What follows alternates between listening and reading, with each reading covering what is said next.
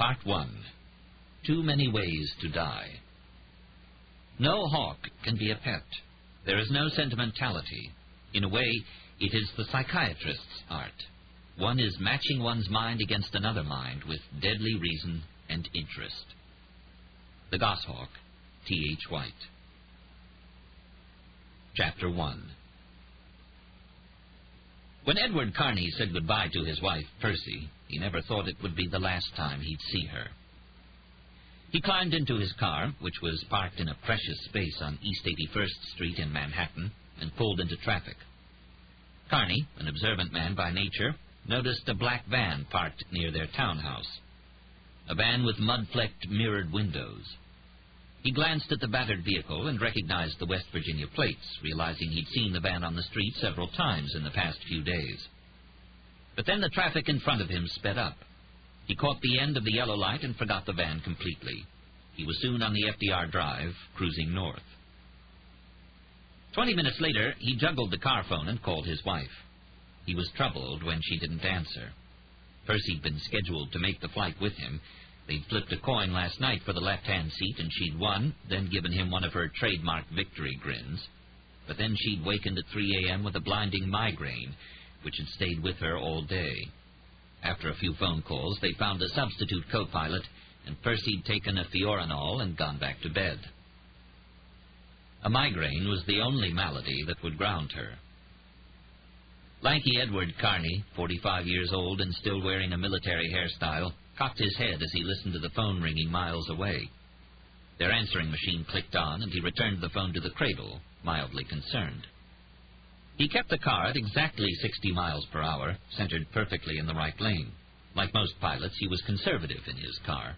He trusted other airmen, but thought most drivers were crazy. In the office of Hudson Air Charters, on the grounds of Mamaroneck Regional Airport in Westchester, a cake awaited. Prim and assembled Sally Ann, smelling like the perfume department at Macy's, had baked it herself to commemorate the company's new contract. Wearing the ugly rhinestone biplane brooch her grandchildren had given her last Christmas, she scanned the room to make sure each of the dozen or so employees had a piece of devil's food sized just right for them.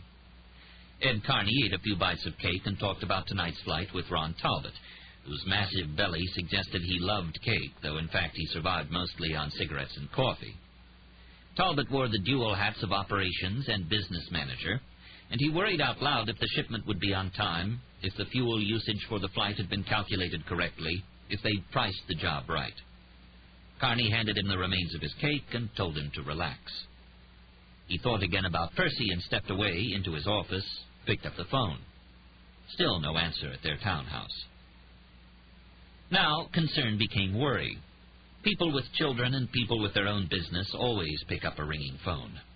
He slapped the receiver down, thought about calling a neighbor to check up on her, but then the large white truck pulled up in front of the hangar next to the office, and it was time to go to work. 6 p.m.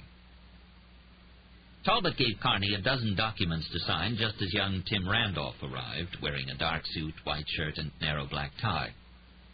Tim referred to himself as a co-pilot, and Carney liked that.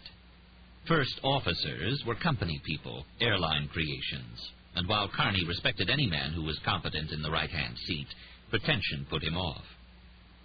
Tall brunette Lauren, Talbot's assistant, had worn her lucky dress, whose blue color matched the hue of the Hudson Air logo, a silhouette of a falcon flying over a gridded globe.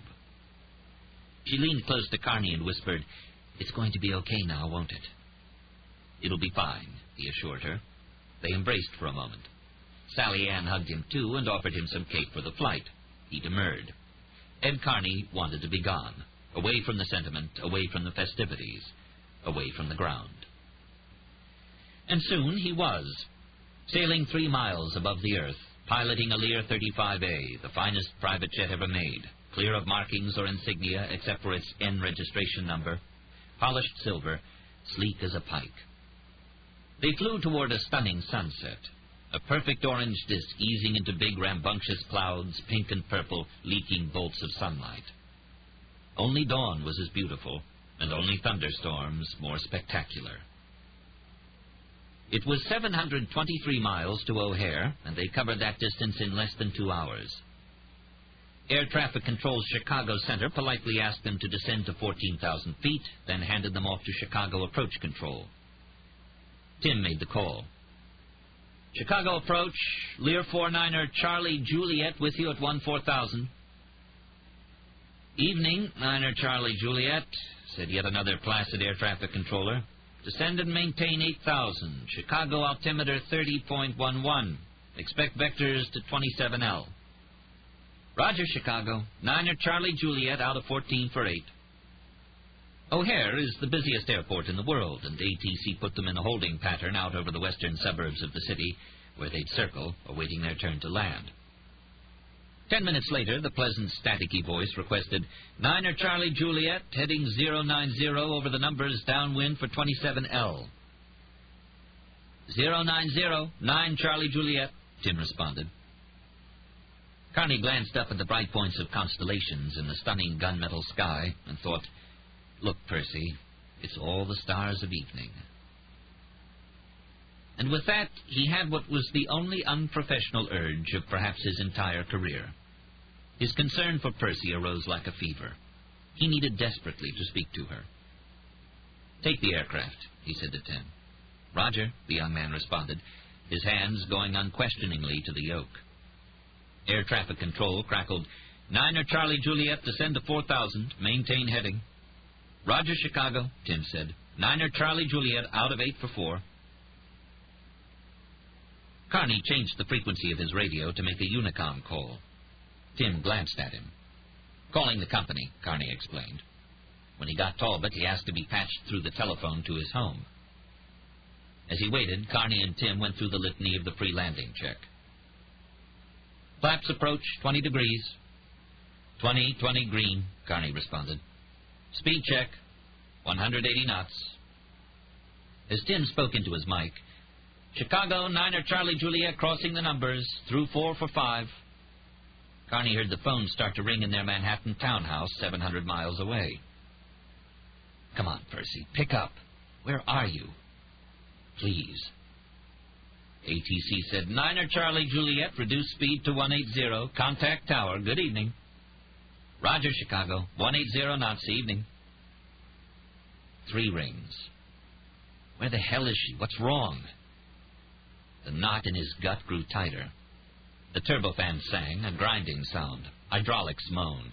Static crackled in Carney's headset. Tim sang out, Flaps 30, gear down. Flaps 30, 30 green, gear down, 3 green. And then, at last in his earphone, a sharp click. His wife's voice saying, Hello? He laughed out loud in relief. Carney started to speak, but before he could, the aircraft gave a huge jolt, so vicious that in a fraction of a second the force of the explosion ripped the bulky headset from his ears, and the men were flung forward into the control panel. Shrapnel and sparks exploded around them. Stunned, Carney instinctively grabbed the unresponsive yoke with his left hand. He no longer had a right one. He turned toward Tim, just as the man's bloody ragdoll body disappeared out of the gaping hole in the side of the fuselage. Oh, God, no, no. Then the entire cockpit broke away from the disintegrating plane and rose into the air, leaving the fuselage and wings and engines of the Lear behind, engulfed in a ball of gassy fire. Oh, Percy, he whispered. Percy. Though there was no longer a microphone to speak into. Chapter 2. Big as asteroids, bone yellow. The grains of sand glowed on the computer screen. The man was sitting forward, neck aching, eyes in a hard squint, from concentration, not from any flaw in vision. In the distance, thunder. The early morning sky was yellow and green, and a storm was due at any moment. This had been the wettest spring on record. Grains of sand. Enlarge, he commanded, and dutifully the image on the computer doubled in size. Strange, she thought. Cursor down. Stop. Leaning forward again, straining, studying the screen. Sand, Lincoln Rhyme reflected, is a criminalist's delight. Bits of rock, sometimes mixed with other material, ranging from .05 to 2 millimeters. Larger than that is gravel, smaller is silt. It adheres to a perp's clothing like sticky paint, and conveniently leaps off at crime scenes and hideouts to link murderer and murdered. It can also tell a great deal about where a suspect has been. Opaque sand means he's been in the desert. Clear means beaches. Hornblende means Canada. Obsidian, Hawaii. Quartz and opaque igneous rock, New England. Smooth gray magnetite, the western Great Lakes. But where this particular sand had come from, Rhyme didn't have a clue. Most of the sand in the New York area was quartz and feldspar. Rocky on Long Island Sound, dusty on the Atlantic, muddy on the Hudson. But this was white, glistening, ragged, mixed with tiny red spheres. And what are those rings? White stone rings like microscopic slices of calamari. He'd never seen anything like this. The puzzle had kept Rhyme up till 4 a.m. He just sent a sample of the sand to a colleague at the FBI's crime lab in Washington. He'd had it shipped off with great reluctance. Lincoln Rhyme hated someone else's answering his own questions. Motion at the window beside his bed. He glanced toward it. His neighbors, 2 compact peregrine falcons, were awake and about to go hunting. Pigeons beware, Rhyme thought. Then he cocked his head, muttering, "Damn," though he was referring not to his frustration about this uncooperative evidence, but at the impending interruption. Urgent footsteps were on the stairs. Tom had let visitors in, and Rhyme didn't want visitors. He glanced toward the hallway angrily. Oh, not now, for God's sake. But they didn't hear, of course, and wouldn't have paused even if they had. 2 of them. One was heavy, one not. A fast knock on the open door, and they entered. "Lincoln," Rhyme grunted. Lon Solito was a detective first grade NYPD, and the one responsible for the giant steps. Padding along beside him was his slimmer younger partner, Jerry Banks, spiffy in his pork gray suit of fine plaid. He doused his cowlick with spray. Rhyme could smell propane, isobutane, and vinyl acetate, but the charming Spike still stuck up like dagwoods. The rotund man looked around the second-floor bedroom, which measured 20 by 20. Not a picture on the wall. "What's different, Link, about the place?" "Nothing." "Oh, hey, I know. It's clean," Banks said, then stopped abruptly as he ran into his faux pas. "Clean, sure," said Tom, immaculate in iron tan slacks, white shirt, and the flowery tie that Rhyme thought was pointlessly gaudy, though he himself had bought it, mail order for the man. The aide had been with Rhyme for several years now, and though he'd been fired by Rhyme twice and quit once, the criminalist had rehired the unflappable nurse assistant an equal number of times. Tom knew enough about quadriplegia to be a doctor, and had learned enough forensics from Lincoln Rhyme to be a detective. But he was content to be what the insurance company called a caregiver, though both Rhyme and Tom disparaged the term. Rhyme called him, variously, his mother hen, or nemesis, both of which delighted the aide no end. He now maneuvered around the visitors. "He didn't like it, but I hired Molly maids and got the place scrubbed down. Practically needed to be fumigated. He wouldn't talk to me for a whole day afterwards." "It didn't need to be cleaned. I can't find anything." "But then he doesn't have to find anything, does he?" Tom countered. "That's what I'm for." No mood for banter. "Well?" Rhyme cast his handsome face toward Solito. "What?" "Got a case. Thought you might want to help." "I'm busy." "What's all that?" Banks asked, motioning toward a new computer sitting beside Rhyme's bed. "Oh," Tom said with infuriating cheer. "He's state-of-the-art now. Show them, Lincoln. Show them." "I don't want to show them." More thunder, but not a drop of rain. Nature, as often, was teasing today. Tom persisted. "Show them how it works." "Don't want to." "He's just embarrassed." "Tom," Rhyme muttered. But the young aide was as oblivious to threats as he was to recrimination. He tugged his hideous, or stylish, silk tie. I don't know why he's behaving this way. He seemed very proud of the whole setup the other day. Did not. Tom continued. That box there, he pointed to a beige contraption, that goes to the computer. Whoa, 200 megahertz? Banks asked, nodding at the computer. To escape Rhyme's scowl, he grabbed the question like an owl snagging a frog. Yep, Tom said. But Lincoln Rhyme was not interested in computers. At the moment, Lincoln Rhyme was interested only in microscopic rings of sculpted calamari and the sand they nestled in. Tom continued. The microphone goes into the computer. Whatever he says, the computer recognizes. It took the thing a while to learn his voice. He mumbled a lot. In truth, Rhyme was quite pleased with the system. The lightning-fast computer, a specially made ECU box, environmental control unit, and voice recognition software. Merely by speaking, he could command the cursor to do whatever a person using a mouse and keyboard could do. And he could dictate, too. Now, with words, he could turn the heat up or down and the lights on or off, play the stereo or TV, write on his word processor, and make phone calls and send faxes. He can even write music, Tom said to the visitors. He tells the computer what notes to mark down on the staff. Now that's useful, Rhyme said sourly. Music. For a C4 quad, Rhyme's injury was at the fourth cervical vertebra. Nodding was easy. He could also shrug, though not as dismissively as he'd have liked. His other circus trick was moving his left ring finger a few millimeters in any direction he chose. That had been his entire physical repertoire for the past several years. Composing a sonata for the violin was probably not in the offing. He can play games, too, Tom said. I hate games. I don't play games. Solito, who reminded Rhyme of a large unmade bed, gazed at the computer and seemed unimpressed. Lincoln, he began gravely, there's a task force case. Us and the feds. Ran into a problem last night. Ran into a brick wall, Banks ventured to say. I thought you'd want to help us out on this one. Want to help them out? I'm working on something now, Rhyme explained. For Perkins, in fact. Thomas Perkins, special agent in charge of the Manhattan office of the FBI. One of Fred Delray's runners is missing.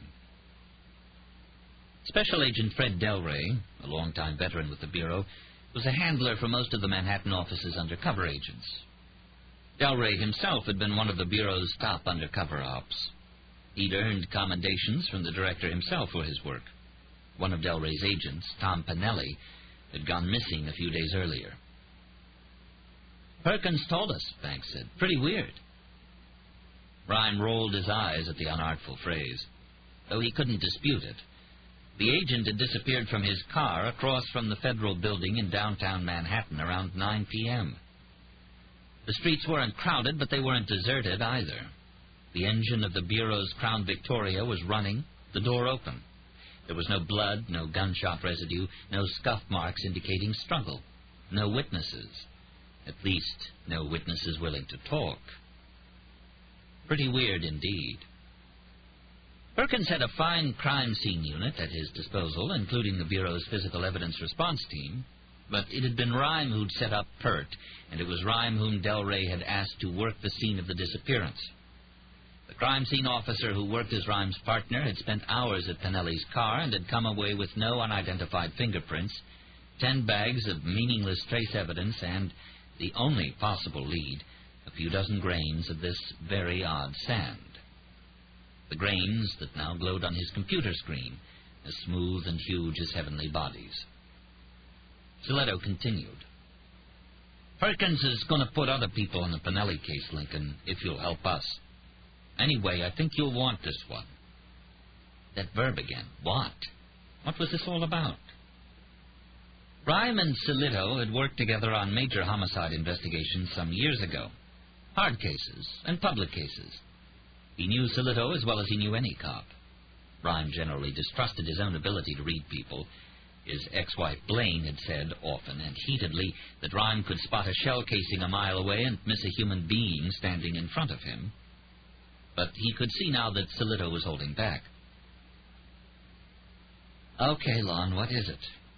Tell me. Solido nodded toward Banks. Philip Hansen, the young detective said significantly, lifting a puny eyebrow. Ryan knew the name only from newspaper articles. Hansen, a large, hard-living businessman originally from Tampa, Florida, owned a wholesale company in Armonk, New York. It was remarkably successful, and he'd become a multimillionaire thanks to it. Hansen had a good deal for a small-time entrepreneur. He never had to look for customers, never advertised, never had receivables problems. In fact, if there was any downside to PH Distributors Incorporated, it was that the federal government and New York State were expending great energy to shut it down and throw its president in jail. Because the product Hansen's company sold was not, as he claimed, second-hand military surplus vehicles, but weaponry, more often than not stolen from military bases or imported illegally. Earlier in the year, 2 Army privates had been killed when a truckload of small arms was hijacked near the George Washington Bridge on its way to New Jersey. Hansen was behind it, a fact the U.S. Attorney and the New York Attorney General knew but couldn't prove.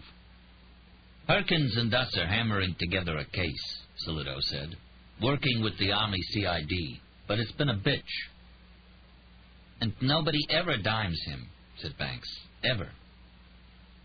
Rhyme supposed that no one would dare snitch on a man like Hansen. The young detective continued. But finally, last week we got a break. See, Hansen's a pilot.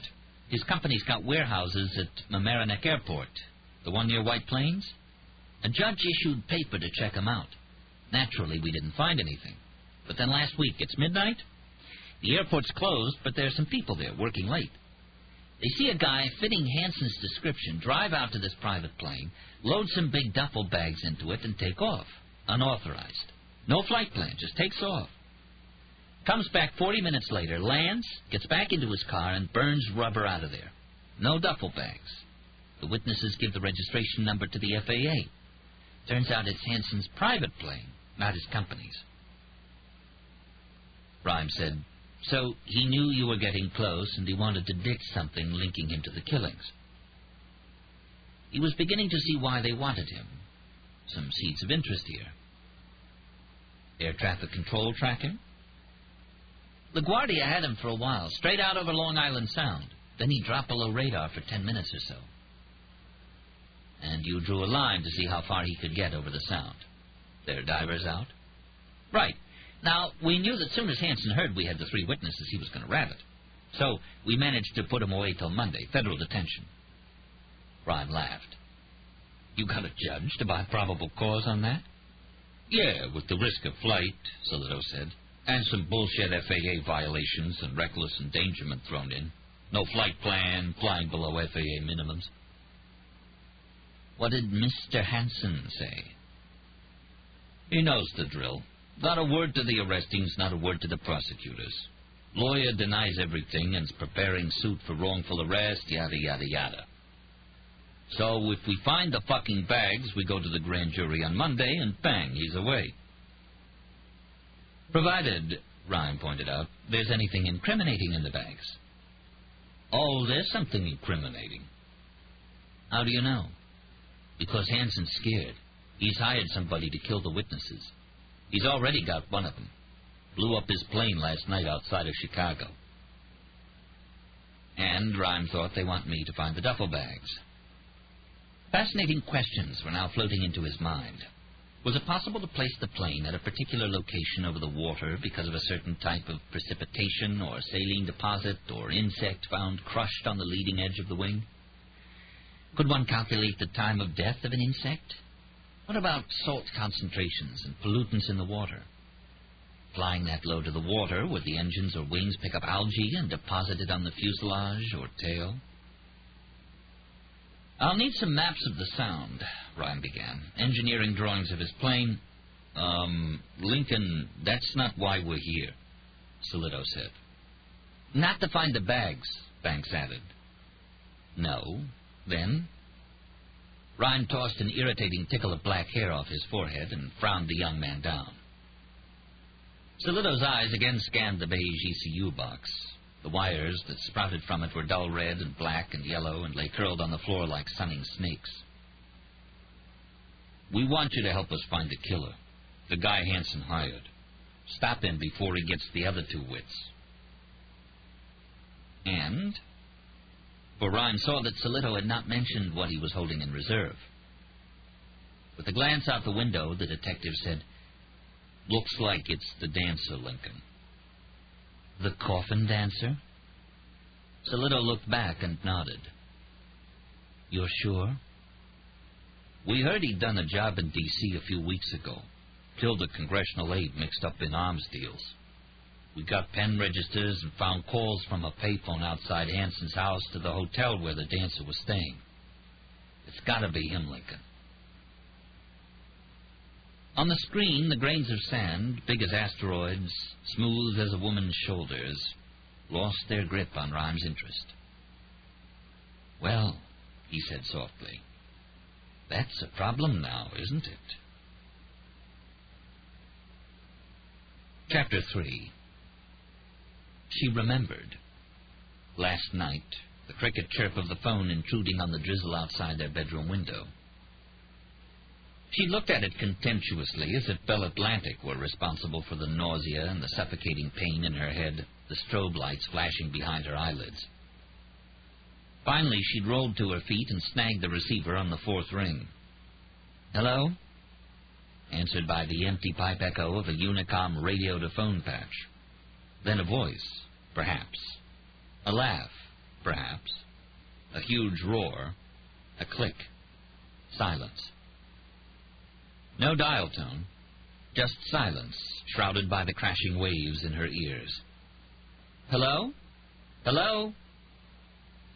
She'd hung up the phone and returned to the couch, watching the evening rain, watched the dogwood bend and straighten in the spring storm's breeze.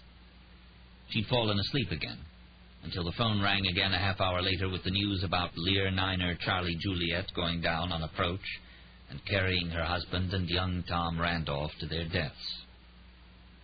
Now, on this gray morning, Percy Rachel Clay knew that the mysterious phone call last night had been from her husband. Ron Talbot, the one who'd courageously called to deliver the news of the crash, had explained he'd patched a call through to her at around the time the Lear had exploded. Ed's laugh. "Hello? Hello?" Percy uncorked her flask, took a sip. She thought of the windy day years ago when she and Ed had flown a pontoon-equipped Cessna 180 to Red Lake, Ontario, setting down with about 6 ounces of fuel left in the tank, and celebrated their arrival by downing a bottle of label-less Canadian whiskey, which turned out to give them both the most dire hangovers of their lives. The thought brought tears to her eyes now, as the pain had them. "Come on, Perce, enough of that, okay?" said the man sitting on the living-room couch. "Please." He pointed to the flask. "All right," her gravelly voice responded with controlled sarcasm. "Sure." And she took another sip. Felt like a cigarette, but resisted. "What the hell was he doing calling me on final?" she asked. "Maybe he was worried about you," Britt Hale suggested. "Your migraine." Like Percy, Hale hadn't slept last night. Talbot had called him, too, with the news of the crash, and he'd driven down from his Bronxville apartment to be with Percy. He'd stayed with her all night, helped her make the calls that had to be made. It was Hale, not Percy, who delivered the news to her own parents in Richmond. "He had no business doing that, Britt. A call on final." "That had nothing to do with what happened," Hale said gently. "I know," she said. They'd known each other for years. Hale had been one of Hudson Air's first pilots and had worked for free for the first 4 months until his savings ran out and he had to approach Percy reluctantly with a request for some salary. He never knew that she'd paid it out of her own savings, for the company didn't turn a profit for a year after incorporation. Hale resembled a lean, stern schoolteacher. In reality, he was easygoing, the perfect antidote to Percy, and a droll practical joker who'd been known to roll a plane into inverted flight if his passengers were particularly rude and unruly, and keep it there until they calmed down. Hale often took the right seat to Percy's left and was her favorite co-pilot in the world. "Privileged to fly with you, ma'am," he'd say, offering his imperfect Elvis Presley impersonation. "Thank you very much." The pain behind her eyes was nearly gone now. Percy had lost friends, to crashes mostly, and she knew that psychic loss was an anesthetic to physical pain. So was whiskey. Another hit from the flask. "Hell, Britt." She slumped into the couch beside him. "Oh, hell." Hale slipped his strong arm around her. She dropped her head, covered with dark curls, to his shoulder. "Be okay, babe," he said. "Promise. What can I do?" She shook her head. It was an answerless question. A sparse mouthful of bourbon, then she looked at the clock. 9 a.m. Ed's mother would be here any minute. Friends, relatives. There was the memorial service to plan. So much to do. "I've got to call Ron," she said. "We've got to do something. The company." In airlines and charters, the word company didn't mean the same as in any other business. The company, Cap C, was an entity, a living thing. It was spoken with reverence or frustration or pride, sometimes with sorrow. Ed's death had inflicted a wound in many lives, the company's included, and the injury could very well prove to be lethal. So much to do. But Percy Clay, the woman who never panicked, the woman who'd calmly controlled deadly Dutch rolls, the nemesis of Lear 23s, who'd recovered from graveyard spirals that would have sent many seasoned pilots into spins, now sat paralyzed on the couch. Odd, she thought, as if from a different dimension. I can't move. She actually looked at her hands and feet to see if they were bone-white and bloodless. Oh, Ed. And Tim Randolph, too, of course. As good a co-pilot as you'd ever find, and good first officers were rare. She pictured his young, round face, like a younger Ed's, grinning inexplicably, alert and obedient, but firm, giving no-nonsense orders, even to Percy herself when he had command of the aircraft. "You need some coffee," Hale announced, heading for the kitchen. "I'll get you a whipped double mochaccino latte with steamed skim." One of their private jokes was about sissy coffees. Real pilots, they both felt, drink only Maxwell House or Folgers. Today, though, Hale, bless his heart, wasn't really talking about coffee. He meant lay off the booze. Percy took the hint. She corked the flask and dropped it on the table with a loud clink. Okay. She rose and paced through the living room. She caught sight of herself in the mirror. The pug face, black hair, and tight, stubborn curls. In her tormented adolescence, during a moment of despair, she'd given herself a crew cut. That'll show him, though naturally all this act of defiance did was to give the charm girls of the Lee School in Richmond even more ammunition against her. Percy had a slight figure and marbles of black eyes that her mother repeatedly said were her finest quality, meaning her only quality, and a quality that men, of course, didn't give a shit about. Dark lines under those eyes today and hopeless matte skin. Smoker's skin, she remembered from the years she went through 2 packs of Marlboros a day. The earring holes in her lobes had long ago grown closed. A look out the window, past the trees, into the street in front of the townhouse. She caught sight of the traffic, and something tugged at her mind. Something unsettling. What? What is it? The feeling vanished, pushed away by the ringing of the doorbell. Percy opened the door and found 2 burly police officers in the entryway. "Mrs. Clay?" "Yes." "NYPD." Showing IDs. "We're here to keep an eye on you until we get to the bottom of what happened to your husband." "Come in," she said. "Britt Hale's here, too." "Mr. Hale," one of the cops said, nodding. "He's here? Good. We sent a couple of Westchester County troopers to his place, too." It was then that she looked past one of the cops into the street, and the thought popped into her mind. Stepping around the policeman onto the front stoop. "We'd rather you stayed inside, Mrs. Clay." Staring at the street. What was it? Then she understood. "There's something you should know," she said to the officers. A black van. A black van. There was this black van. One of the officers took out a notebook. "You'd better tell me about it." "Wait," Rhyme said. Lon Solito paused in his narration. Rhyme now heard another set of footsteps approaching, neither heavy nor light. He knew whose they were. This was not deduction. He'd heard this particular pattern many times. Amelia Sachs's beautiful face, surrounded by her long red hair, crested the stairs, and Rhyme saw her hesitate for a moment, then continue into the room. She was in full navy blue patrol uniform, minus only the cap and tie. She carried a Jefferson Market shopping bag.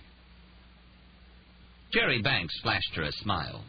His crush was adoring and obvious and only moderately inappropriate.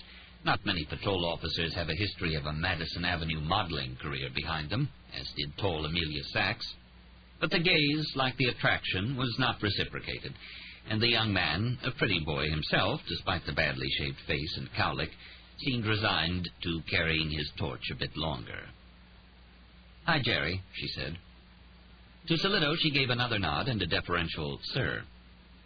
He was a detective lieutenant and a legend in homicide. Sachs had cop genes in her and had been taught over the dinner table as well as in the academy to respect elders. "You look tired," Solito commented. "Didn't sleep," she said. "Looking for sand." She pulled a dozen baggies out of her shopping bag. "I've been out collecting exemplars." "Good," Rhyme said, "but that's old news.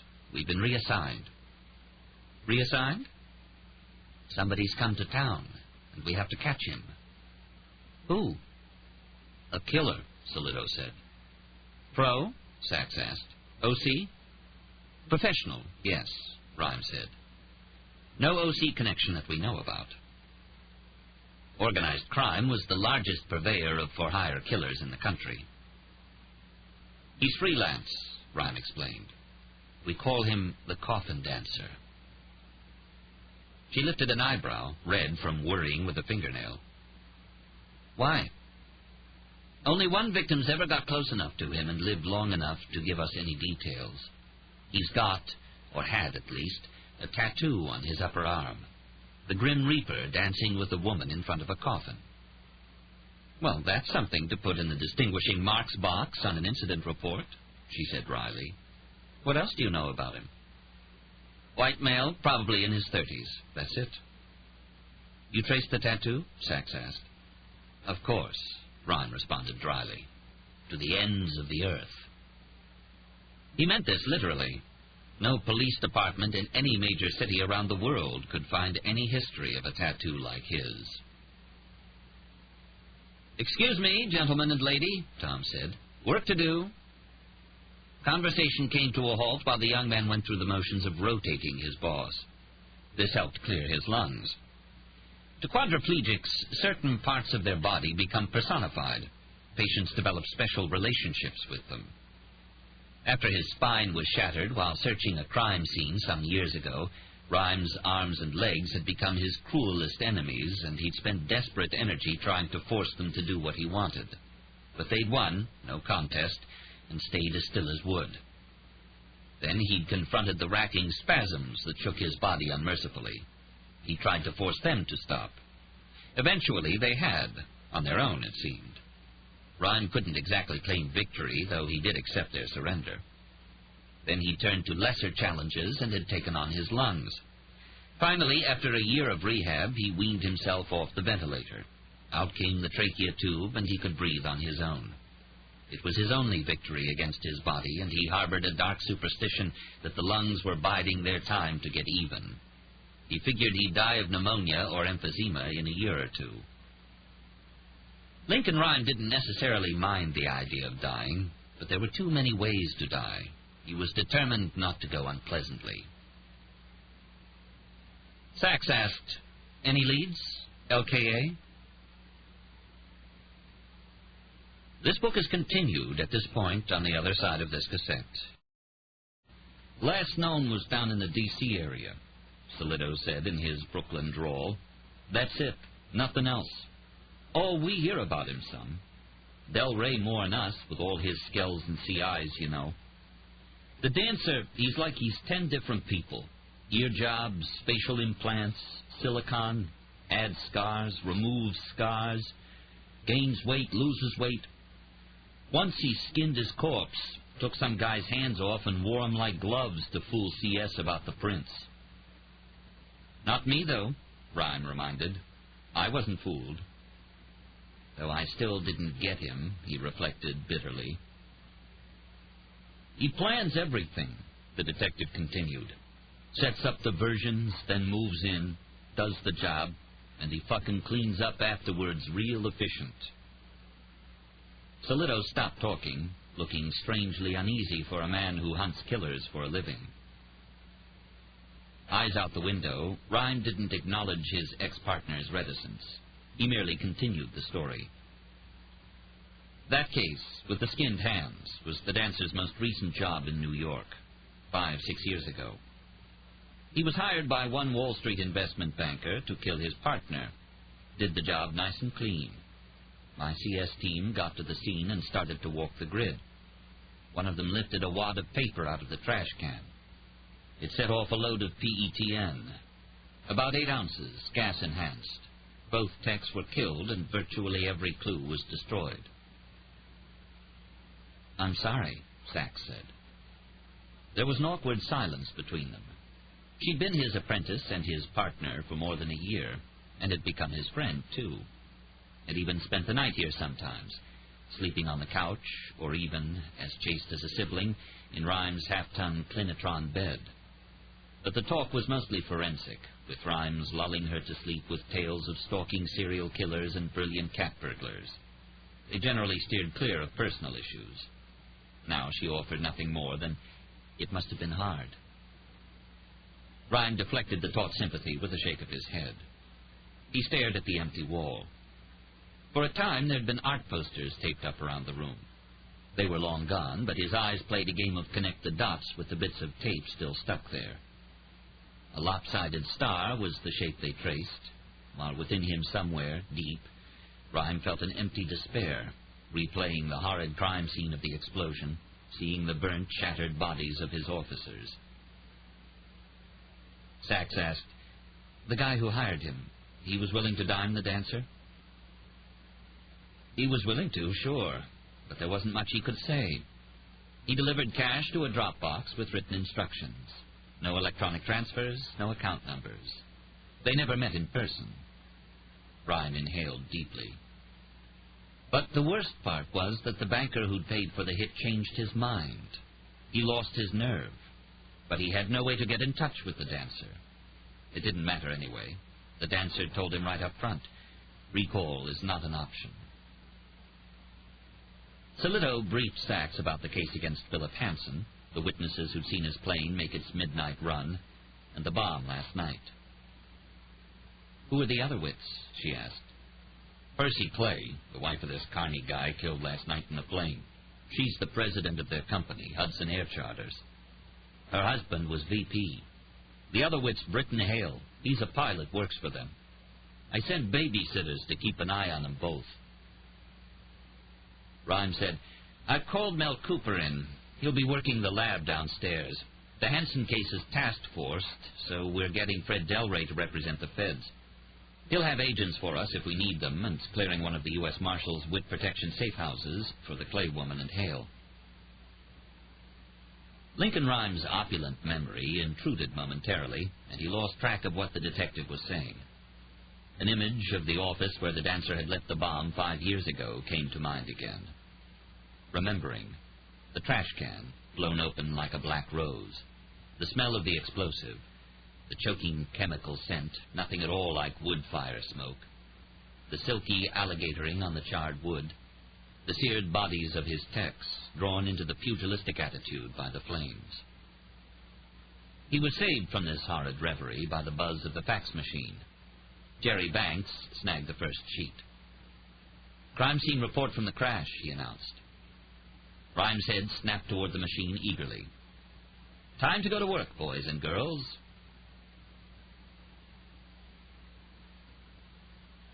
Wash 'em. Wash 'em off. Soldier, are those hands clean? Sir, they're getting there, sir.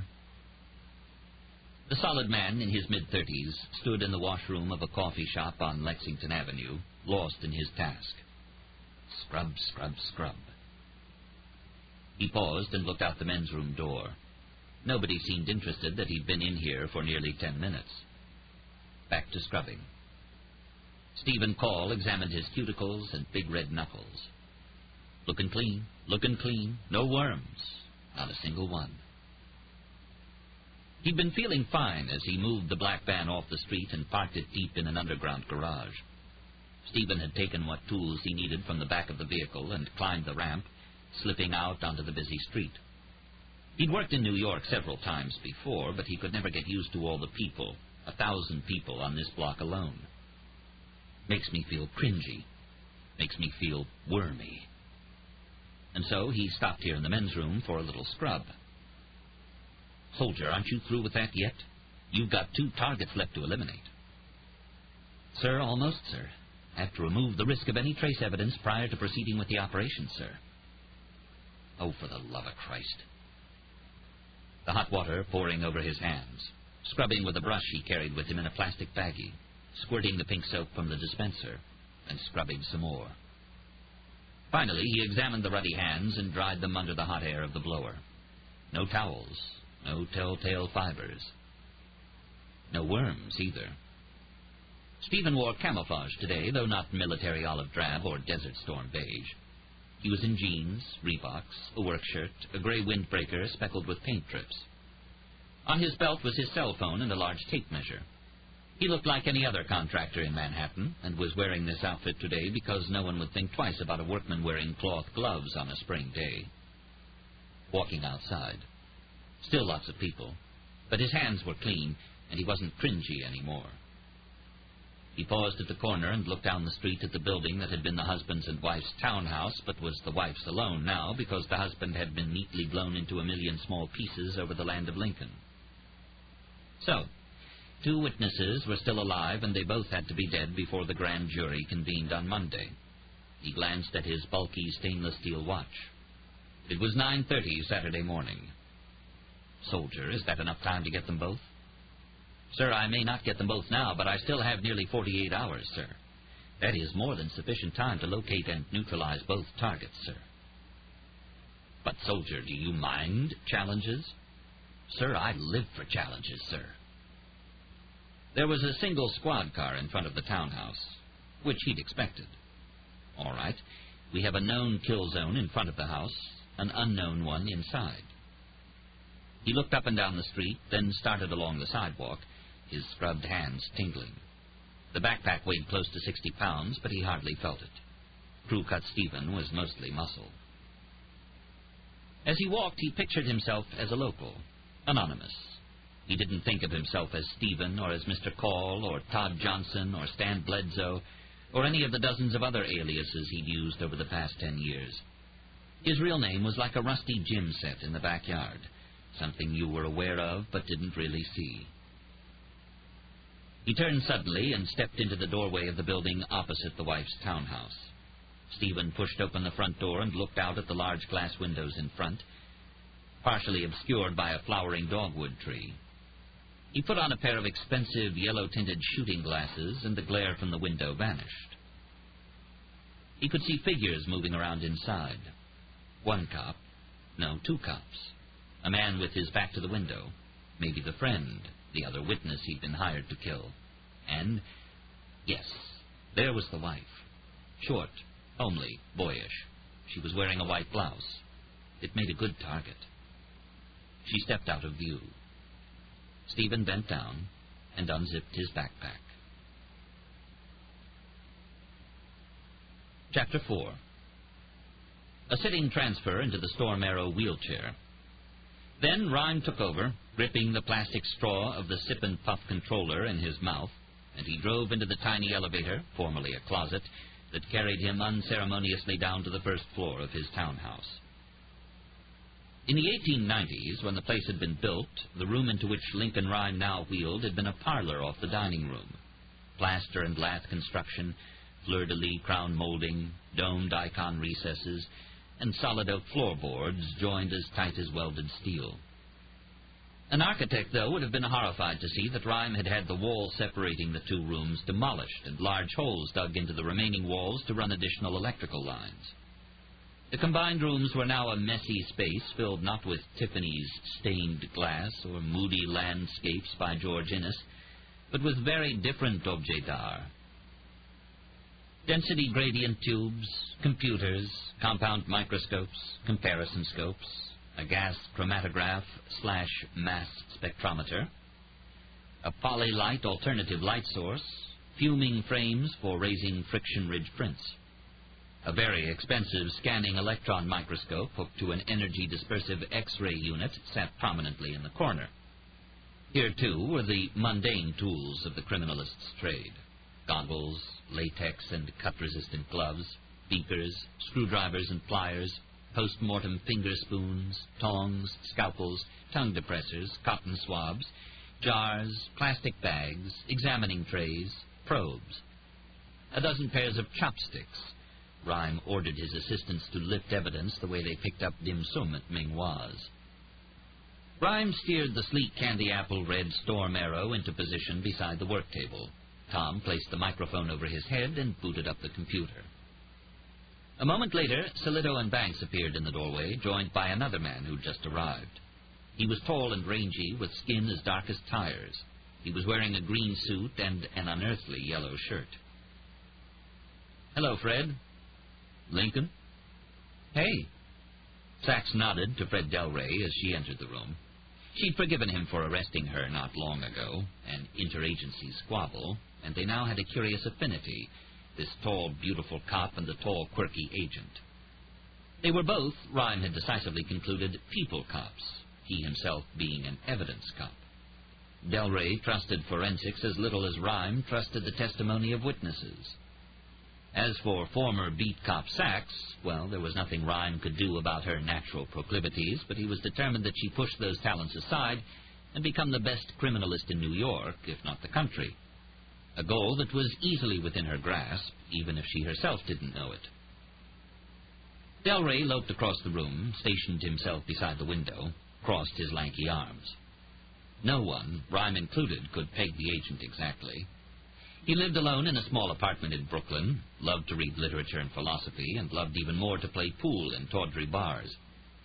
Once the jewel in the crown of the FBI's undercover agents, Fred Delray was still referred to occasionally by the nickname he'd had when he was in the field, the Chameleon, a tribute to his uncanny skill at being whoever his undercover role required he be. He had over 1,000 arrests to his credit, but he'd spent too much time undercover and had become overextended as the bureauese went. It was only a matter of time before he'd be recognized by some dealer or warlord and killed. So he'd reluctantly agreed to take an administrative job running other undercover agents and CIs, confidential informants. "So my boys tell me we got us a dancer himself," the agent muttered. The patois less ebonics than, well, pure Delray. His grammar and vocabulary, like his life, were largely improvised. "Any word on Tony?" Rhyme asked. "My boy gone missing?" Delray asked, his face screwing up angrily. "Not a thing." Tony Pinelli, the agent who disappeared from the federal building several days before, had left behind a wife at home, a gray Ford with a running engine, and a number of grains of infuriatingly mysterious sand. The sensuous asteroids that promised answers but had so far delivered none. "When we catch the dancer," Rhyme said, "we'll get back on it, Amelia and me. Full time, promise." Delray angrily tapped the unlit tip of a cigarette nestling behind his left ear. "The dancer? Shit. Better nail his ass this time. Shit." "What about the hit?" Sachs asked. "The one last night. Have any details?" Solito read through the wad of faxes and some of his own handwritten notes. He looked up. "Ed Carney took off from Mamaroneck Airport around 7:15 last night. The company, Hudson Air, they're a private charterer. They fly cargo, corporate clients, lease out planes. They just gotten a new contract to fly Get this, body parts for transplants to hospitals around the Midwest and East Coast. Here it's a real competitive business nowadays. Cutthroat, Banks offered, and was the only one who smiled at his joke. Solido continued. The client was U.S. Medical and Healthcare, based up in Summers, one of those for-profit hospital chains. Connie had a real tight schedule. Was supposed to fly to Chicago, St. Louis, Memphis, Lexington, Cleveland, then lay over in Erie, Pennsylvania.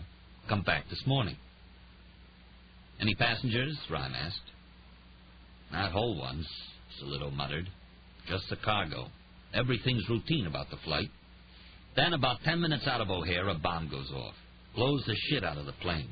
Killed both Connie and his co-pilot. 4 injuries on the ground. His wife, by the way, was supposed to be flying with him, but she got sick and had to cancel. There's an NTSB report? Rhyme asked. No, of course not. There wouldn't be. Not yet. Report won't be ready for 2-3 days. But we can't wait 2 or 3 days, Rhyme griped loudly. I need it now. A pink scar from the ventilator hose was visible on his throat.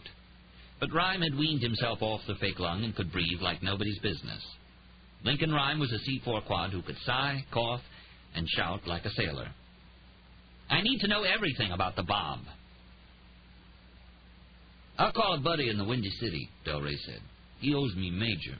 Tell him what's what and have him ship us whatever they got pronto. Rhyme nodded to the agent, then considered what Solido had told him. Okay, we've got 2 scenes. The crash site in Chicago. That one's too late for you, Sachs. Contaminated as hell. We'll just have to hope the folks in Chicago do a halfway decent job. The other scene's the airport in Mamaroneck, where the dancer got the bomb on board. How do we know he did it at the airport? Sachs said. She was rolling her brilliant red hair in a twist, then pinning it on top of her head. Magnificent strands like these were a liability at crime scenes. They threatened to contaminate the evidence. Sachs went about her job armed with a Glock 9 and a dozen bobby pins. Good point, Sachs. He loved her outguessing him. We don't know, and we won't until we find the seat of the bomb. It might have been planted in the cargo, in a flight bag, a coffee pot. Or a wastebasket, he thought grimly, again recalling the Wall Street bombing. I want every single bit of that bomb here as soon as possible. We have to have it, Rhyme said. Well, Link, Solido said slowly, the plane was a mile up when it blew. The wreckage is scattered over a whole fucking subdivision. I don't care, Rhyme said, neck muscles aching. Are they still searching? Local rescue workers searched crash sites, but investigations were federal, so it was Fred Del Rey who placed a call to the FBI special agent at the site. Tell him we need every piece of wreckage that tests positive for explosive. I'm talking nanograms. I want that bomb. Del Rey relayed this. Then he looked up, shook his head. Scene's released. What? Rhyme snapped. After 12 hours? Ridiculous, inexcusable. They had to get the streets open. He said, fire trucks, Rhyme called. What? Every fire truck, ambulance, police car, every emergency vehicle that responded to the crash. I want the tires scraped. Del Rey's long black face stared at him. You want to repeat that for my ex-good friend here? The agent pushed the phone at him. Rhyme ignored the receiver and said to Del Rey, emergency vehicle tires are one of the best sources for good evidence at contaminated crime scenes. They were first on the scene. They usually have new tires with deep tread grooves, and they probably didn't drive anywhere but to and from the crash site. I want all the tires scraped and the trace sent here. Del Rey managed to get a promise from Chicago that the tires of as many emergency vehicles as they could get to would be scraped. Not as many as, Rhyme called, all of them. Del Rey rolled his eyes and relayed that information too, then hung up. Suddenly, Rhyme cried, Tom, where are you? The belabored aide appeared at the door a moment later. In the laundry room, that's where. Forget laundry. We need a time chart. Right. Right what, Lincoln? On that chalkboard, right there, the big one. Rhyme looked at Solido. When's the grand jury convening? 9 on Monday. The prosecutor will want them there a couple days early. The van will pick 'em up between 6 and 7.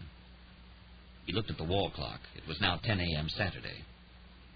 We've got exactly 45 hours. Tom, write hour 1 of 45. The aide hesitated. Right! He did. Rhyme glanced at the others in the room. He saw their eyes flickering uncertainly among them, a skeptical frown on Sachs's face. Her hand rose to her scalp, and she scratched absently. Think I'm being melodramatic? He asked finally. Think we don't need a reminder? No one spoke for a moment. Finally, Solito said, Well, Link, I mean, it's not like anything's going to happen by then. Oh, yes, something's going to happen, Rhyme said.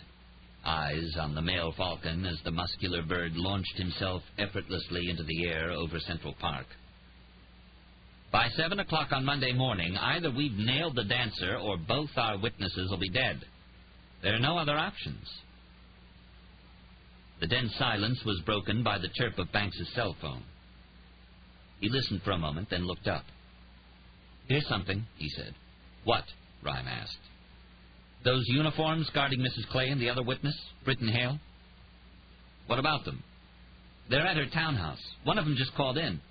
Seems Mrs. Clay says there was a black van she'd never seen before parked out on the block outside the house for the last couple days. Out-of-state plates. She get the tag or the state?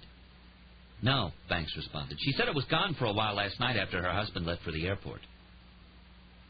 Solito stared at him. Rhyme's head eased forward. And? She said it was back this morning for a little while. It's gone now. She was... Oh, Jesus, Rhyme whispered. What?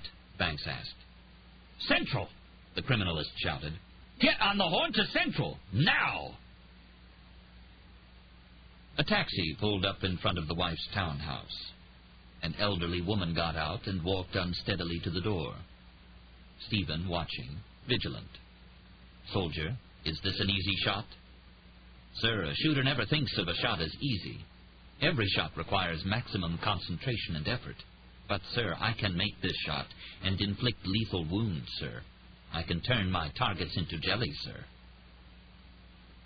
The woman climbed up the stairs and disappeared into the lobby. A moment later, Stephen saw her appear in the wife's living room. There was a flash of white cloth, the wife's blouse again. The two of them hugged. Another figure stepped into the room. A man. A cop? He turned around. No, it was the friend.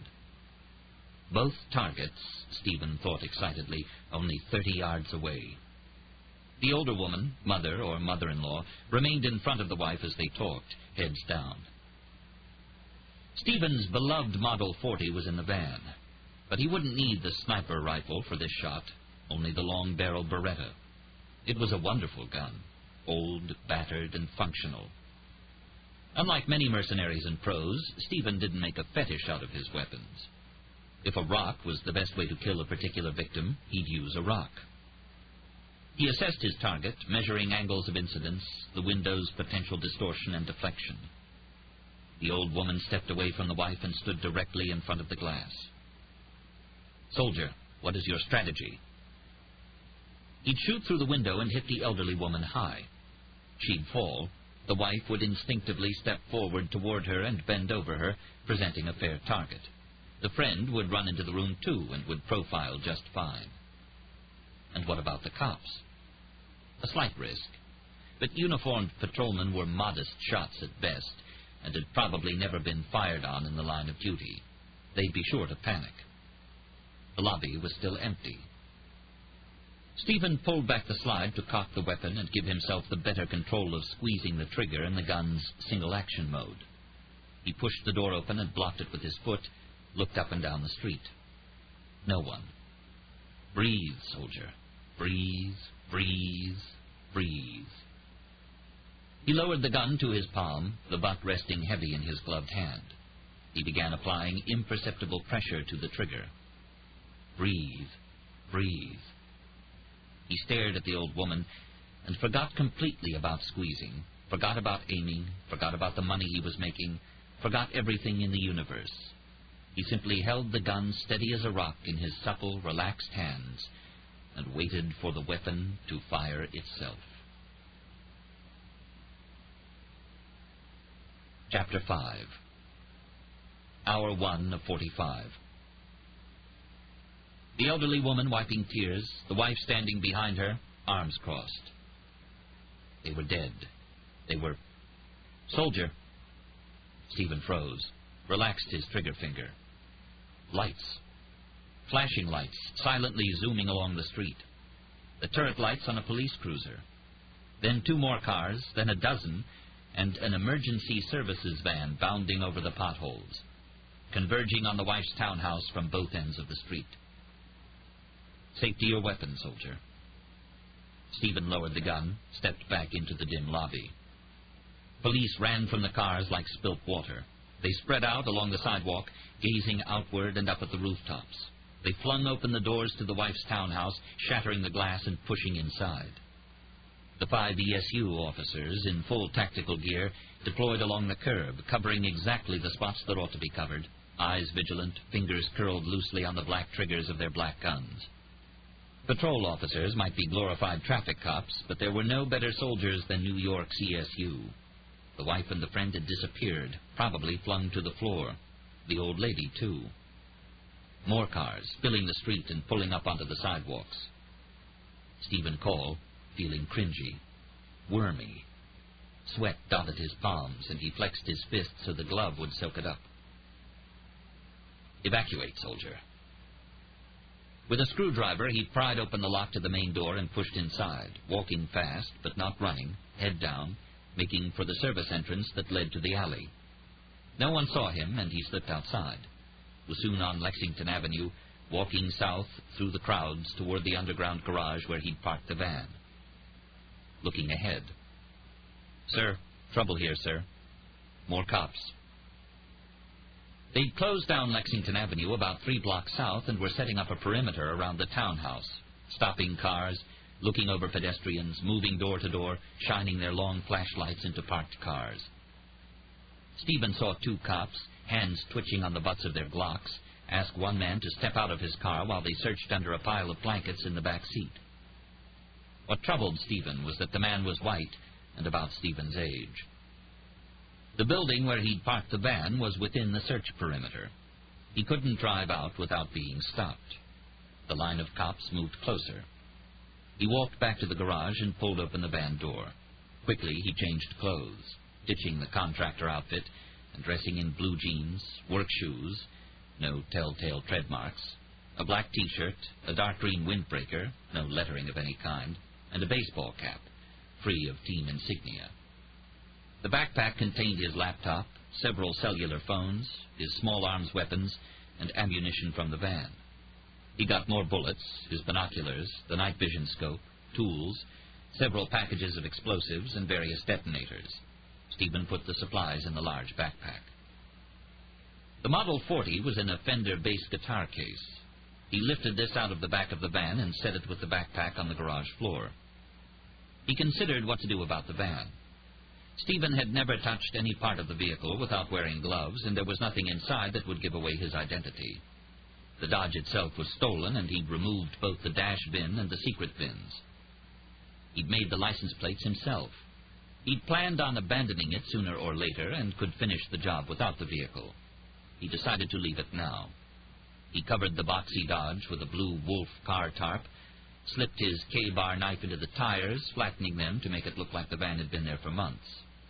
He left the garage through the elevator to the building.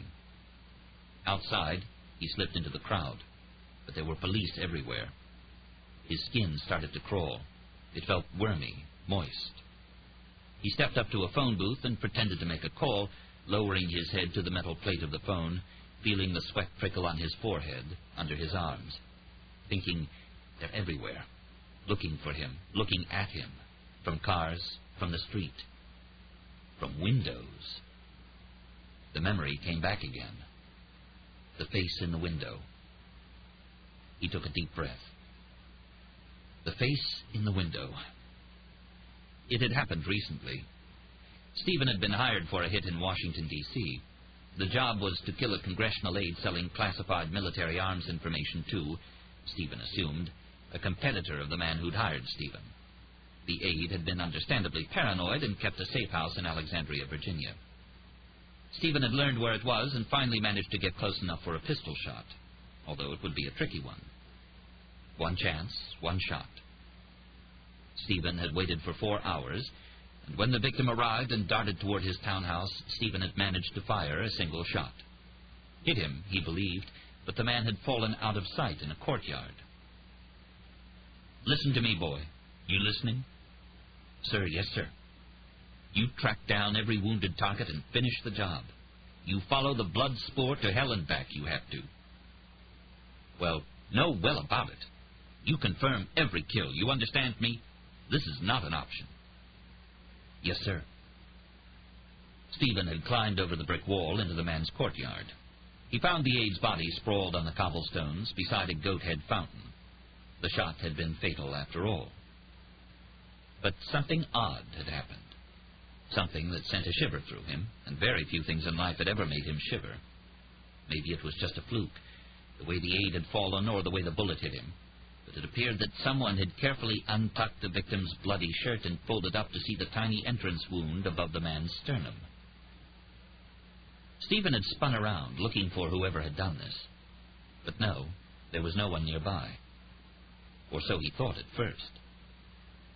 Then Stephen happened to look across the courtyard. There was an old carriage house, its windows smeared and dirty, lit from behind with failing sunset light. In one of those windows he saw, or imagined he saw, a face looking out at him. He couldn't see the man, or woman, clearly, but whoever it was didn't seem particularly scared. They hadn't ducked or tried to run. "A witness! You left a witness, soldier." "Sir, I will eliminate the possibility of identification immediately, sir." But when he kicked in the door of the carriage house, he found it was empty. "Evacuate, soldier." The face in the window. Stephen had stood in the empty building, overlooking the courtyard of the aide's townhouse, lit with bold western sunlight, and turned around and around in slow, manic circles. Who was it? What had he been doing?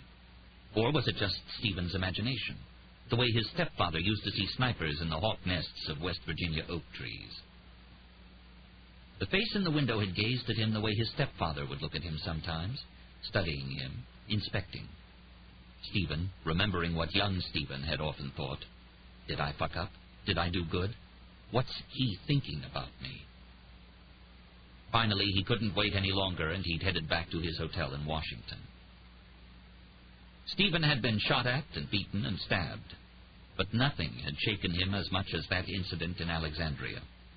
He'd never once been troubled by the faces of his victims, dead or alive, but the face in the window was like a worm crawling up his leg.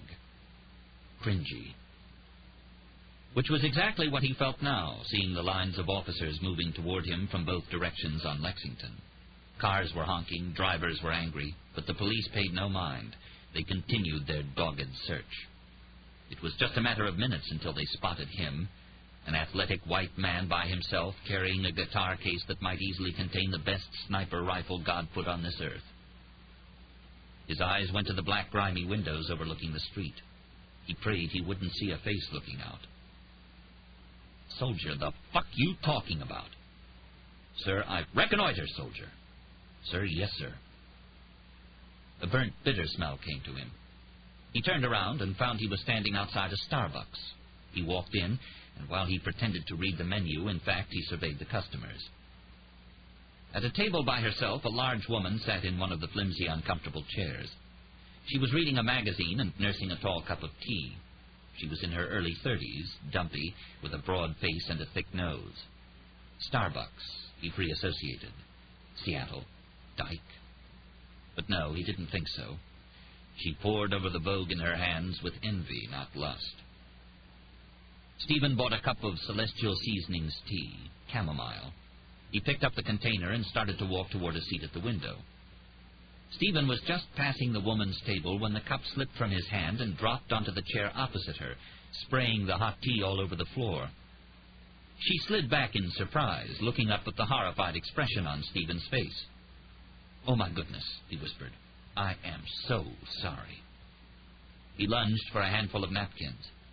"Tell me I didn't get any on you. Please." Percy Clay pulled away from the young detective, who held her pinned to the floor. Ed's mother, Joan Carney, lay a few feet away, her face frozen in shock and bewilderment. Britt Hale was up against the wall, covered by 2 strong cops. It looked as if they were arresting him. "I'm sorry, ma'am, Mrs. Clay," one cop said. What's going on?" Hale seemed mystified. Unlike Ed and Ron Talbot and Percy herself, Hale had never been military, never come close to combat. He was fearless. He always wore long sleeves instead of a pilot's traditional short-sleeve white shirt to hide the leathery burn scars on his arms from a time a few years ago he'd climbed into a flaming Cessna 150 to rescue a pilot and passenger. But the idea of malice and crime, intentional harm, was wholly alien to him. "We got a call from the task force," the detective explained. "They think the man who killed Mr. Carney has been back, probably to come after you two. Mr. Rhyme thinks the killer was the one driving that black van you saw today." "Well, we have those men to guard us," Percy snapped, tossing her head to the cops who'd arrived earlier. "Jesus," Hale muttered, looking outside. "There must be 20 cops out there." "Away from the window, please, sir," the detective said firmly. "He could be on a rooftop. The site's not secure yet." Percy heard footsteps running up the stairs. "The roof?" she asked sourly. "Maybe he's tunneling into the basement." She put her arm around Mrs. Carney. "You all right, Mother?" "What's going on? What is all this?" "They think you might be in danger," the officer said. "Not you, ma'am," he added to Ed's mother. "Mrs. Clay and Mr. Hale here, because they're witnesses in that case. We were told to secure the premises and take them to the command post." "They talked to him yet?" Hale asked. "Don't know who that'd be, sir." The lean man answered, "The guy we're witnesses against. Hanson." Hale's world was the world of logic, of reasonable people, of machines and numbers and hydraulics. His 3 marriages had failed because the only place where his heart poked out was in the science of flight and the irrefutable sense of the cockpit. He now swiped his hair off his forehead and said, "Just ask him. He'll tell you where the killer is. He hired him." "Well, I don't think it's quite as easy as that." Another officer appeared in the doorway. "Street secure, sir." "If you'll come with us, please, both of you." "What about Ed's mother?" "Do you live in the area?" the officer asked. "No, I'm staying with my sister," Mrs. Carney answered, "in Saddle River." "We'll drive you back there, have a New Jersey trooper stay outside the house. You're not involved in this, so I'm sure there's nothing to worry about." "Oh, Percy." The women hugged.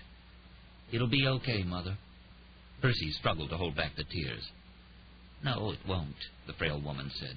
"It'll never be okay." An officer led her off to a squad car. Percy watched the car drive off, then asked the cop beside her, "Where are we going?" "To see Lincoln Rhyme." Another officer said, "We're going to walk out together, an officer on either side of you. Keep your heads down and don't look up under any circumstance. We're going to walk fast to that second van there. See it? You jump in. Don't look out the windows and get your belts on. We'll be driving fast. Any questions?" Percy opened the flask and took a sip of bourbon. "Yeah, who the hell is Lincoln Rhyme?" "You sewed that? Yourself?" "I did," the woman said, tugging at the embroidered vest, which, like the plaid skirt she wore, was slightly too large, calculated to obscure her substantial figure. The stitching reminded him of the rings around a worm's body. He shivered, felt sick. But he smiled and said, "That's amazing." He'd sopped up the tea and apologized like the gentleman his stepfather could sometimes be. He asked if she minded if he sat down with her. No," she said, and hid the Vogue in her canvas bag as if it were porn. "Oh, by the way," Stephen said, "I'm Sam Levine." Her eyes flickered at his surname and took in his Aryan features. "Well, it's Sammy mostly," he added. "To Mom, I'm Samuel, but only if I've done something wrong." A chuckle. "I'll call you Friend," she announced. "I'm Sheila Horowitz." He glanced out the window to avoid having to shake her moist hand, tipped with 5 white, squishy worms. "Pleased to meet you," he said, turning back, sipping his new cup of tea, which he found disgusting. Sheila noticed that 2 of her stubby nails were dirty. She tried unobtrusively to dig the crud from under them. "It's relaxing," she explained. "Sewing. I have an old singer. One of those old black ones. Got it from my Grams." She tried to straighten her shiny short hair, wishing undoubtedly that today of all days she'd washed it. "I don't know any girls who sew anymore," Stephen said. "Girl I dated in college did. Made most of her own clothes. Was I impressed?" In New York, like nobody, and I mean nobody, sews." She sneered emphatically. "My mother used to sew all the time, hours on end," Stephen said. "Every stitch had to be just perfect. I mean perfect. A 32nd of an inch apart." This was true. "I still have some of the things she made. Stupid, but I kept them just because she made them." This was not. Stephen could still hear the start and stop of the Singer motor coming from his mother's tiny hot room. Day and night. Get those stitches right. 1/32nd of an inch. Why? Because it's important. Here comes the ruler. Here comes the belt. Here comes the cock. Most men, the stress she put on the word explained a deal about Sheila Horowitz's life, don't care doodles for sewing. They want girls to do sports or no movies. She added quickly, "And I do. I mean, I've been skiing. I'm not as good as you, I'll bet. And I like to go to the movies. Some movies."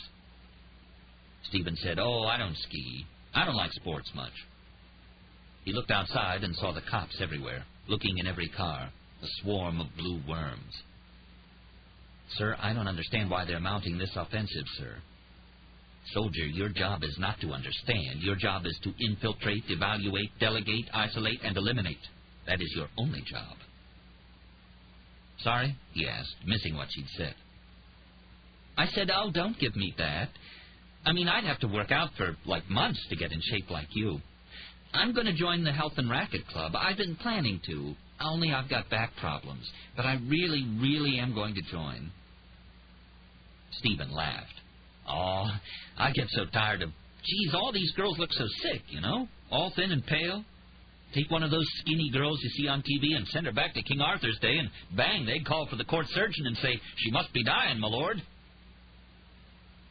Sheila blinked, then roared with laughter, revealing unfortunate teeth. The joke gave her an excuse to rest her hand on his arm. He felt the 5 worms kneading his skin and fought down the nausea. "My daddy," she said, "he was a career Army officer, traveled a lot.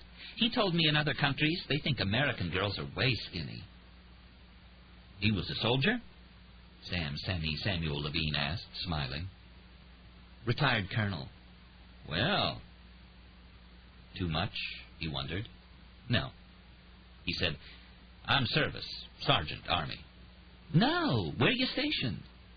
"Special operations in New Jersey." She'd know enough not to ask any more about special ops activities. This book is continued on Cassette 2, Side 1.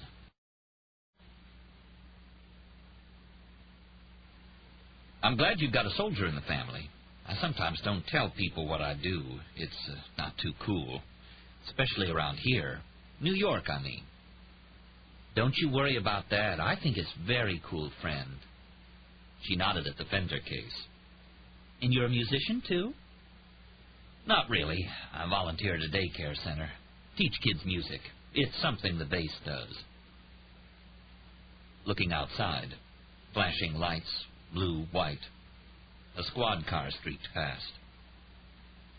She scooted her chair closer, and he detected a repulsive scent.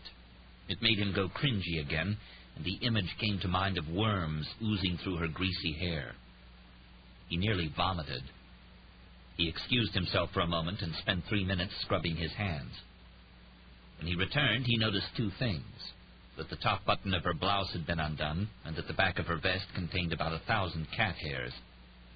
Cats, to Stephen, were just 4-legged worms. He looked outside and saw that the line of cops was getting closer.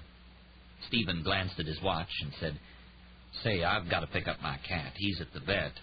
"Oh, you have a cat? What's his name?" She leaned forward. "Buddy." Her eyes glowed. "Oh, cutie, cutie, cute. You have a picture?" "Of a fucking cat?" "Not on me," Stephen said, clicked his tongue regretfully. Is poor Buddy sicky-wicky? Just a checkup. Oh, good for you. Watch out for those worms. How's that? He asked, alarmed. You know, like heartworm. Oh, right. If you're good, friend, Sheila said, sing-songy again, maybe I'll introduce you to Garfield, Andrea, and Essie. Well, it's really Esmeralda, but she'd never approve of that, of course. They sound so wonderful, he said, gazing at the pictures Sheila dug from her wallet. I'd love to meet them. You know, she blurted, I only live 3 blocks away. Hey, got an idea. He looked bright. Maybe I could drop this stuff off and meet your babies. Then you could help me collect Buddy. Neato, Sheila said. Let's go. Outside, she said, Ooh, look at all the police. What's going on? Wow, dunno. Stephen slung the backpack over his shoulder. Something metal clinked. Maybe a flash grenade banged against his Beretta. What's in there? Musical instruments for the kids. Oh, like triangles? Yeah, like triangles. You want me to carry your guitar? You mind? I think it'd be neat. She took the fender case and slipped her arm through his, and they walked past a cluster of cops, blind to the loving couple, and continued down the street, laughing and talking about those crazy cats. Chapter 6. Hour 1 of 45. Tom appeared in Lincoln Rhymes' doorway and motioned someone inside. A trim crew-cut man in his 50s, Captain Bo Howman, head of the NYPD's Emergency Services Unit, the police's SWAT team. Grizzled and tendony, Howman looked like the drill sergeant he'd been in the service. He spoke slowly and reasonably, and he looked you dead in the eye with a faint smile when he talked. In tactical operations, he was often suited up in a flak jacket and Nomex hood, and was usually one of the first officers through the door in a dynamic barricade entry. "It's really him?" the captain asked. "The dancer?" "It's what we heard," Solito said. The slight pause, which from the gray-haired cop was like a loud sigh from anyone else. Then he said, "I've got a couple of 32E teams dedicated." 32E officers, nicknamed after their operations room at Police Plaza, were an unkept secret. Officially called Special Procedures Officers of the Emergency Services Unit, the men and women were mostly ex-military and had been relentlessly instructed in full S&S procedures, search and surveillance, as well as assault, sniping, and hostage rescue. There weren't many of them. The city's tough reputation notwithstanding, there were relatively few tactical operations in New York, and the city's hostage negotiators, considered the best in the country, usually resolved standoffs before an assault was necessary. Howman's committing 2 teams, which totaled 10 officers, to the dancer, would have used up most of the 32Es. A moment later, a slight balding man wearing very unstylish glasses entered the room. Mel Cooper was the best lab man in IRD, the department's Investigation and Resources Division, which Rhyme used to head. He'd never searched a crime scene, never arrested a perp, had probably forgotten how to fire the slim pistol he grudgingly wore on the back of his old leather belt. Cooper had no desire to be anywhere in the world except sitting on a lab stool, peering into microscopes and analyzing friction ridge prints. Well, there and on the ballroom dance floor, where he was an award-winning tango dancer. "Detective," Cooper said, using the title that Rhyme had carried when he'd hired Cooper away from Albany PD some years ago. "Thought I was going to be looking at sand, but I hear it's the dancer." There's only one place the word travels faster than on the street, Rhyme reflected, and that's inside the police department itself. "We'll get him this time, Lincoln. We'll get him." As Banks briefed the newcomers, Rhyme happened to look up. He saw a woman in the doorway of the lab, dark eyes scanning the room, taking it all in, not cautious, not uneasy. "Mrs. Clay?" he asked. She nodded. A lean man appeared in the doorway beside her. Britton Hale, Rhyme assumed. "Please come in," the criminalist said. She stepped into the middle of the room, glancing at Rhyme, then at the wall of forensic equipment near Mel Cooper. "Percy," she said. "Call me Percy. You're Lincoln Rhyme? That's right. I'm very sorry about your husband. She nodded briskly, seemed uncomfortable with the sympathy. Just like me, Rhyme thought. He asked the man standing beside Percy, "And you're Mr. Hale?" The lanky pilot nodded and stepped forward to shake hands, then noticed Rhyme's arms were strapped to the wheelchair. "Oh," he muttered, then blushed. He stepped back. Rhyme introduced them to the rest of the team, everyone except Amelia Sachs, who, at Rhyme's insistence, was changing out of her uniform and putting on the jeans and sweatshirt that happened to be hanging upstairs in Rhyme's closet. He'd explained that the dancer often killed or wounded cops as a diversion. He wanted her to look as civilian as possible. Percy pulled a flask from her slacks pocket, a silver flask, and took a short sip. She drank the liquor, Rhyme smelled expensive bourbon, as if it were medicine. Betrayed by his own body, Rhyme rarely paid attention to the physical qualities in others, except victims and perps. But Percy Clay was hard to ignore. She wasn't much over 5 feet tall, yet she radiated a distilled intensity. Her eyes, black as midnight, were captivating. Only after you managed to look away from them did you notice her face, which was unpretty, pug and tomboyish. She had a tangle of black curly hair, cropped short, though Rhyme thought that long tresses would soften the angular shape of her face. She didn't adopt the cloaking mannerisms of some short people, hands on hips, crossed arms, hands hovering in front of the mouth. She offered as few gratuitous gestures as Rhyme did, he realized. A sudden thought came to him. She's like a gypsy. He realized that she was studying him, too, and hers seemed to be a curious reaction. Seeing him for the first time, most people slap a dumb grin on their faces, blush red as fruit, and force themselves to stare fixedly at Rhyme's forehead so their eyes won't drop accidentally to his damaged body. But Percy looked once at his face, handsome with its trim lips and Tom Cruise nose, a face younger than its 40-some years, and once at his motionless legs and arms and torso. But her attention focused immediately on the crip equipment. The glossy Storm Arrow wheelchair, the sip-and-puff controller, the headset, the computer. Tom entered the room and walked up to Rhyme to take his blood pressure. "Not now," his boss said. "Yes, now." "No." "Be quiet," Tom said, and took the pressure reading anyway. He pulled off the stethoscope. "Not bad, but you're tired and you've been way too busy lately. You need some rest." "Go away," Rhyme grumbled. He turned back to Percy Clay. Because he was a crip, a quad, because he was merely a portion of a human being, visitors often seemed to think he couldn't understand what they were saying. They spoke slowly or even addressed him through Tom. Percy now spoke to him conversationally and earned many points from him for doing this. "You think we're in danger, Britt and me?" "Oh, you are. Serious danger." Sachs walked into the room and glanced at Percy and Rhyme. He introduced them. "Amelia?" Percy asked. "Your name's Amelia?" Sachs nodded. A faint smile passed over Percy's face. She turned slightly and shared it with Rhyme.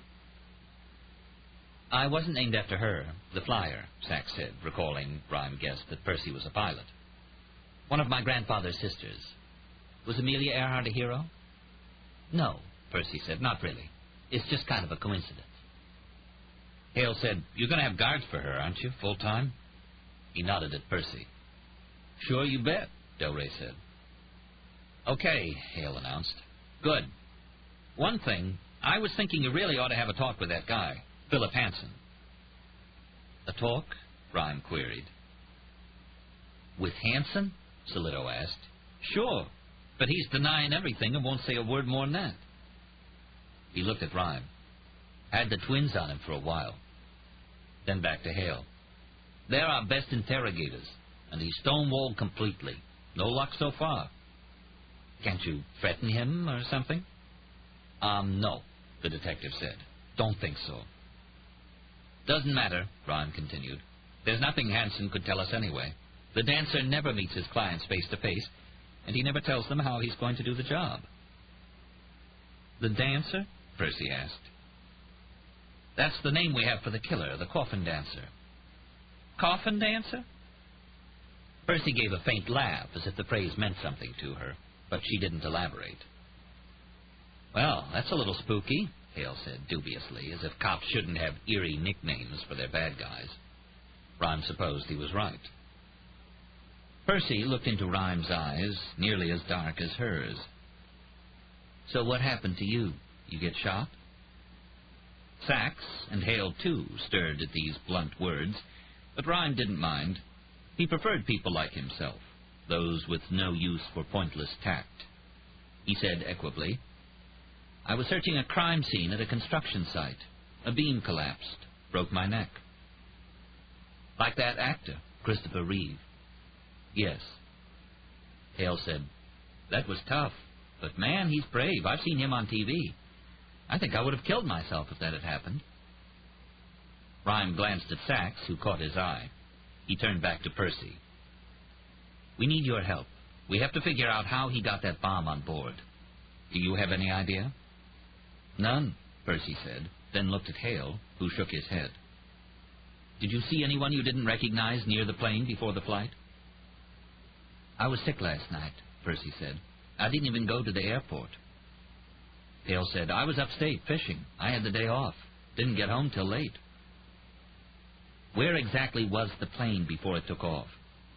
It was in our hangar. We were outfitting it for the new charter. We had to take seats out, install special racks with heavy-duty power outlets for the refrigeration units. You know what the cargo was, don't you? Organs, Rhyme said. Human organs. Do you share the hangar with any other company? No, it's ours. Well, we lease it. How easy is it to get inside? Solito asked. It's locked if nobody's around, but the past couple days we've had crews working 24 hours to outfit the Lear. You know the crew? Solito asked. They're like family, Hale said defensively. Solito rolled his eyes at Banks. Rhyme supposed that the detective was thinking that family members were always the first suspects in a murder case. We'll take the names anyway, you don't mind. Check 'em out. Sally Ann, she's our office manager, will get you a list. You'll have to seal the hangar, Rhyme said. Keep everybody out. Percy was shaking her head. We can't. Seal it, he repeated. Everybody out. Everybody. But, Rhyme said, we have to. Whoa, Percy said. Hold up there. She looked at Hale. Foxtrot Bravo? He shrugged. Ron said it'll take another day at least. Percy sighed. The Learjet that Ed was flying was the only one outfitted for the charter. There's another flight scheduled for tomorrow night. We'll have to work non-stop to get the other plane ready. We can't close the hangar. Rhyme said, I'm sorry, this isn't an option. Percy blinked. Well, I don't know who you are to give me options. I'm somebody trying to save your life, Rhyme snapped. I can't risk losing this contract. Hold up, miss, Del Rey said. You're not understanding this bad guy. He killed my husband, she responded in a flinty voice. I understand him perfectly, but I'm not being bullied into losing this job. Sax's hands went to her hips.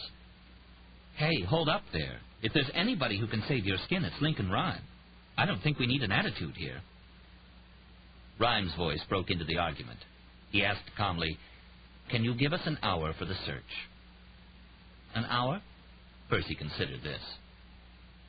Sachs gave a laugh and turned her surprised eyes on her boss. She asked, Search a hangar in an hour? Come on, Rhyme. Her face said, Here I am defending you, and now you're pulling this. Whose side are you on? Some criminalists assigned teams to search crime scenes, but Rhyme always insisted that Amelia Sachs search alone, just as he'd done. A single CS searcher had a focus that couldn't be achieved with other people on the scene. An hour was an extraordinarily brief time for a single person to cover a large scene. Rhyme knew this, but he didn't respond to Sachs. He kept his eyes on Percy. She said, An hour? All right, I can live with that. Rhyme, Sachs protested, I'll need more time. Ah, but you're the best, Amelia, he joshed, which meant the decision had already been made. Who can help us up there? Rhyme asked Percy. Ron Talbot. He's a partner in the company and our operations manager. Sachs jotted the name in her watchbook. Should I go now? She asked. No, Ryan responded. I want you to wait until we have the bomb from the Chicago flight. I need you to help me analyze it. I only have an hour, she said testily. Remember? You'll have to wait, he grumbled. Then asked Fred Delray, what about the safe house? Oh, we got a place you'll like, the agent said to Percy. In Manhattan. Your taxpayer dollars will be working hard. Yep. U.S. Marshals use it for the creme de la creme in witness protection. Only thing is, we need somebody from NYPD for babysitting detail. Somebody who knows and appreciates the dancer. Just then, Jerry Banks looked up, wondering why everybody was staring at him. What? He asked. What? And tried in vain to pat down his persistent cowlick. Stephen Cole, talker of soldier talk, shooter of soldier guns, had never, in fact, been a soldier. But he now said to Sheila Horowitz, I'm proud of my military heritage, and that's the truth. Some people don't know, he interrupted. Some people don't respect you for it. But that's their problem. It is their problem, Sheila echoed. You have a nice place here. He looked around the dump, filled with Conran's markdowns. Thank you, friend. You want something to drink? Oopsie. There I go, using that old preposition the wrong way. Mom's always after me, watching too much TV. Like, shamey. What the fuck is she talking about? You live here alone? He asked, with a pleasant smile of curiosity. Yep, just me and the dynamic trio. I don't know why they're hiding. Those silly-billy scamps. Sheila nervously pinched the fine hem of her dress, and because he hadn't answered, she repeated, So, something to drink? Sure. He saw a single bottle of wine, dust-encrusted, sitting on top of her refrigerator, saved for that special occasion. Was this it? Apparently not. She broke out the Diet Dr. Pepper. He strolled to the window and looked out. No police on the street here, only a half block to a subway stop. The apartment was on the second floor, and though she had grates on the back windows, they were unlocked, and if he had to, he could climb down the fire escape and disappear onto Lexington Avenue, which was always crowded. She had a telephone and a PC. Good. He glanced at a wall calendar, pictures of angels. There were a few notations, but nothing for this weekend. Hey, Sheila, would you... He caught himself and shook his head, fell silent. What? Well, I know it's stupid to ask. I mean, it's such short notice and everything. I was just wondering if you had plans for the next couple of days. Cautious here. Oh, I was supposed to see my mother. Stephen wrinkled his face in disappointment. Too bad. See, I have this place in Cape May. The Jersey Shore. Right. I'm going out there. After you get Buddy? Who the fuck was Buddy? Oh, the cat. Right. If you weren't doing anything, I thought you might like to come out. You have... My mom's going to be there, some of her girlfriends. Well, golly, I don't know. So, why don't you call your mother and tell her she'll have to live without you for the weekend? Well, I don't really have to call. If I don't show up, it's like no big deal. It's like maybe I'll go, maybe I won't. So she'd been lying. An empty weekend. Nobody'd miss her for the next few days. A cat jumped up next to him, stuck her face into his. He pictured 1,000 worms spraying over his body. He pictured the worms squirming through Sheila's hair, her wormy fingers. Stephen began to detest this woman. He wanted to scream. Ooh, say hello to our new friend, Andrea. She likes you, Sam. He stood up, looking around the apartment, thinking, remember, boy, anything can kill. Some things kill fast and some things kill slow, but anything can kill. Say, he asked, you have any packing tape? For... Her mind raced. For the instruments I have in the bag, I need to tape one of the drums back together. Oh, sure, I've got some in here. She walked into the hallway. I send my aunties packages all the time. I always buy a new roll of tape. I can never remember if I bought one before, so I end up with a ton of them. Aren't I a silly dilly? He didn't answer because he was surveying the kitchen and decided that that was the best kill zone in the apartment. Here you go. She tossed him the roll of tape playfully. He instinctively caught it. He was angry because he hadn't had the chance to put his gloves on. He knew he'd left prints on the roll. He shivered in rage, and when he saw Sheila grinning, saying, "Hey, good catch, friend," what he was really looking at was a huge worm moving closer and closer. He set the tape down and pulled on his gloves. "Gloves? You cold? Say, friend, what are you—" He ignored her and opened the refrigerator door, began removing the food. She stepped farther into the room. Her giddy smile started to fade. You hungry?" He began removing the shelves. A look passed between them, and suddenly, from deep within her throat, came a faint "Eee." Stephen got the fat worm before she made it halfway to the front door. Fast or slow? He dragged her back into the kitchen, toward the refrigerator. Chapter 7. Hour 2 of 45. Threes. Percy Clay, honors engineering major, certified airframe and power plant mechanic, and holder of every license the Federal Aviation Agency could bestow on pilots, had no time for superstition. Yet, as she drove in a bulletproof van through Central Park on the way to the Federal Safe House in Midtown, she thought of the old adage that superstitious travelers repeat like a grim mantra. Crashes come in threes. Tragedies, too. First, Ed. Now, the second sorrow.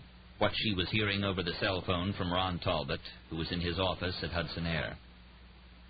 She was sandwiched between Britt Hale and that young detective, Jerry Banks. Her head was down. Hale watched her, and Banks looked vigilantly out the window at traffic, passers-by, and trees. U.S. Med agreed to give us one more shot. Talbot's breath wheezed in and out alarmingly. One of the best pilots she'd ever known, Talbot hadn't driven an aircraft for years, grounded because of his precarious health. Percy considered this a horrifyingly unjust punishment for his sins of liquor, cigarettes, and food, largely because she shared them. I mean, they can cancel the contract. Bombs aren't force majeure. They don't excuse us from performance. But they're letting us make the flight tomorrow. A pause. Yeah, they are. Come on, Ron, she snapped. No bullshit between us. She heard him light another cigarette. Big and smoky, the man she'd bummed Camels from when she was quitting smoking, Talbot was forgetful of fresh clothing and shaves, and inept at delivering bad news. It's Foxtrot Bravo, he said reluctantly. What about her? N695FB was Percy Clay's Learjet 35A.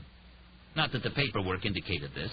Legally, the twin-engine jet was leased to Clay Carney Holding Corporation II, Inc., a wholly owned subsidiary of Hudson Air Charters Limited, by Morgan Air Leasing, Inc., which in turn leased it from La Jolla Holding II's wholly owned subsidiary Transport Solutions, Incorporated, a Delaware company. This Byzantine arrangement was both legal and common, given the fact that both airplanes and airplane crashes are phenomenally expensive. But everyone at Hudson Air Charters knew that November 695 Foxtrot Bravo was Percy's. She'd logged thousands of hours in the airplane. It was her pet. It was her child. And on the too many nights Ed was gone, just the thought of the aircraft would take the sting out of the loneliness. A sweet stick, the aircraft could cruise at 45,000 feet at speeds of 460 knots, over 500 miles per hour.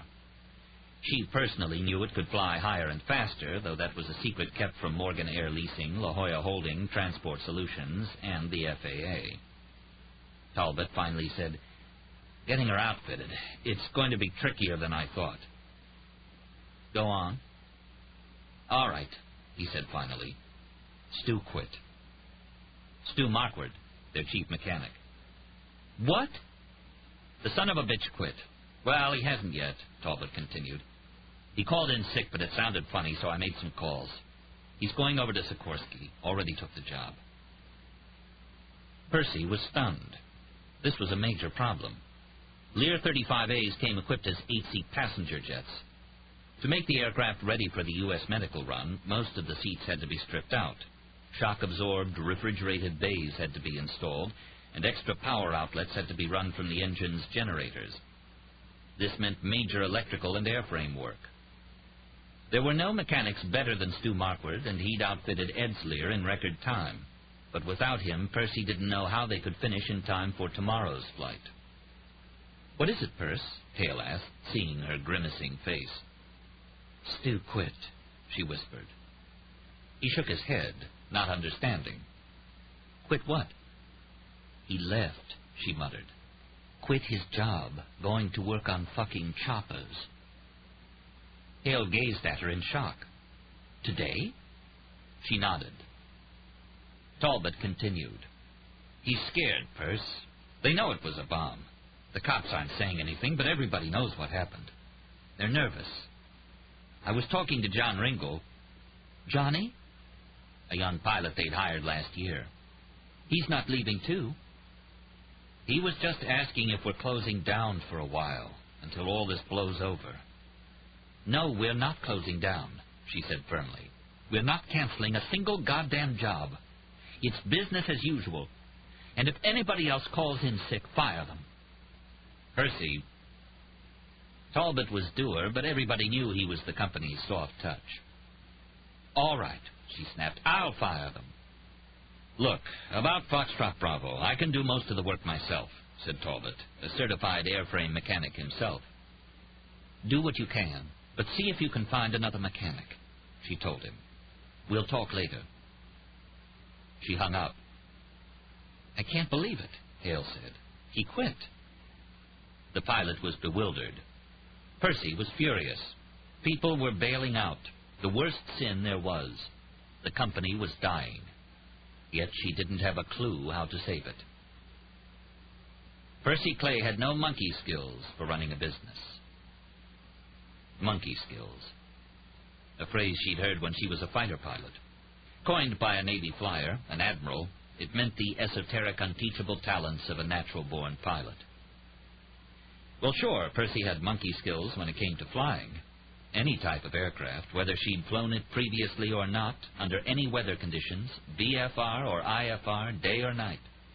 She could drive the plane flawlessly and set it down on that magic spot pilots aimed for, exactly 1,000 past the numbers, 1,000 feet down the landing strip past the white runway designation. Sailplanes, biplanes, Hercs, 737s, MiGs, she was at home in any cockpit. But that was about as far as Percy Rachel Clay's monkey skills extended. She had none at family relations, that was for sure. Her Tobacco Society father had refused to speak to her for years, had actually disinherited her when she dropped out of his alma mater, UVA, to attend aviation school at Virginia Tech. Even though she told him that the departure from Charlottesville was inevitable, 6 weeks into the first semester, Percy KO'd a sorority president after the lanky blonde commented in an overloud whisper that the troll girl might want to pledge at the ag school and not on Greek Row. Certainly no monkey skills at Navy politics. Her awe-inspiring flight performance in the big Tomcats didn't quite tip the balance against her unfortunate habit of speaking her mind when everyone else was keeping mum about certain events. And no skills at running the very charter company she was president of. It was mystifying to her how Hudson Air could be so busy yet continue to skirt bankruptcy. Like Ed and Britt Hale and the other staff pilots, Percy was constantly working. One reason she shunned scheduled airlines was the asinine FAA pronouncement that pilots fly no more than 80 hours a month. So why were they constantly broke? If it hadn't been for charming Ed's ability to get clients and grumpy Ron Talbot's to cut costs and juggle creditors, they never would have survived for the past 2 years. The company had nearly gone under last month, but Ed managed to snare the contract from U.S. Medical. The hospital chain made an astonishing amount of money doing transplants, which she learned was a business far bigger than just hearts and kidneys. The major problem was getting the donor organ to the appropriate recipient within hours of its availability. Organs were often flown on commercial flights, carried in coolers in the cockpit, but transporting them was dictated by commercial airline scheduling and routing. Hudson Air didn't have those restrictions. The company agreed to dedicate one aircraft to U.S. Medical. It would fly a counterclockwise route through the East Coast and Midwest to 7 or 8 of the company's locations, circulating organs wherever they were needed. Delivery was guaranteed. Rain, snow, wind shear, conditions at minimum. As long as the airport was open and it was legal to fly, Hudson Air would deliver the cargo on time. The first month was to be a trial period. If it worked out, they'd get an 18-month contract that would be the backbone for the company's survival. Apparently, Ron had charmed the client into giving them another chance, but if Foxtrot Bravo wasn't ready for tomorrow's flight, Percy didn't even want to think about that possibility. As she rode in the police car through Central Park, Percy Clay looked over the early spring growth. Ed had loved the park and had run here frequently. He'd do 2 laps around the reservoir and return home looking bedraggled, his grayish hair hanging in strands around his face. And me? Percy laughed sadly to herself now. He'd find her sitting at home, poring over a navlog or an advanced turbofan repair manual, maybe smoking, maybe drinking a wild turkey. And, grinning, Ed would poke her in the ribs with a strong finger and ask if she could do anything else unhealthy at the same time. And while they laughed, he'd sneak a couple swigs of the bourbon, remembering then how he'd bend down and kiss her shoulder. When they made love, it was that juncture where he'd rest his face, bent forward, locked against her skin, and Percy Clay believed that there, where her neck flared onto her delicate shoulders, if only there, she was a beautiful woman. Ed. All the stars of evening. Tears again filling her eyes, she glanced up into the gray sky. Ominous. She estimated the ceiling at 1,500 feet, winds 090 at 15 knots. Wind shear conditions. She shifted in the seat. Britt Hale's strong fingers were encircling her forearm. Jerry Banks was chatting about something. She wasn't listening. Percy Clay came to a decision. She unfolded the cell phone again. Chapter 8. Hour 3 of 45. The siren wailed. Lincoln Rhyme expected to hear the Doppler effect as the emergency vehicle cruised past. But right outside his front door, the siren gave a brief chirrup and went silent. A moment later, Tom led a young man into the first-floor lab. Crowned with a spiffy crew cut, the Illinois State Trooper wore a blue uniform, which had probably been immaculate when he'd put it on yesterday, but was now wrinkled and streaked with soot and dirt. He'd run an electric razor over his face, but had made only faint inroads into the dark beard that contrasted with his thin yellow hair. He was carrying 2 large canvas satchels and a brown folder, and Rhyme was happier to see him than he'd been to see anybody in the past week. "The bomb!" he shouted. "Here's the bomb!" The officer, surprised at the odd collection of law enforcers, must have wondered what hit him, as Cooper scooped the bags away from him, and Solito scrawled a signature on the receipt and chain of custody card, and shoved them back into his hand. "Thanks, so long, see you," the detective exhaled, turning back to the evidence table. Tom smiled politely to the trooper and led him out of the room. Rhyme called, "Let's go, Sachs! You're just standing around. What have we got?" She offered a cold smile and walked over to Cooper's table, where the tech was carefully laying out the contents of the bags. What was her problem today? An hour was plenty of time to search a scene, if that's what she was upset about. Well, he liked her feisty. He himself was always at his best that way. "Okay, Tom, help us out here. The blackboard. We need to list the evidence. Make us some charts. CS1. The first heading. S? Crime scene," the criminalist snapped. "What else would it be? CS1, Chicago." In a recent case, Rhyme had used the back of a limp Metropolitan Museum poster as an evidence profiling chart. He now was state-of-the-art. Several large chalkboards were mounted to the wall, redolent with scents that took him back to humid spring school days in the Midwest, living for science class and despising spelling and English. The aide, casting an exasperated glance toward his boss, picked up the chalk, brushed some dust from his perfect tie and knife-greased slacks, and wrote. "What do we have, Mel? Sachs, help him." They began unloading the plastic bags and plastic jars of ash and bits of metal and fiber and wads of plastic. They assembled contents in porcelain trays. The crash site searchers, if they were on a par with the men and women Rhyme had trained, would have used roller-mounted magnets, large vacuum cleaners, and a series of fine mesh screens to locate debris from the blast. Rhyme, expert in most areas of forensics, was an authority on bombs. He'd had no particular interest in the subject until the dancer left his tiny package in the wastebasket of the Wall Street office where Rhyme's 2 techs were killed. After that, Rhyme had taken it on himself to learn everything he could about explosives. He'd studied with the FBI's explosives unit, one of the smallest but most elite in the federal lab, composed of 14 agent examiners and technicians. They didn't find IEDs, improvised explosive devices, the law enforcement term for bombs, and they didn't render them safe. Their job was to analyze bombs and bomb scene crimes and to trace and categorize the makers and their students. Bomb manufacture was considered an art in certain circles, and apprentices worked hard to learn the techniques of famous bomb makers. Sachs was poking over the bags. Doesn't a bomb destroy itself? Nothing's ever completely destroyed, Sachs. Remember that. Though as he wheeled closer and examined the bags, he admitted, this was a bad one. See those fragments? That pile of aluminum on the left? The metal's shattered, not bent. That means the device had a high brisance. High, Solido asked. Brisance, Rhyme explained. Detonation rate. But even so, 60 to 90% of a bomb survives the blast. Well, not the explosive, of course, though there's always enough residue to type it. Oh, we've got plenty to work with here. Plenty. Delray snorted a laugh. Bad as putting a Humpty Dumpty together again. But that's not our job, Fred, Rhyme said briskly. All we need to do is catch the son of a bitch who pushed him off the wall. He wheeled farther down the table. What's it look like, Mel? I see battery, I see wire, I see timer. What else? Maybe bits of the container or packing?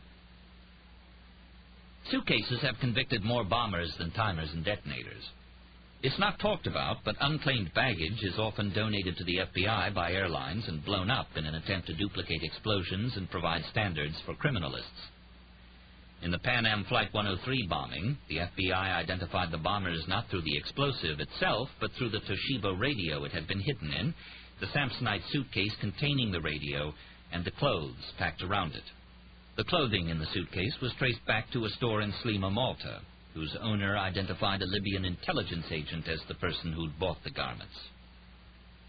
But Cooper shook his head. Nothing near the seat of detonation except bomb components. So it wasn't in a suitcase or flight bag, Rhyme mused. Interesting. How the hell did he get it on board? Where'd he plant it? Lon, read me the report from Chicago. Difficult to determine exact blast location, Solido read, because of extensive fire and destruction of aircraft. Site of device seems to be underneath and behind the cockpit. Underneath and behind. I wonder if a cargo bay's there. Maybe... Rhyme fell silent. His head swiveled back and forth, gazing at the evidence bags. Wait, wait, he shouted. Mel, let me see those bits of metal there. Third bag from the left, the aluminum. Put it under a scope. Cooper had connected the video output of his compound microscope to Rhyme's computer. What Cooper saw, Rhyme could see. The tech began mounting samples of the minuscule bits of debris on slides and running them under the scope. A moment later, Rhyme ordered, Cursor down. Double-click. The image on his computer screen was magnified. There, look. The skin of the plane was blown inward. Inward? Sachs asked. You mean the bomb was on the outside? I think so, yes. What about it, Mel? You're right. Those polished rivet heads are all bent inward. It was outside, definitely. A rocket, maybe? Delray asked. Sam? Reading from the report, Solido said, no radar blips consistent with missiles.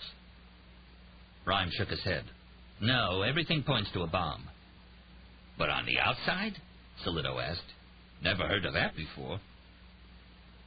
That explains this, Cooper called. The tech, wearing magnifying goggles and armed with a ceramic probe, was looking over bits of metal as fast as a cowboy counts heads in a herd. Fragments of ferrous metal, magnets. Wouldn't stick to the aluminum skin, but there was steel under it. And I've got bits of epoxy resin. He stuck the bomb on the outside with the magnets to hold it until the glue hardened. And look at the shock waves in the epoxy, Rhyme pointed out. The glue wasn't completely set, so he planted it not long before takeoff. Can we brand the epoxy? Nope. Generic composition, sold everywhere. Any hope of prints? Tell me true, Mel. Cooper's answer was a faint, skeptical laugh. But he went through the motions anyway and scanned the fragments with a polylight wand. Nothing was evident except the blast residue. Not a thing. I want to smell it, Rhyme announced. Smell it? Sachs asked. With the brisance, we know it's high explosive. I want to know exactly what kind.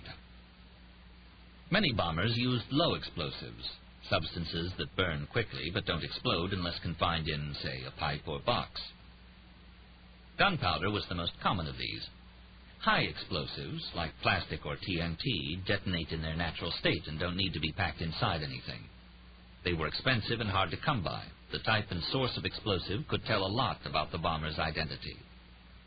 Sachs brought a bag to Rhyme's chair and opened it. He inhaled. RDX, Rhyme said, recognizing it immediately. Consistent with the brisance, Cooper said. You think C3 or C4? Cooper asked. RDX was the main component of these two plastic explosives, which were military. They were illegal for a civilian to possess. Not C3, Rhyme said, again smelling the explosive as if it were a vintage Bordeaux. No sweet smell. Not sure. And strange, I smell something else. Do you see it, Mel? The tech ran the sample through the gas chromatograph mass spectrometer. This machine isolated elements in compounds and identified them. It could analyze samples as small as a millionth of a gram, and once it had determined what they were, could run the information through a database to determine, in many cases, brand names. Cooper examined the results. You're right, Lincoln. It's RDX.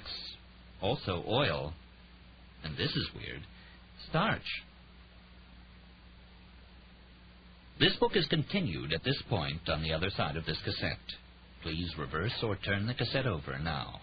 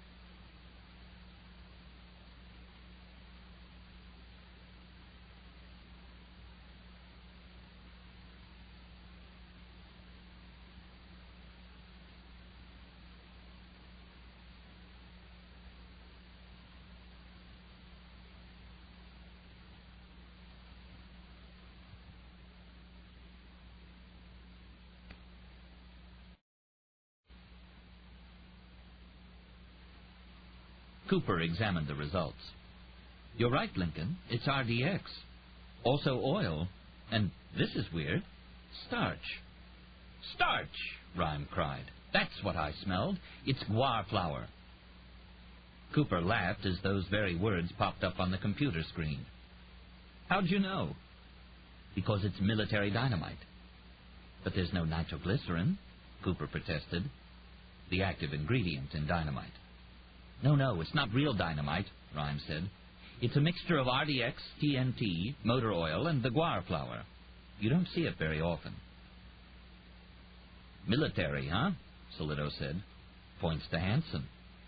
That it does. The tech mounted samples on his compound scopes stage. The images appeared simultaneously on Rhyme's computer screen. Bits of fiber, wires, scraps, splinters, dust. He was reminded of a similar image from years ago, though in circumstances very different. Looking through a heavy brass kaleidoscope he bought as a birthday present for a friend. Claire Trilling, beautiful and stylish. Rhyme had found the kaleidoscope in a store in Soho. The two of them had spent an evening sharing a bottle of Merlot and trying to guess what kind of exotic crystals or gemstones were making the astonishing images in the eyepiece. Finally, Claire, nearly as scientifically curious as Rhyme, had unscrewed the bottom of the tube and emptied the contents onto a table. They'd laughed. The objects were nothing more than scraps of metal, wood shavings, a broken paperclip, torn shreds from the yellow pages, thumbtacks. Rhyme pushed those memories aside and concentrated on the objects he was seeing on the screen. A fragment of waxed manila paper, what the military dynamite had been wrapped in. Fibers, rayon and cotton, from the detonating cord the dancer had tied around the dynamite, which would crumble too easily to mold around the cord. A fragment of aluminum and a tiny colored wire from the electric blasting cap. More wire and an eraser-sized piece of carbon from the battery. "The timer," Rhyme called. "I want to see the timer." Cooper lifted a small plastic bag from the table. Inside was the still, cold heart of the bomb. It was in nearly perfect shape, surprising Rhyme. "Ah, your first slip-up," he thought, speaking silently to the dancer. Most bombers will pack explosives around the detonating system to destroy clues. But here the dancer had actually placed the timer behind a thick steel lip in the metal housing that held the bomb. The lip had protected the timer from the blast. Rhyme's neck stung as he strained forward, looking at the bent clock face. Cooper scrutinized the device. "I've got the model number and manufacturer. Run everything through ERC." The FBI's explosives reference collection was the most extensive database on explosive devices in the world. It included information on all bombs reported in the United States, as well as actual physical evidence from many of them. Certain items in the collection were antiques, dating back to the 1920s. Cooper typed on his computer keyboard. 5 seconds later, his modem whistled and crackled. A few moments later, the results of the request came back. "Not good," the bald man said, grimacing slightly, about as emotional as the technician ever got. "No specific profiles match this particular bomb." Nearly all bombers fall into a pattern when they make their devices. They learn a technique and stick pretty close to it. Given the nature of their product, it's a good idea not to experiment too much. If the parts of the dancer's bomb matched an earlier IED in, say, Florida or California, the team might be able to pick up additional clues from those bomb sites that could lead them to the man's whereabouts. The rule of thumb is that if two bombs share at least 4 points of construction, soldered leads instead of taped, for instance, or analog versus digital timers, they were probably made by the same person or under his tutelage. The dancer's bomb several years ago in Wall Street was different from this one. But Rhyme knew this one was intended to serve a different purpose. That bomb was planted to hamper a crime scene investigation. This one, to blow a large airplane out of the sky. And if Rhyme knew anything about the Coffin Dancer, it was that he tailored his tools to the job. "Gets worse?" Rhyme asked, reading Cooper's face as the tech stared at the computer screen. "The timer." Rhyme sighed. He understood. "How many billions and billions in production?" "The Diwana Corporation in Seoul sold 142,000 of them last year. To retail stores, OEMs, and licensees. There's no coding on them to tell where they were shipped." "Great. Just great." Cooper continued to read the screen. The folks at ERC say they're very interested in the device and hope we'll add it to their database." "Oh, our #1 priority," Rhyme grumbled. His shoulder muscles suddenly cramped, and he had to lean back into the headrest of the wheelchair. He breathed deeply for a few minutes until the nearly unbearable pain subsided, then vanished. Sachs, the only one who noticed, stepped forward, but Rhyme shook his head toward her, said, How many wires you make out, Mel? Just 2, it looks like. Multi-channel or fiber optic? Nope, just average ordinary bell wire. No shunts? None. A shunt is a separate wire that completes the connection if a battery or timer wire is cut in an attempt to render the bomb safe. All sophisticated bombs have shunting mechanisms. Well, Solito said, that's good news, isn't it? Means he's getting careless.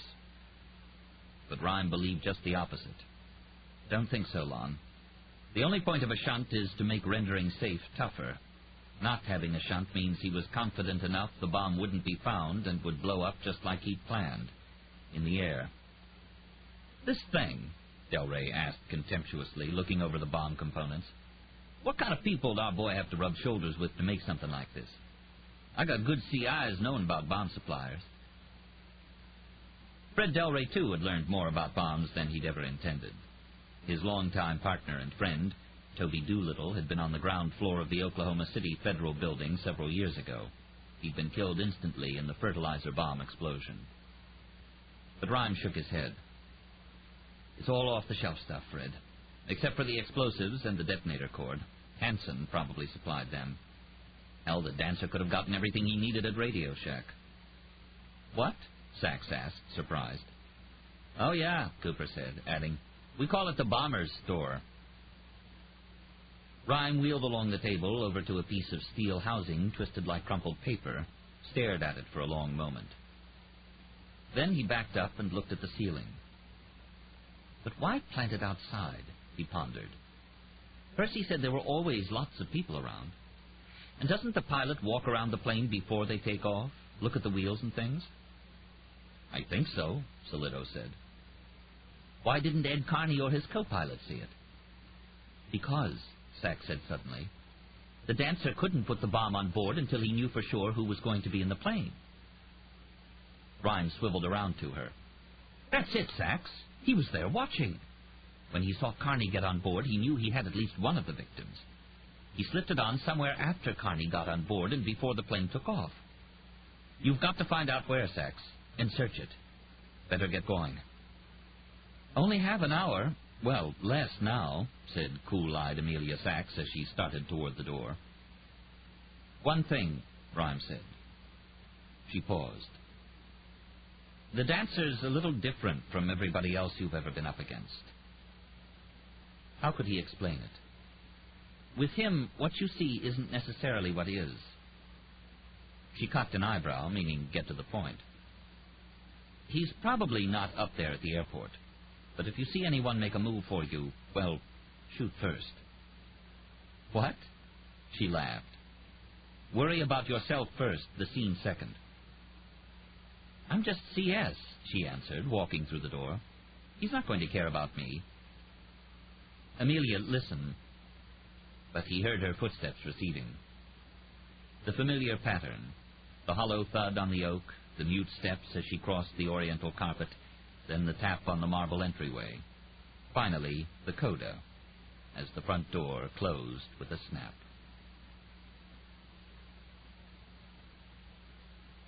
Chapter 9. Hour 3 of 45. The best soldiers are patient soldiers. Sir, I'll remember that, sir. Stephen Call was sitting at Sheila's kitchen table, deciding how much he disliked Essie, the mangy cat, or whoever the fuck it was, and listening to a long conversation on his tape recorder. At first he decided to find the cats and kill them, but he'd noticed that they occasionally gave an unearthly howl. If the neighbors were used to the sound, they might become suspicious if they heard only silence from Sheila Horowitz's apartment. Patience. Watching the cassette roll, listening. It was 20 minutes later that he heard what he'd been hoping for on the tape. He smiled. Okay, good.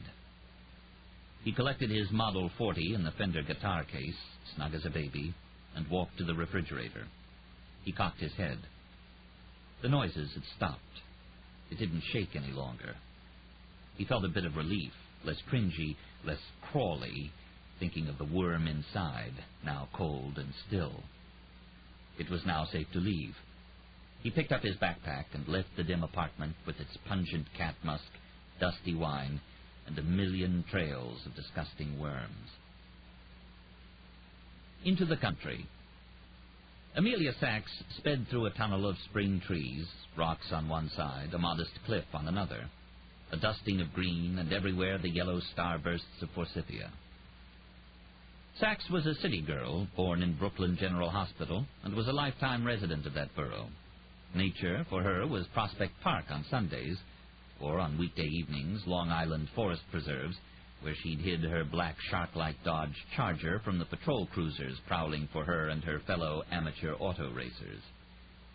Now, at the wheel of an Investigation and Resources Division rapid response vehicle, a crime scene station wagon, she punched the accelerator, swerved onto the shoulder, and passed a van that sported an upside-down Garfield cat suctioned to the rear window.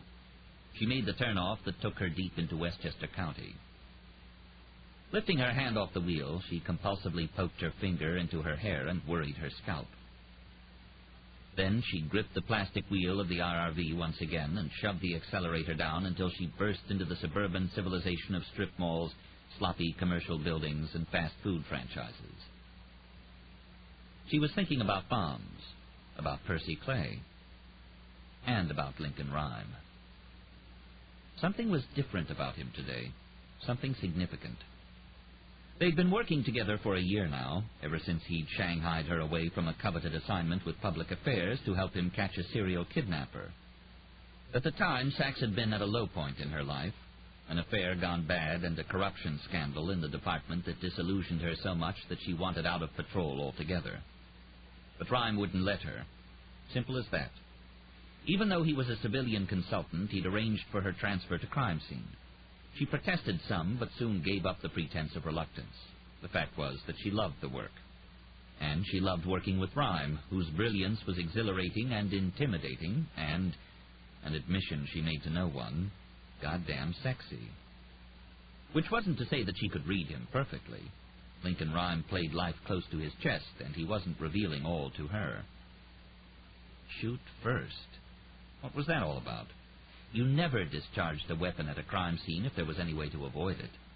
A single gunshot would contaminate a scene with carbon, sulfur, mercury, antimony, lead, copper, and arsenic, and the discharge and blowback could destroy vital trace evidence. Rhyme himself told her of the time he'd had to shoot a perp hiding at a scene, his biggest concern being that the shots had ruined much of the evidence. And when Sachs, believing she'd at last outthought him, said, "But what did it matter, Rhyme? You got the perp, right?"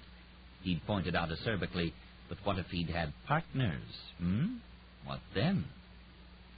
What was so different about the Coffin Dancer, other than the stupid name and the fact he seemed marginally smarter than the typical mafioso or Westie triggerman? And working the scene at the hangar in an hour?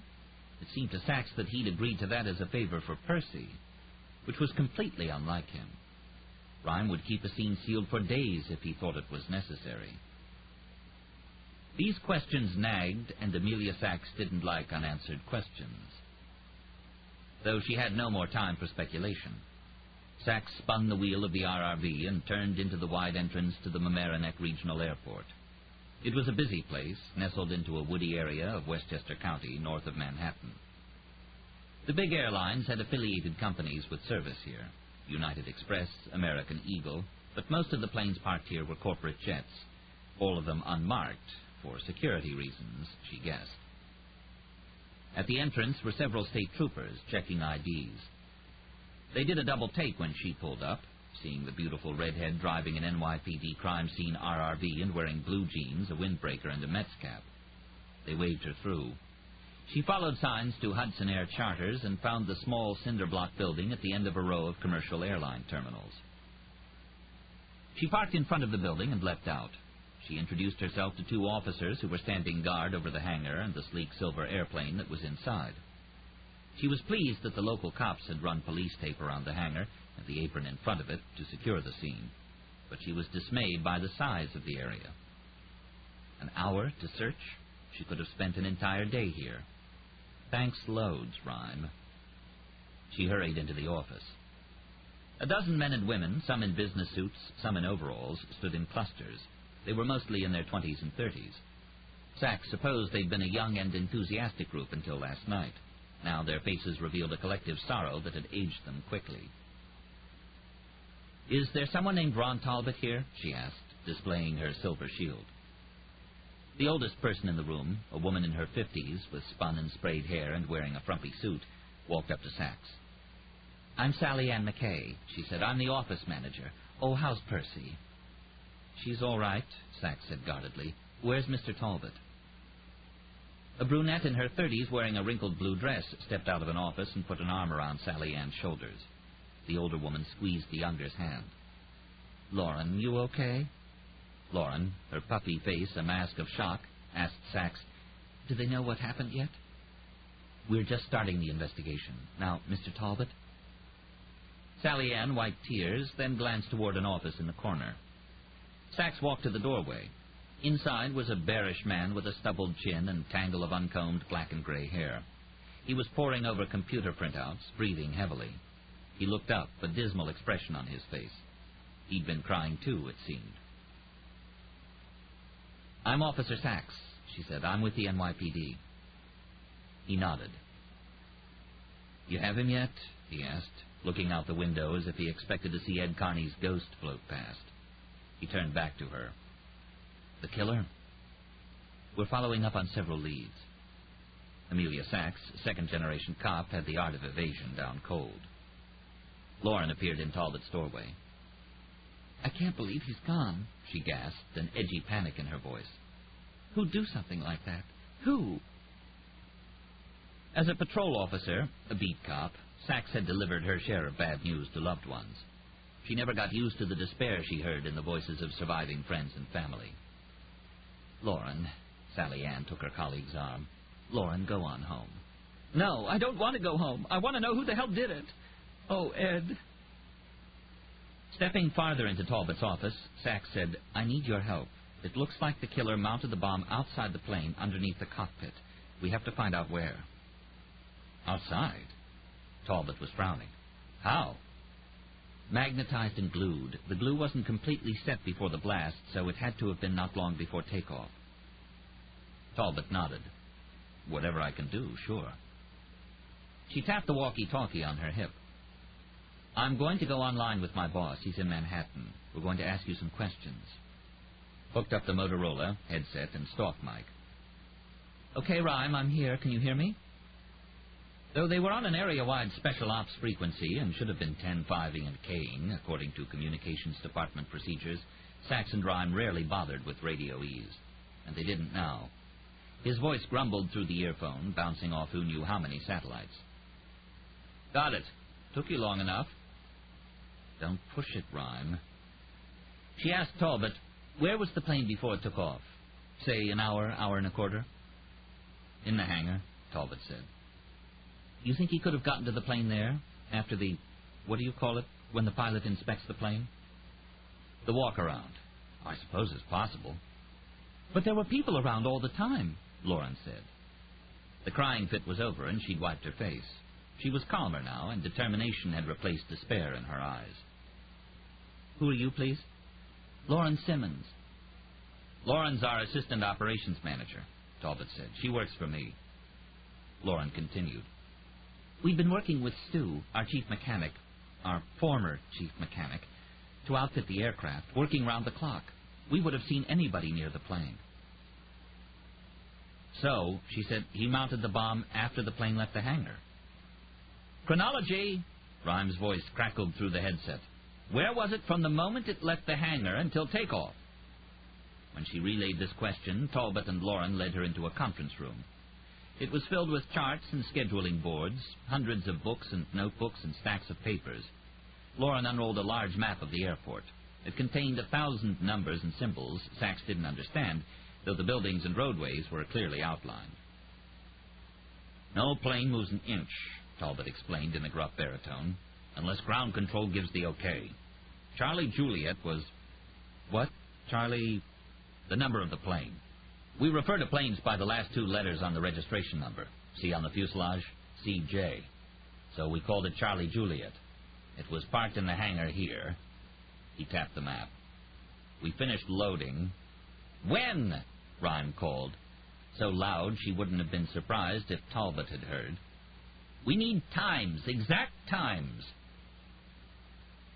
The logbook in Charlie Juliet had been burned to a cinder, and the time-stamped FAA tape hadn't been transcribed yet.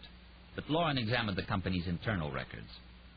Tower gave him pushback clearance at 7:16, and they reported wheels up at 7:30. Ryan had heard. 14 minutes. Asked him if the plane was ever both out of sight, and stopped during that time. Sachs did, and Lauren answered, "Probably there," she pointed. A narrow portion of taxiway about 200 feet long. The row of hangars hid it from the rest of the airport. It ended at a T intersection. Lauren said, "Oh, and it's an ATC no-viz area." "That's right," Talbot said, as if this were significant. "Translation," Ryan called. "Meaning?" Sachs asked. "Out of visibility from air traffic control," Lauren answered. "A blind spot." "Yes," came the voice through her earphone. "Okay, Sachs, seal and search. Release the hangar." To Talbot, she said, "We're not going to bother with the hangar. I'm releasing it. But I want to seal off that taxiway. Can you call the tower? Have them divert traffic?" "I can," he said doubtfully. "They aren't going to like it."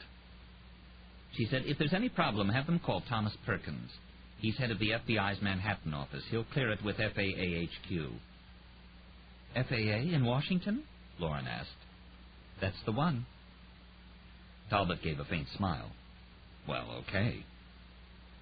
Sachs started for the main door, then paused, looking out at the busy airport. "Oh, I've got a car," she called to Talbot. "Is there anything special you do when you drive around an airport?" "Yeah," he said. "Try not to run into any airplanes." Part 2. The Kill Zone. A falconer's bird, however tame and affectionate, is as close to a wild animal in condition and habitat as an animal that lives with man can be. Above all, it hunts. A Rage for Falcons, Stephen Bodio. Chapter 10. Hour 3 of 45. "I'm here, Rhyme," she announced. Sachs climbed out of the RRV wagon and pulled latex gloves on her hands and wound rubber bands around her shoes to make certain her footprints wouldn't be confused with the perps, as Rhyme had taught her. "And where, Sachs," he asked, "is here?" "At the intersection of taxiways, between a row of hangars. It's where Carney's plane would have stopped." Sachs glanced uneasily at a line of trees in the distance. It was an overcast, dank day. Another storm was threatening. She felt exposed. The dancer might be here now. Maybe he'd returned to destroy evidence he'd left behind, maybe to kill a cop and slow down the investigation, like the bomb in Wall Street a few years ago, the one that killed Rhymes' Tex. Shoot first. "Damn it, Rhyme, you're spooking me. Why are you acting like this guy walks through walls and spits poison?" Sachs took the Polylite box and a large suitcase from the back of the IRV. She opened the suitcase. Inside were 100 tools of the trade: screwdrivers, wrenches, hammers, wire cutters, knives, friction ridge collection equipment, ninhydrin, tweezers, brushes, tongs, scissors, flex claw pickups, a gun shop residue kit, pencils, plastic and paper bags, evidence collection tape. 1. Establish the perimeter. She ran yellow police line tape around the entire area. 2. Consider media and range of camera lenses and microphones. No media, not yet. Thank you, Lord. What's that, Sachs? I'm thanking God there are no reporters. A fine prayer, but tell me what you're doing. Still securing the scene. Look for the entrance and exit, she said. Step 3, determine the perpetrator's entrance and exit routes. They will be secondary crime scenes. But she didn't have a clue as to where they might be. He could have come from anywhere. Snuck around the corners, driven here in a luggage cart, a gas truck. Sachs donned goggles and began sweeping the Polylite wand over the taxiway. It didn't work as well outside as in a dark room, but with the heavy overcast she could see flecks and streaks glowing under the eerie green-yellow light. There were, however, no footprints. Sprayed her down last night, the voice called behind her. Sachs spun around, hand on her Glock, a half-draw from the holster. I'm never this edgy, Rhyme. It's all your fault. Several men in coveralls were standing at the yellow tape. She walked up to them cautiously and checked their picture IDs. They matched the men's faces. Her hand slipped off the gun. They hose the place down every night. If you're looking for something. Thought you were. High-pressure hose, another one added. Great. Every bit of trace, every footprint, every fiber sloughed off the dancer was gone. You see anybody here last night? This have to do with the bomb? Around 7:15, she persisted. Nope, nobody comes up here. These hangars are deserted. Probably going to tear them down someday. What are you doing here now? Saw a cop. You're a cop, right? And just thought we'd have a look-see. This is about that bomb, right? Who did it? Arabs? Or them militia shits? She shooed them off. Into the microphone, she said, They cleaned the taxiway last night, Rhyme. High-pressure water, looks like. Oh, no. Hey there! She sighed, turning again, expecting to find the workman back. But the new visitor was a cocky county trooper wearing a blocked Smokey the Bear hat and razor-creased gray slacks. He ducked under the tape. Excuse me, she protested. This is a secure area? He slowed but didn't stop. She checked his ID. It matched. The picture showed him looking off slightly, a cover boy on a men's fashion magazine. You're that officer from New York, right? He laughed generously. Nice uniforms they have down there, eyeing her tight jeans. This area's sealed off. I can help. I took the forensics course. Mostly I'm highway detail, but I've got major crimes experience. You have some hair. Bet you've heard that before. I really will have to ask you, Jim Everts. Don't go into first name territory. It sticks like flypaper. I'm Officer Sachs. Big hubbub, this. A bomb. Messy. See, Jim, this tape here is to keep people out of the scene. Now, you going to be helpful and step back behind it?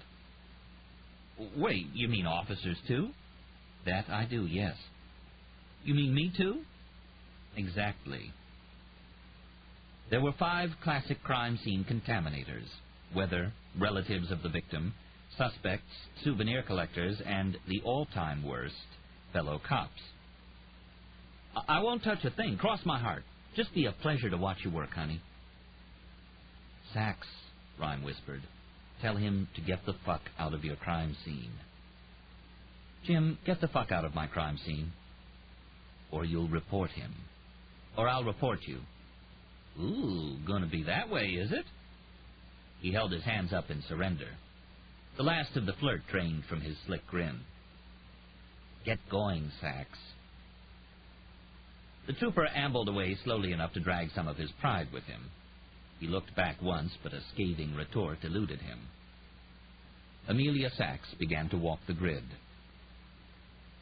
There were several different ways to search crime scenes. A strip search, walking in a serpentine pattern, was usually used for outdoor scenes because it covered the most ground quickly. But Rhyme wouldn't hear of that.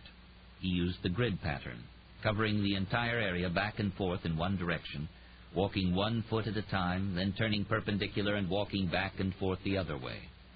When he was running IRD, walking the grid became synonymous with searching a crime scene, and heaven help any cops Rhyme caught taking shortcuts or daydreaming when they were on the grid. Sachs now spent an hour moving back and forth.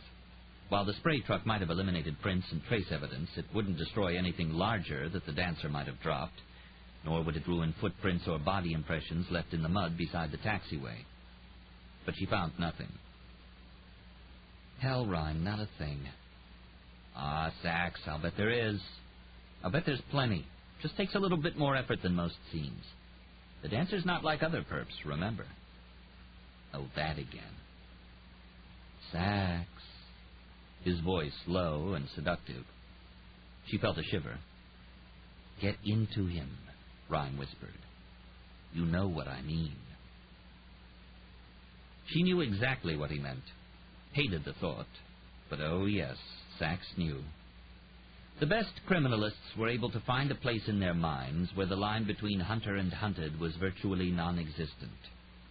They moved through the crime scene not as cops tracking down clues, but as the perp himself, feeling his desires, lusts, fears. Rhyme had this talent. And though she tried to deny it, Sachs did too. She'd searched the scene a month ago. A father had murdered his wife and child, and managed to find the murder weapon when no one else had. After the case, she hadn't been able to work for a week and had been plagued by flashbacks that she'd been the one who stabbed the victims to death. Saw their faces, heard their screams. Another pause. "Talk to me," he said. And finally, the edginess in his voice was gone.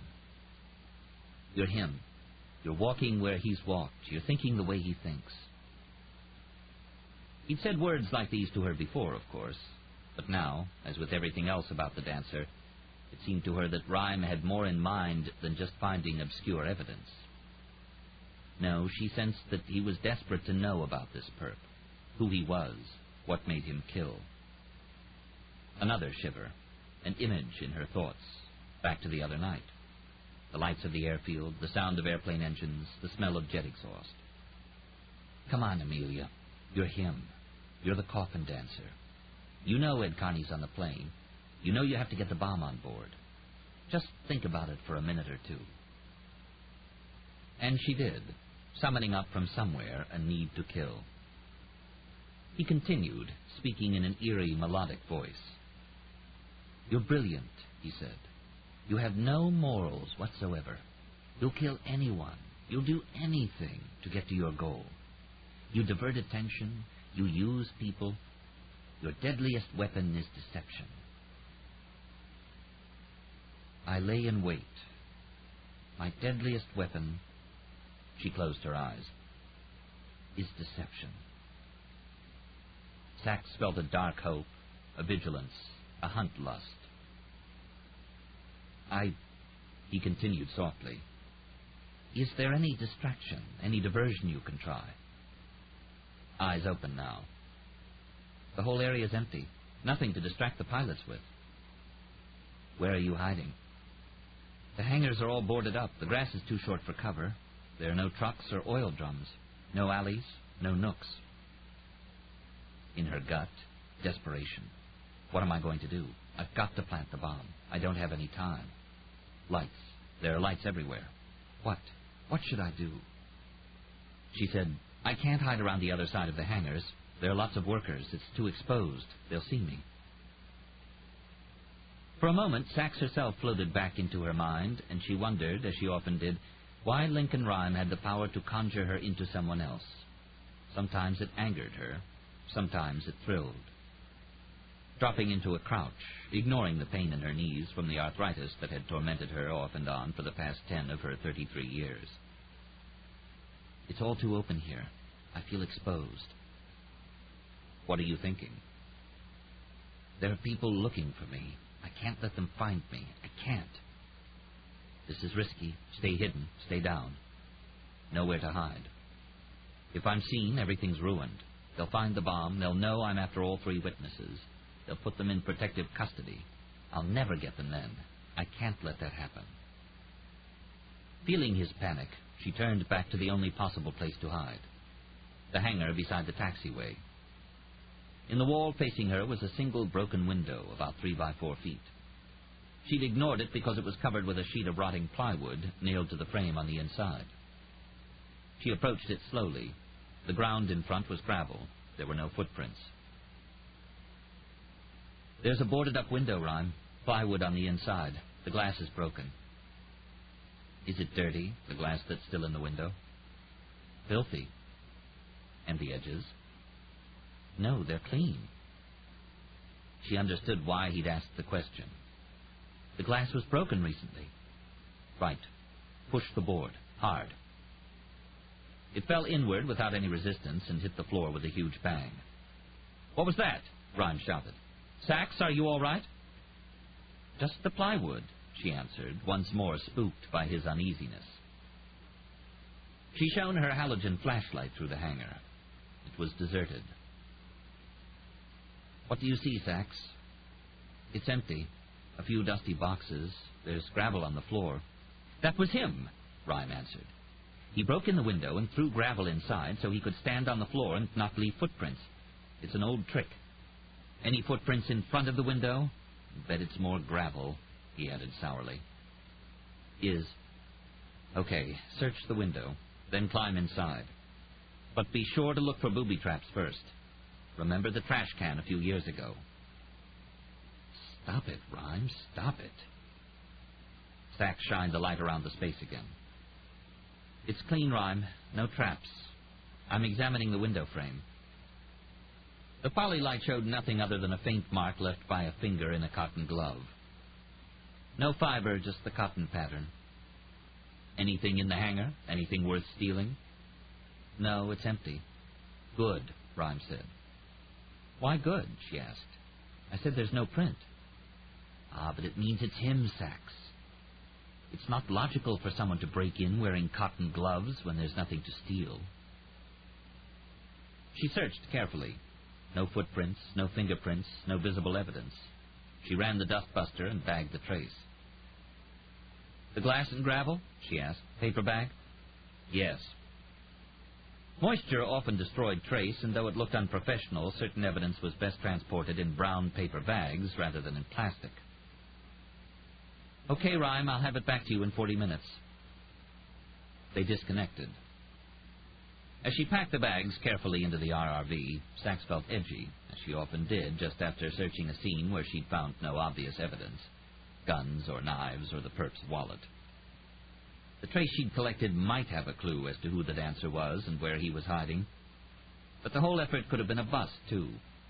She was anxious to get back to Rhyme's lab and see what he could find.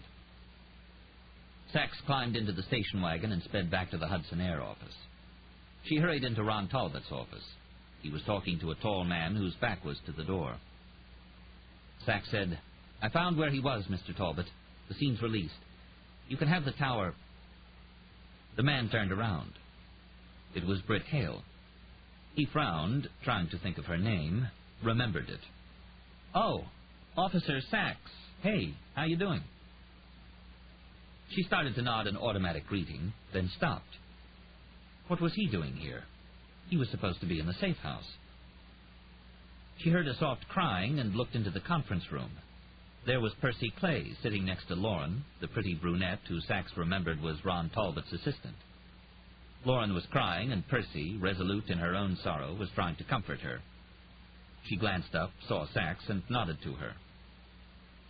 No. Then the third shock.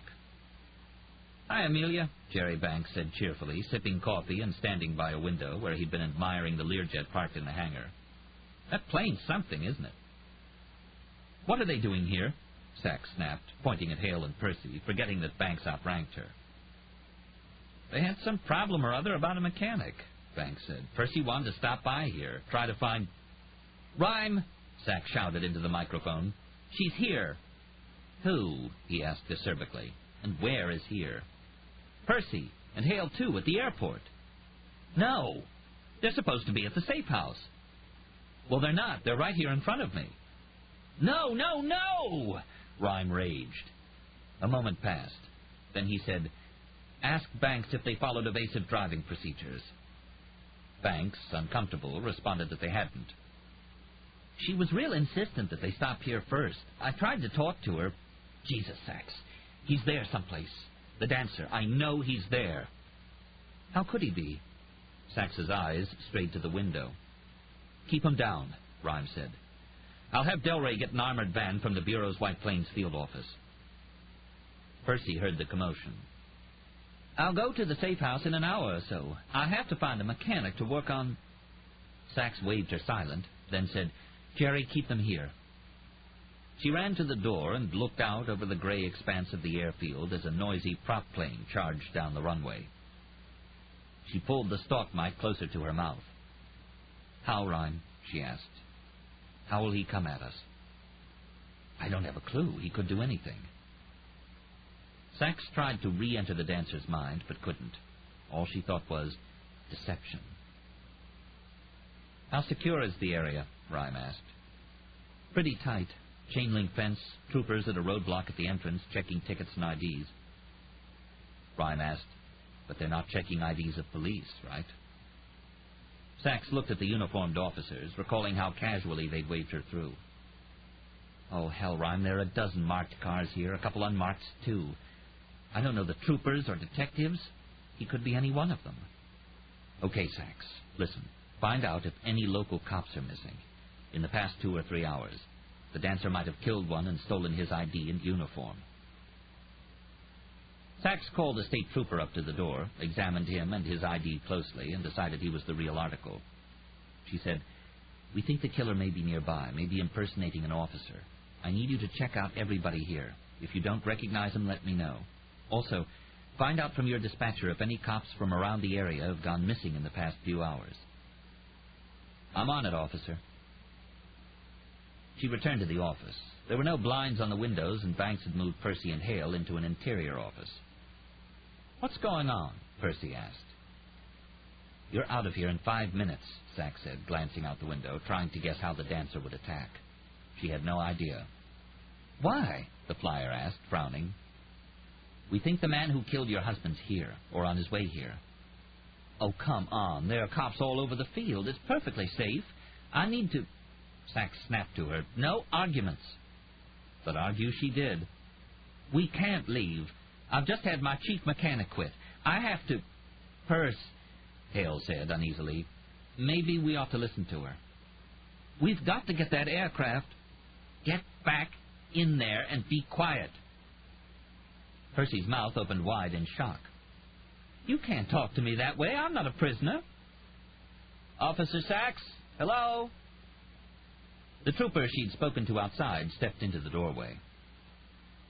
"I've done a fast visual of everybody here in uniform, and the detectives, too. No unknowns, and no reports of any state or Westchester officers missing. But our central dispatch told me something maybe you ought to know about. Might be nothing, but tell me." Percy Clay said, "Officer, I have to talk to you." Sachs ignored her and nodded to the trooper. "Go on."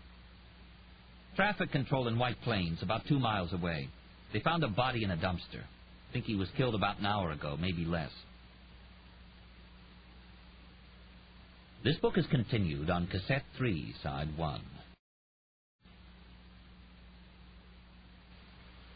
"Ryan, you here?" "Yes." Sachs asked the cop, "Why do you think that's important?" "It's the way he was killed. It was a hell of a mess." "Ask him if the hands and face were missing," Ryan asked. "What?" "Ask him." She did, and everyone in the office stopped talking and stared at Sachs. The trooper blinked in surprise and said, "Yes, ma'am, officer. Well, the hands, at least. The dispatcher didn't say anything about the face. How'd you know—" Ryan blurted, "Where's it now? The body?" She relayed the question. "In a coroner's bus. They're taking it to the county morgue." "No," Ryan said. "Have them get it to you, Sachs. I want you to examine it." "The body," he said. "It's got the answer to how he's going to come at you. I don't want Percy and Hale moved until we know what we're up against." She told the cop Ryan's request. "Okay," he said. "I'll get on it. That's... You mean you want the body here?" "Yes, now." "Tell him to get it there fast, Sachs," Ryan said. He sighed. "Oh, this is bad. Bad." And Sachs had the uneasy thought that Ryan's urgent grief was not only for the man who had died so violently, whoever he was, but for those who, maybe, were just about to. People believe that the rifle is the important tool for a sniper, but that's wrong. It's the telescope. What do we call it, soldier? Do we call it a telescopic sight? Do we call it a scope? Sir, we do not. It's a telescope. This one is a Redfield, 3x9 variable with crosshair reticles. There is none better, sir. The telescope Stephen was mounting on top of the Model 40 was 12 3/4 inches long and weighed just over 12 ounces. It had been matched to this particular rifle with corresponding serial numbers and had been painstakingly adjusted for focus. The parallax had been fixed by the optical engineer in the factory, so that the crosshairs resting on the lip of a man's heart 500 yards away would not move perceptibly when the sniper's head eased from left to right. The eye relief was so accurate that the recoil would knock the eyepiece back to within 1 millimeter of Stephen's eyebrow and yet never touch a hair. The Redfield telescope was black and sleek, and Stephen kept it draped in velvet and nestled in a styrofoam block in his guitar case. Now, hidden in a nest of grass some 300 yards from the Hudson Air hangar and office, Stephen fitted the black tube of the telescope into its mount, perpendicular to the gun. He always thought of his stepfather's crucifix when he mounted it. Then he swung the heavy tube into position with a satisfying click. He screwed down the lug nuts. "Soldier, are you a competent sniper?" "Sir, I am the best, sir." "What are your qualifications?" "Sir, I am in excellent physical shape. I am fastidious. I am right-handed. I have 20/20 vision. I do not smoke or drink or take any kind of drugs. I can lie still for hours at a time, and I live to send bullets up the ass of my enemy." He nestled farther into the pile of leaves and grass. There might be worms here, he thought, but he wasn't feeling cringy at the moment. He had his mission, and that was occupying his mind completely.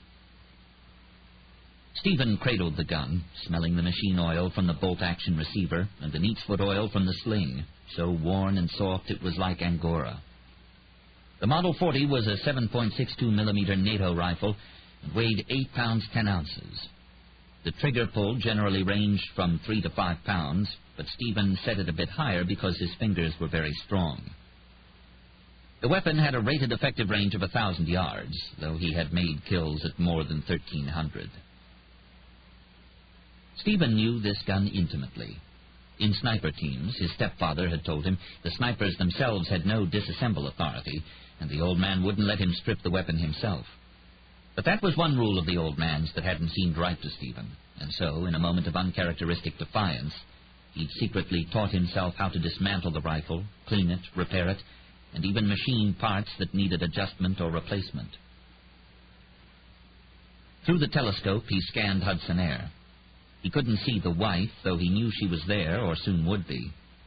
Listening to the tape of the phone tap on the Hudson Air office lines, Stephen had heard her tell someone named Ron that they were changing their plans. Rather than going to the safe house, they were driving to the airport to find some mechanics who could work on the airplane. Using the low crawl technique, Stephen now moved forward until he was on a slight ridge, still hidden by trees and grass, but with a better view of the hangar, the office, and the parking lot in front of them, separated from him by flat grass fields and 2 runways. It was a glorious kill zone. Wide, very little cover, all entrances and exits easily targeted from here. 2 people stood outside at the front door. One was a county or state trooper. The other was a woman, red hair dipping beneath a baseball cap. Very pretty. She was a cop, plain clothes. He could see the boxy outline of a Glock or Sig Sauer high on her hip. He lifted his rangefinder and put the split image on the woman's red hair. He twisted a ring until the images moved together seamlessly. 316 yards.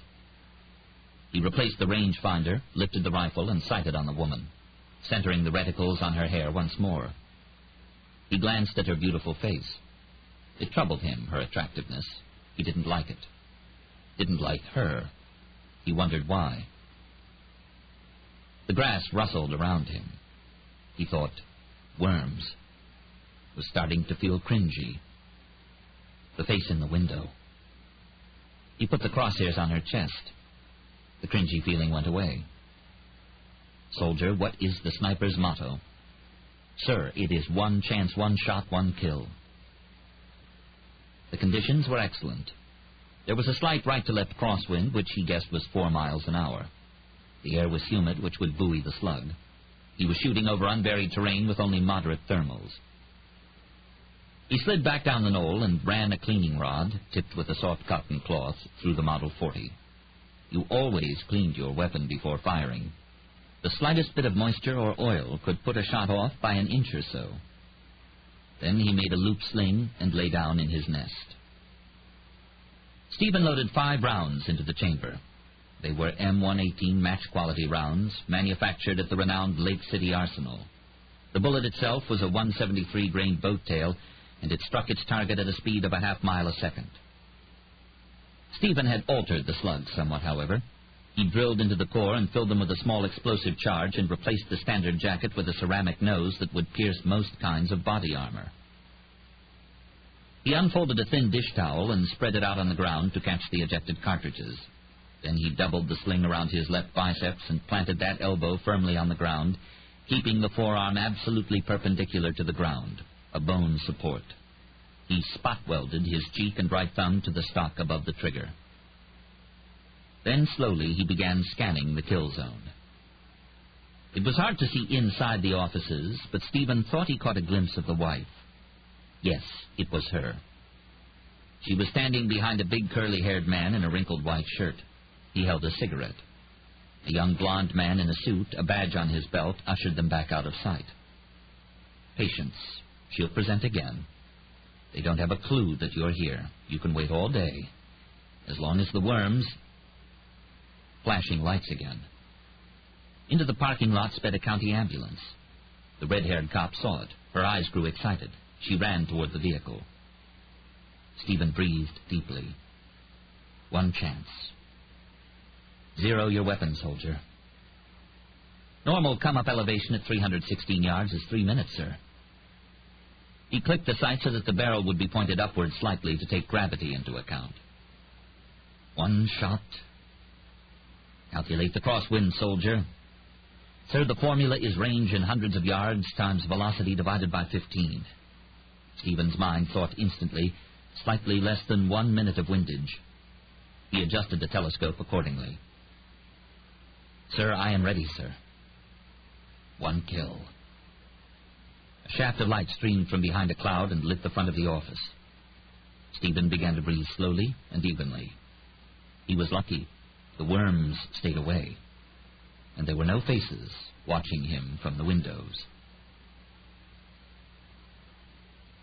Chapter 11. Hour 4 of 45. The medic rolled out of the ambulance. She nodded to him.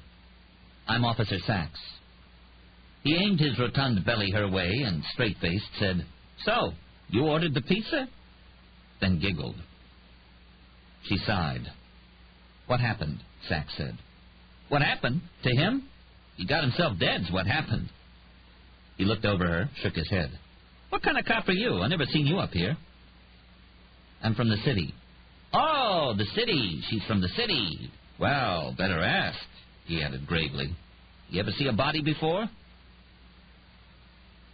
Sometimes you bend just a little. Learning how and how far takes some doing, but it's a valuable lesson. Sometimes more than valuable, sometimes necessary. She smiled. You know, we've got a real critical situation here. I'd sure appreciate your help. Could you tell me where you found him? He studied her chest for a moment. Reason I ask about seeing bodies is this one's going to bother you. I could do what needs to be done, searching it or whatever. Thanks. We'll get to that. Now, again, where'd you find him? Dumpster in the parking lot. About 2 clicks. That's Miles, another voice added. Hey, Jim, the medic said. Sachs turned. Oh, great. It was the GQ cop, the one who'd been flirting with her on the taxiway. He strode up to the ambulance.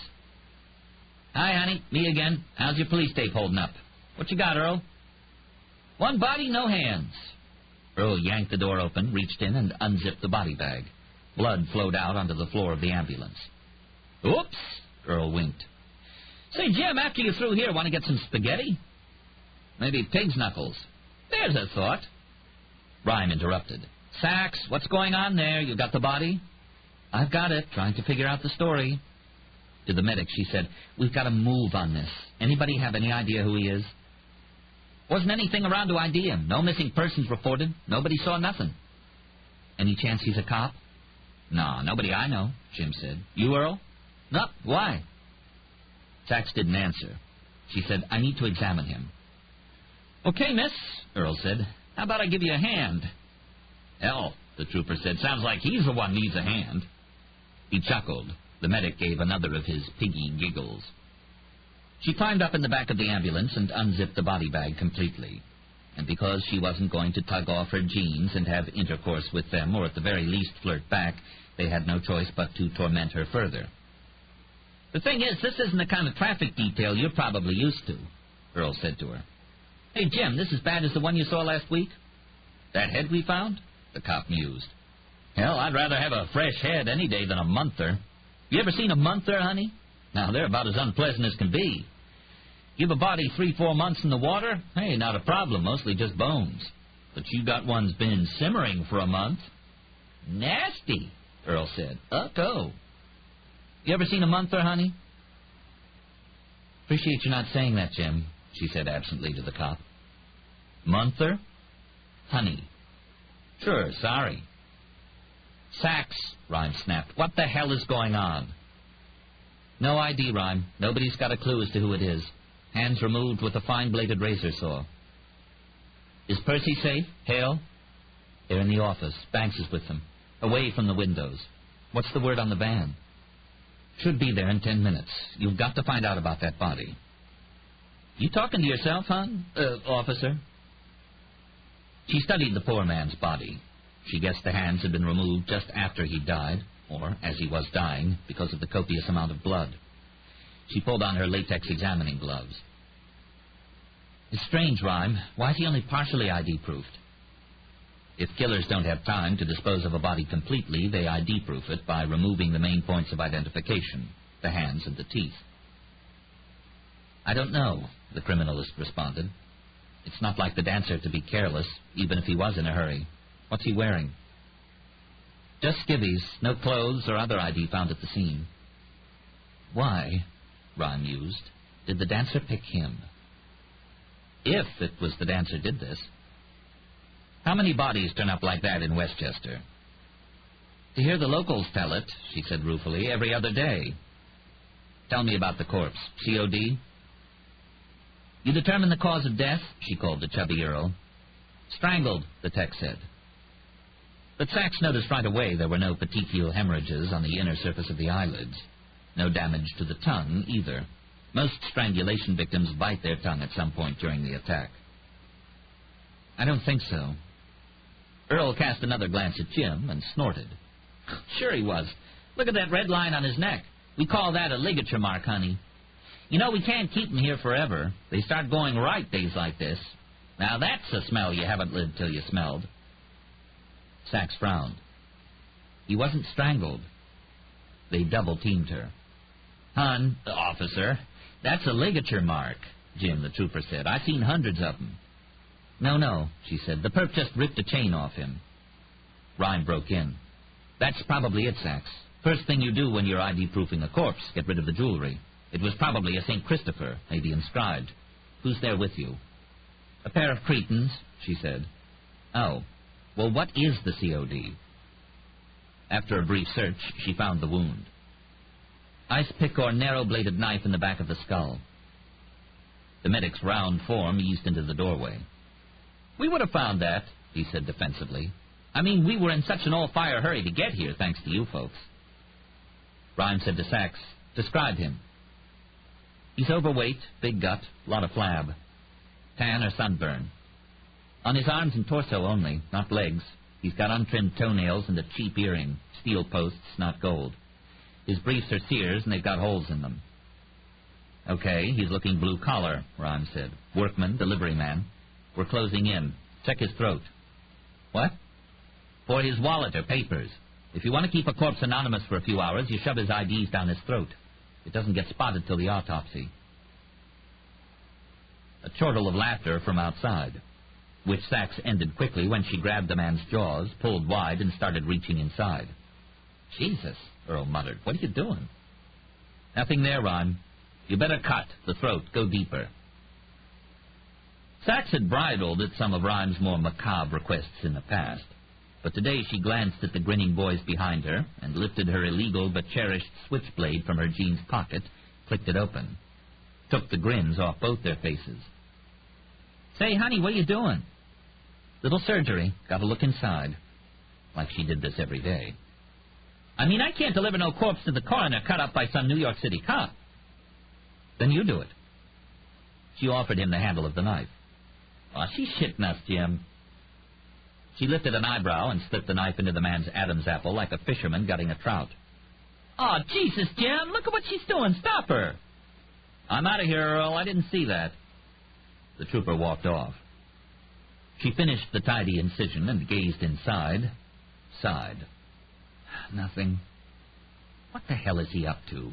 Ryan asked. Let's think. What if he isn't ID-proofing the body?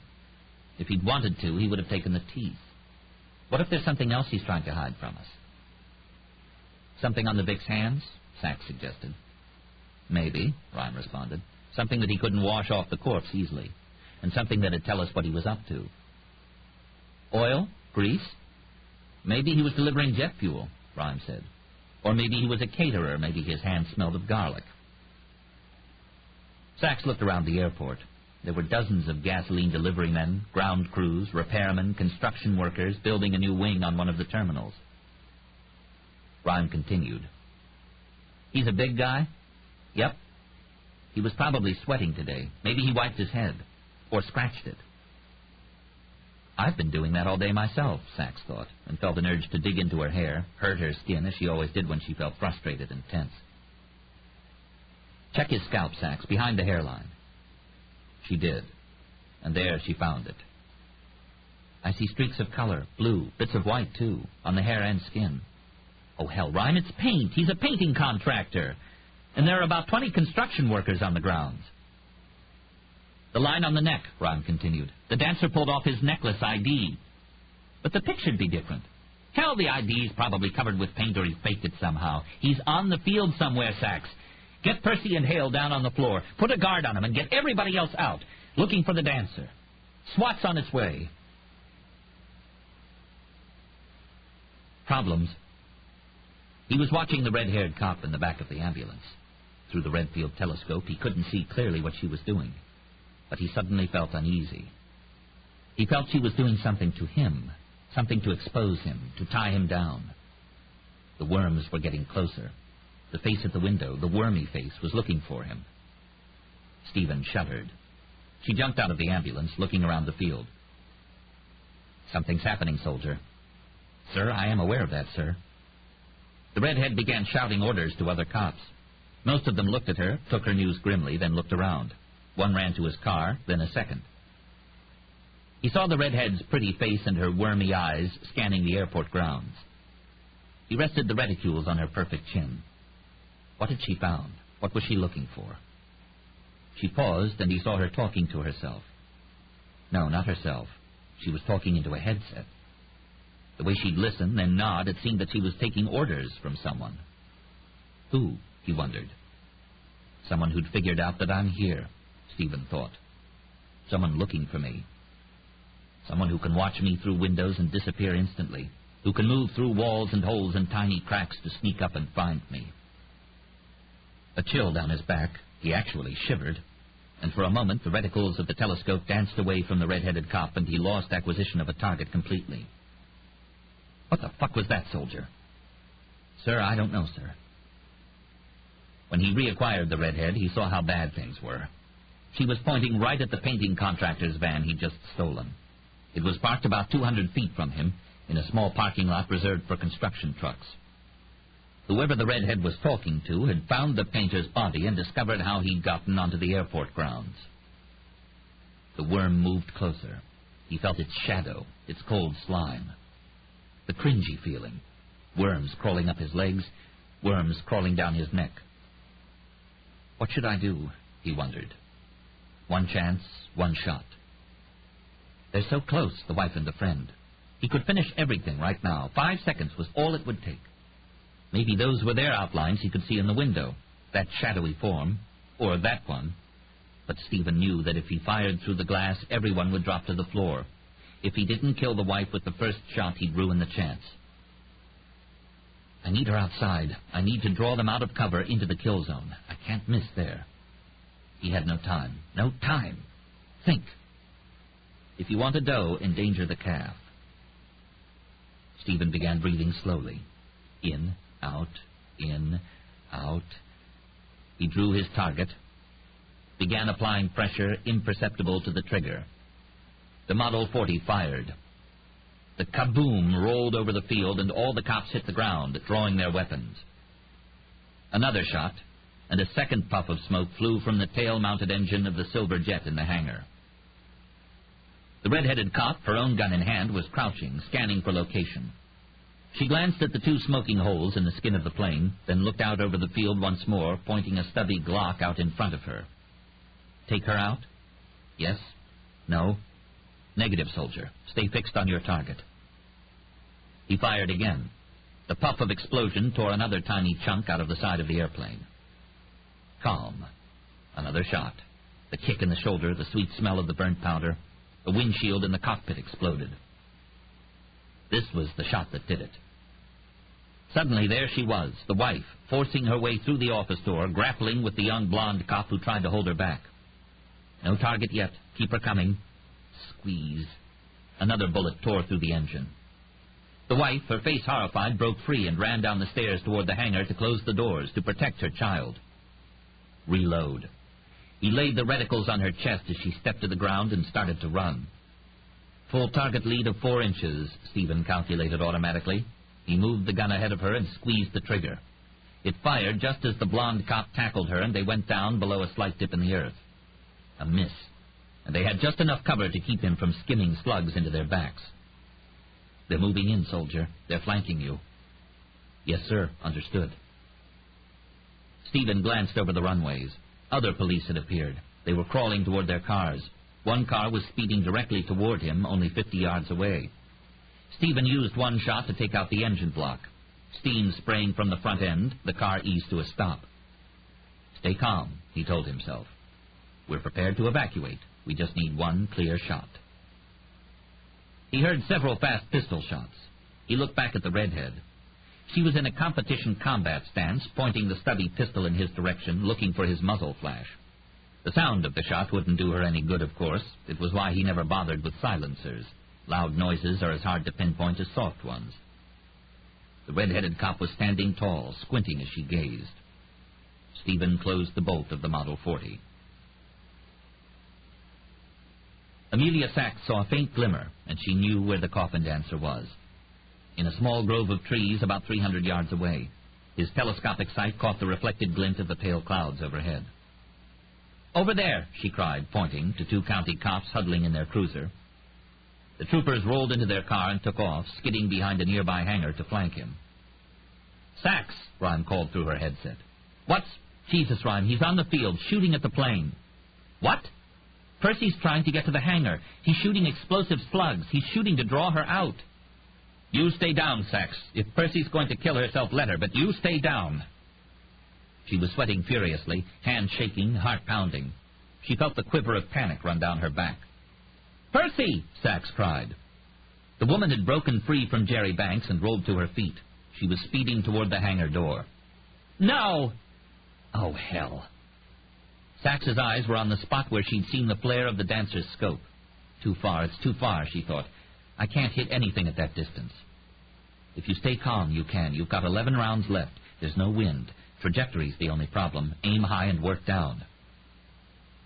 She saw several leaves fly outward as the dancer fired again.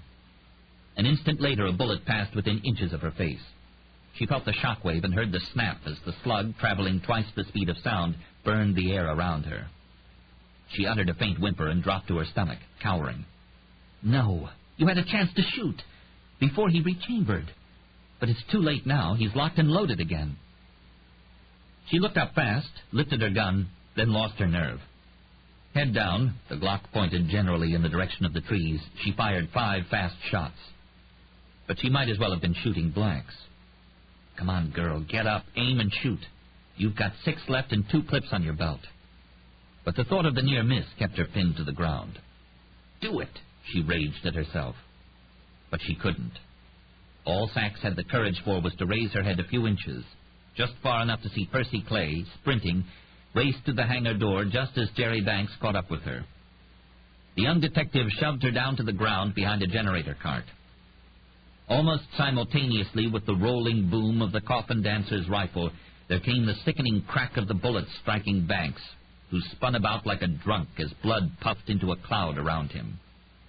And on his face, first a look of surprise, then of bewilderment, then of nothing whatsoever, as he spiraled down to the damp concrete. Chapter 12.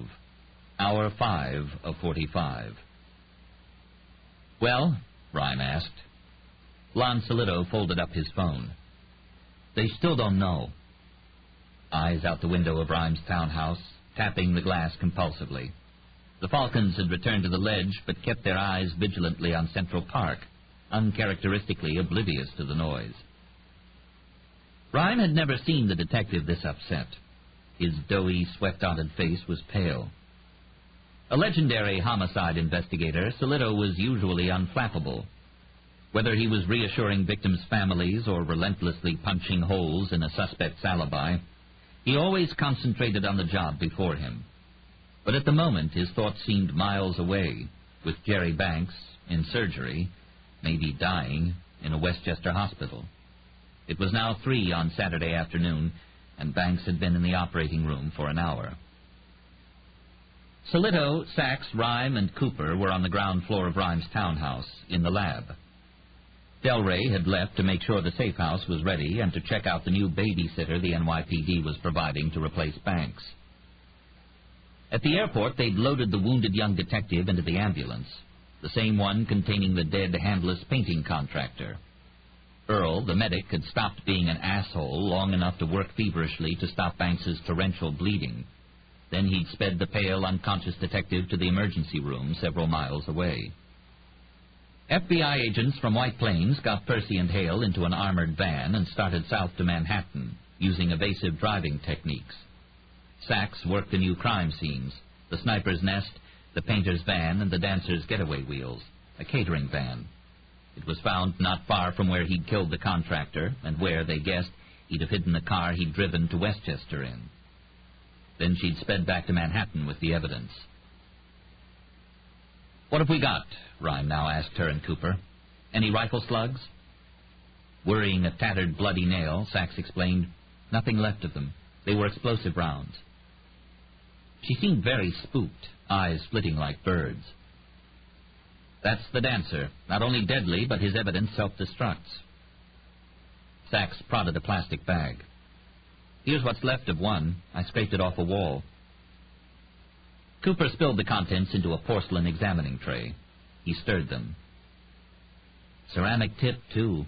Vests are pointless." "Grade A asshole," Solito offered. "Oh, the dancer knows his tools," Rhyme said. There was a bustle of activity at the doorway, and Tom let 2 suited FBI agents into the room. Behind them were Percy Clay and Britt Hale. Percy asked Solito, "How's he doing?" Her dark eyes looked around the room, saw the coolness that greeted her, didn't seem fazed. "Jerry, I mean." Solito didn't answer. Rhyme said, "He's still in surgery." Her face was fretted, hair more tangled than this morning. "I hope he'll be all right." Amelia Sachs turned to Percy and said coldly, "You what?" "I said I hope he'll be all right." "You hope?" The policewoman towered over her. She stepped closer. The squat woman stood her ground as Sachs continued, "Little late for that, isn't it?" "What's your problem?" "That's what I ought to be asking you. You got him shot." "Hey, officer," Solito said. Composed, Percy said, "I didn't ask him to run after me." "You'd be dead if it wasn't for him." "Maybe. We don't know that. I'm sorry he was hurt. And how sorry are you?" "Amelia," Rhyme said sharply. "No, I want to know how sorry. Are you sorry enough to give blood? To wheel him around if he can't walk? Give his eulogy if he dies?" Rhyme snapped, "Sachs, take it easy. It's not her fault." Sachs slapped her hands, tipped in chewed nails against her thighs. "It's not?" "The dancer outthought us." Sachs continued, gazing down into Percy's dark eyes. "Jerry was babysitting you. When you ran into the line of fire, what'd you think he was going to do?" "Well, I didn't think, okay? I just reacted." "Jesus." "Hey, officer," Hale said, "maybe you act a lot cooler under pressure than some of us, but we're not used to getting shot at." "Then she should have stayed down, in the office, where I told her to stay." There seemed to be a slight drawl in Percy's voice when she continued. I saw my aircraft endangered. I reacted. Maybe for you it's like seeing your partner wounded. Hale said she just did what any pilot would have done. Exactly, Rhyme announced. That's what I'm saying, Sachs. That's the way the Dancer works. But Amelia Sachs wasn't letting go. You should have been in the safe house in the first place. You never should have gone to the airport. That was Jerry's fault, said Rhyme, growing angrier. He had no authority to change the route. Sachs glanced at Solido, who'd been Banks's partner for 2 years.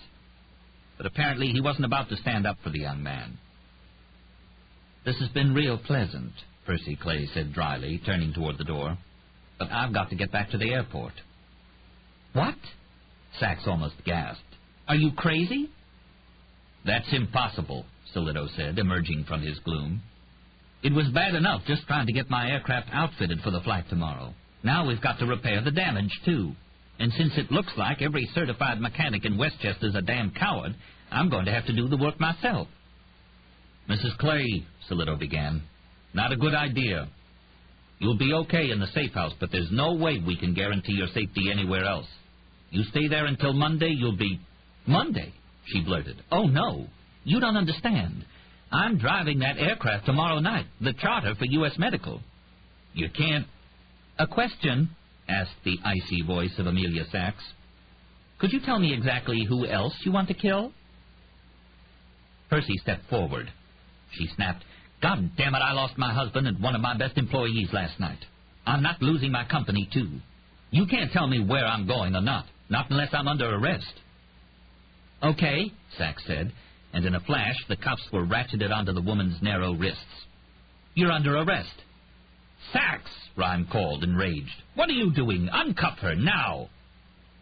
Sachs swung back to face him, snapped back, You're a civilian. You can't order me to do a thing. I can, Solido said. She said adamantly. I'm the arresting detective. You can't stop me from making a collar. Only the DA can throw a case out. What is this bullshit? Percy spat out, the vestigial drawl returning full force. What are you arresting me for, being a witness? The charge is reckless endangerment. And if Jerry dies, then it'll be criminally negligent homicide, or maybe manslaughter. Hale worked up some courage and said, Look now, I don't really like the way you've been talking to her all day. If you arrest her, you're going to have to arrest me. Not a problem, Sachs said, then turned to Solido. Lieutenant, I need your cuffs. Officer, enough of this crap, he grumbled. Sachs, Rhyme called, we don't have time for this. The Dancer's out there planning another attack right now. You arrest me, Percy said. I'll be out in 2 hours. Then you'll be dead in 2 hours and 10 minutes, which would be your business. Officer, Solido snapped, you're on real thin ice here. If you didn't have this habit of taking other people with you. Amelia, Rhyme said coldly. She swung to face him. He called her Sachs most of the time. Using her first name now was like a slap in the face. The chains on Percy's bony wrists clinked. In the window, the falcon fluttered its wings. No one said a word. Finally, in a reasonable voice, Rhyme asked, Please take the cuffs off and let me have a few minutes alone with Percy. Sachs hesitated. Her face was an expressionless mask. Please, Amelia, Rhyme said, struggling to be patient. Without a word, she unhooked the cuffs. Everyone filed out. Percy rubbed her wrists, then pulled her flask from her pocket and took a sip. Would you mind closing the door? Rhyme asked Sachs. But she merely glanced toward him and then continued into the corridor. It was Hale who swung the heavy oak door shut. Outside in the hallway, Lon Solido called again about Banks. He was still in surgery, and the floor nurse would say nothing else about him. Sachs took this news with a faint nod. She walked to the window overlooking the alley behind Rhyme's townhouse. The oblique light fell onto her hands, and she looked at her torn nails. She'd put bandages on 2 of the most damaged fingers. Habits, she thought. Bad habits. Why can't I stop? The detective walked up beside her, looking up at the gray sky. More spring storms were promised. "Officer," he said, speaking softly so none of the others could hear. "She fucked up, that lady did, okay. But you gotta understand, she's not a pro. Our mistake was letting her fuck up. And yeah, Jerry should have known better. It hurts me more than I can even think about to say it, but he blew it." "No," she said through clenched teeth. "You don't understand." "What's that?" Could she say it? The words were so hard. "I blew it. It's not Jerry's fault." She tossed her head toward Rhyme's room. "Or Percy's. It's mine." "You? Fuck, you and Rhyme are the ones figured out he was at the airport. He might have nailed everybody if it wasn't for you." She was shaking her head. I saw the dancer's position before he capped Jerry." "And?" "I knew exactly where he was. I drew a target. Oh, hell, this was hard." "What are you saying, officer?" "He let off a round at me. Oh, Christ. I clenched. I hit the ground." Her finger disappeared into her scalp, and she scratched until she felt slick blood. "Stop it. Shit." "So?" Solito didn't get it. "Everybody hit the deck, right? I mean, who wouldn't?" Staring out the window, face burning with shame.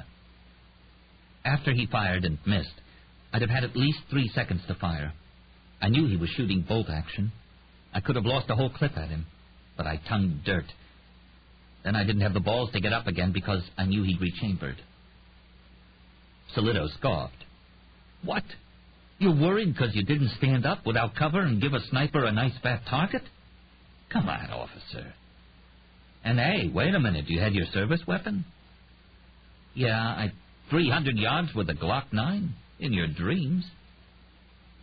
"I might not have hit him, but I could have parked enough nearby to keep him pinned down. So he wouldn't have got that last shot in and hit Jerry." "Oh, hell."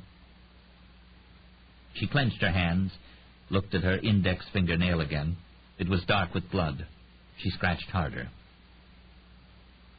The brilliant red reminded her of the dust cloud of blood rising around Jerry Banks, and so she scratched harder still. "Officer, I wouldn't lose any sleep over that one." How could she explain?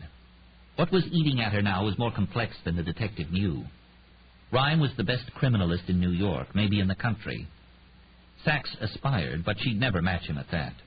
But shooting, like driving fast, was one of her gifts.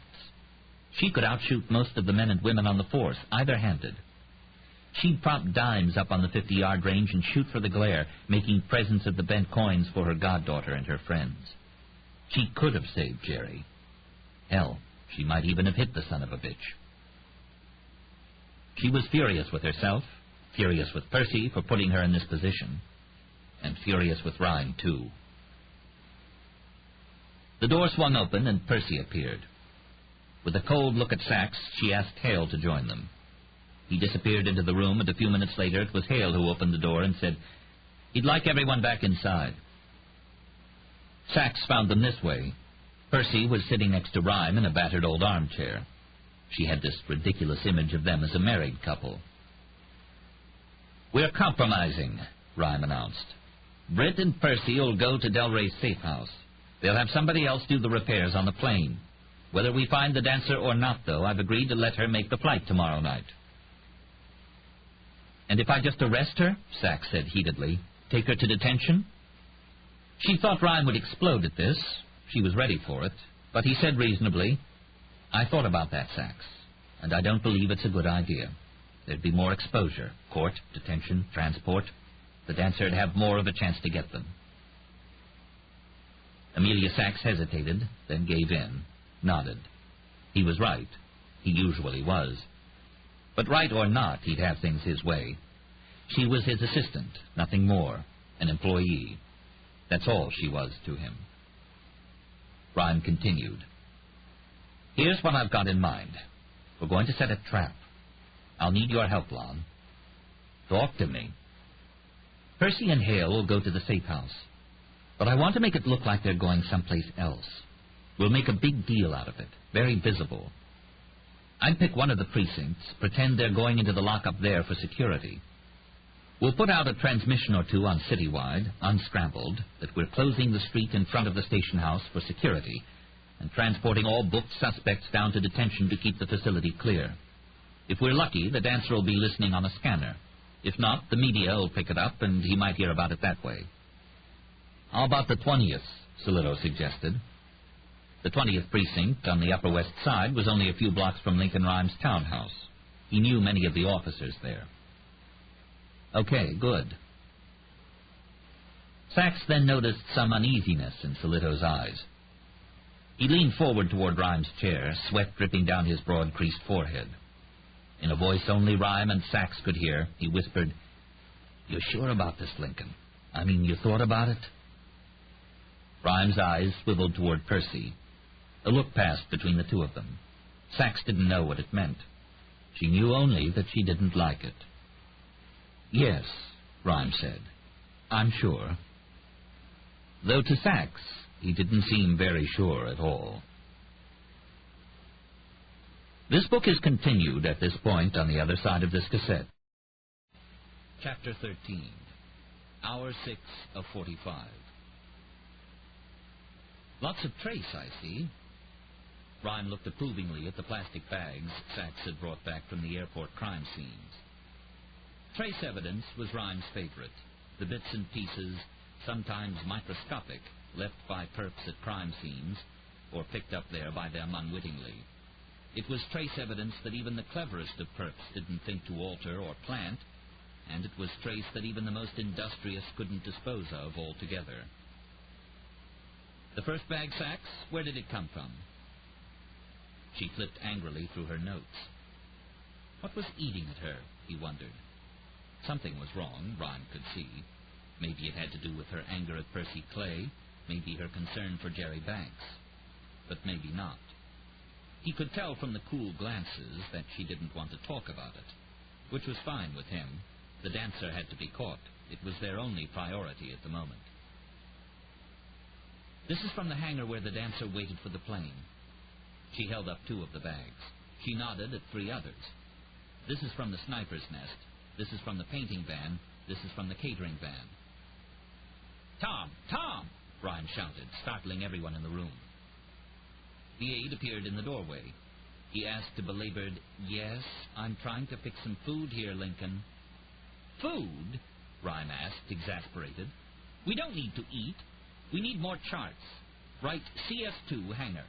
Yes, CS2 hangar. That's good. Then another one, CS3. That's where he fired from, his grassy knoll." "I should write that? Grassy knoll?" "Of course not. It's a joke. I do have a sense of humor, you know. Write CS3, sniper's nest. Now, let's look at the hangar first. What do you have?" "Bits of glass," Cooper said, spilling the contents out on a porcelain tray like a diamond merchant. Sachs added, "And some vacuum trace, a few fibers from the windowsill. No FR.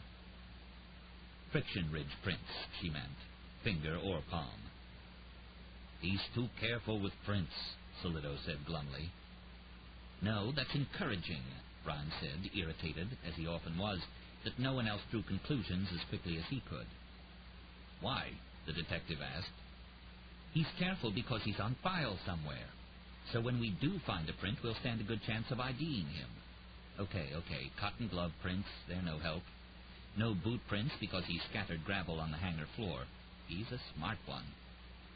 But if he were stupid, nobody'd need us, right? Now, what does the glass tell us?" "What could it tell us?" Sachs asked shortly, "except he broke in the window to get into the hangar." "I wonder," Rhyme said. "Let's look at it." Mel Cooper mounted several shards on a slide and placed it under the lens of the compound scope at low magnification. He clicked the video camera on to send the image to Rhyme's computer. Rhyme motored back to it. He instructed, "Command mode." Hearing his voice, the computer dutifully slipped a menu onto the glowing screen. He couldn't control the microscope itself, but he could capture the image on the computer screen and manipulate it. Magnify or shrink it, for instance. Cursor left. Double-click. Rhyme strained forward, lost in the rainbow auras of refraction. "Looks like standard PPG single-strength window glass. Agreed, Cooper said, then observed, no chipping. It was broken by a blunt object. His elbow, maybe. Uh-huh. Look at the conchoidal, Mel. When someone breaks a window, the glass shatters in a series of conchoidal breaks, curved fracture lines. You can tell from the way they curve which direction the blow came from. I see it, the tech said. Standard fractures. Look at the dirt, Rhymes said abruptly, on the glass. See it. Rainwater deposits, mud, fuel residue. What side of the glass is the dirt on? Rhyme asked impatiently. When he was running IRD, one of the complaints of the officers under him was that he acted like a schoolmarm. Rhyme considered it a compliment. It's... Oh, Cooper caught on. How can that be? What? Sachs asked. Rhyme explained. The conchoidal fractures began on the clean side of the glass and ended on the dirty side. He was inside when he broke the window. But he couldn't have been, Sachs protested. The glass was inside the hangar. She stopped and nodded. You mean he broke it out, then scooped the glass up and threw it inside with the gravel? But why? The gravel wasn't to prevent shoe prints. It was to fool us into thinking he broke in. But he was already inside the hangar and broke out. Interesting. The criminalist considered this for a moment, then shouted, Check that trace. There any brass in it? Any brass with graphite on it? A key, Sachs said. You're thinking somebody gave him a key to get into the hangar. That's exactly what I'm thinking. Let's find out who owns or leases the hangar. I'll call, Solido said, and flipped open his cell phone. Cooper looked through the eyepiece of another microscope. He had it on high magnification. Here we go, he said. Lot of graphite and brass. What I'd guess is some 3-in-1 oil, too. So it was an old lock. He had to fiddle with it. Or, Ryan prompted. Come on, think. Or a new-made key, Sachs blurted. Right, a sticky one. Good. Tom, the chart, please. Write access by key. In his precise handwriting, the aide wrote the words. Now, what else do we have? Rhyme sipped and puffed and swung closer to the computer. He misjudged and slammed into it, nearly knocking over his monitor. God damn, he muttered. You all right? Solido asked. Fine, I'm fine, he snapped. Anything else? I was asking anything else? Cooper and Sachs brushed the rest of the trace onto a large sheet of clean newsprint. They put on magnifying goggles and went over it. Cooper lifted several flecks with a probe and placed them on a slide. Okay, Cooper said, we've got fibers. A moment later, Rhyme was looking at the tiny strands on his computer screen. What do you think, Mel? Paper, right? Yup. Speaking into his headset, Rhyme ordered his computer to scroll through the microscopic images of the fibers. Looks like two different kinds. One's white or buff. The other's got a green tint. Green? Money? Solido suggested. Possibly. You have enough to gas a few? Rhyme asked. The chromatograph would destroy the fibers. Cooper said they had and proceeded to test several of them. He read the computer screen. No cotton and no soda, sulfite or sulfate. These were chemicals added to the pulping process in making high-quality paper. It's cheap paper, and the dye is water-soluble. There's no oil-based ink. So, Rhyme announced, it's not money. Probably recycled, Cooper said. Rhyme magnified the screen again. The matrix was large now, and the detail lost. He was momentarily frustrated and wished that he was looking through a real compound scope eyepiece. There was nothing like the clarity of fine optics. Then he saw something. Those yellow blotches, Mel. Blue? The tech looked through the microscope's eyepiece and announced, Yes, envelope blue, looks like. So possibly the key had been delivered to the dancer in an envelope. But what did the green paper signify? Rhyme had no idea. Solido folded up his phone. I talked to Ron Talbot at Hudson Air. He made a few calls. Guess who leases that hangar where the dancer waited? Philip Hanson, Rhyme said. Yup. We're making a good case, Sachs said. True, Rhyme thought, though his goal was not to hand the dancer over to the AG with a watertight case. No, he wanted the man's head on a pike. Anything else there? Nothing. Okay, let's move on to the other scene. The sniper's nest. He was under a lot of pressure there. Maybe he got careless. But, of course, he hadn't been careless. There were no shell casings. Here's why, Cooper said, examining the trace through the scope. Cotton fibers. He used a dish towel to catch the casings. Rhyme nodded. Footprints? Nope. Sachs explained that the dancer had worked his way around the patches of exposed mud, staying on the grass even when he was racing to the catering van to escape. How many FRs you find? None at the sniper's nest, she explained. Close to 200 in the two vans. Using AFIS, the automated fingerprint identification system that linked digitalized criminal, military, and civil service fingerprint databases around the country, a cold search of this many prints would be possible, though very time-consuming. But as obsessed as Rhyme was with finding the dancer, he didn't bother with an AFIS request. Sachs reported that she'd found his glove prints in the vans, too. The friction ridges prints inside the vehicles wouldn't be the dancer's. Cooper emptied the plastic bag onto an examining tray. He and Sachs looked over it. Dirt, grass, pebbles. Here we go. Can you see this, Lincoln? Cooper mounted another slide. Hairs, Cooper said, bent over his own scope. 3, 4, 6, 9. A dozen of them. It looks like a continuous medulla. The medulla is a canal running through the middle of a strand of some types of hair. In humans, the medulla is either non-existent or fragmented. A continuous medulla meant the hair was animal. What do you think, Mel? I'll run him through the SEM, the scanning electron microscope. Cooper ran the scale up to 1,500 times magnification and adjusted dials until one of the hairs was centered in the screen. It was a whitish stalk with sharp-edged scales resembling a pineapple's skin. Cat, Rhyme announced. Cats, plural, Cooper corrected, looking into the compound scope again. Looks like we've got a black and a calico, both short hairs. Then a tawny, long and fine, Persian, something like that. Rhyme snorted. Don't think the dancer's profiles that he's an animal lover. He's either passing for somebody with cats or staying with somebody who's got them. More hair, Cooper announced, and mounted a slide on the compound scope. Human. It's, 2 strands, about 6 inches long. He's shedding, huh? Solido asked. Who knows, Rhyme said skeptically. Without the bulb attached, it's impossible to determine the sex of the person who lost the strand. Age, except with an infant's hair, was also impossible to tell. Rhyme suggested, maybe it's the paint truck drivers? Sachs, he have long hair? No, crew cut, and it was blonde. What do you think, Mel? The tech scanned the length of the hair. It's been colored. The dancer's known for changing his appearance, Rhyme said. Don't know, Lincoln, Cooper said. The dye's similar to the natural shade. You'd think he'd go for something very different if he wanted to change his identity. Wait, I see 2 colors of dye. The natural shade is black.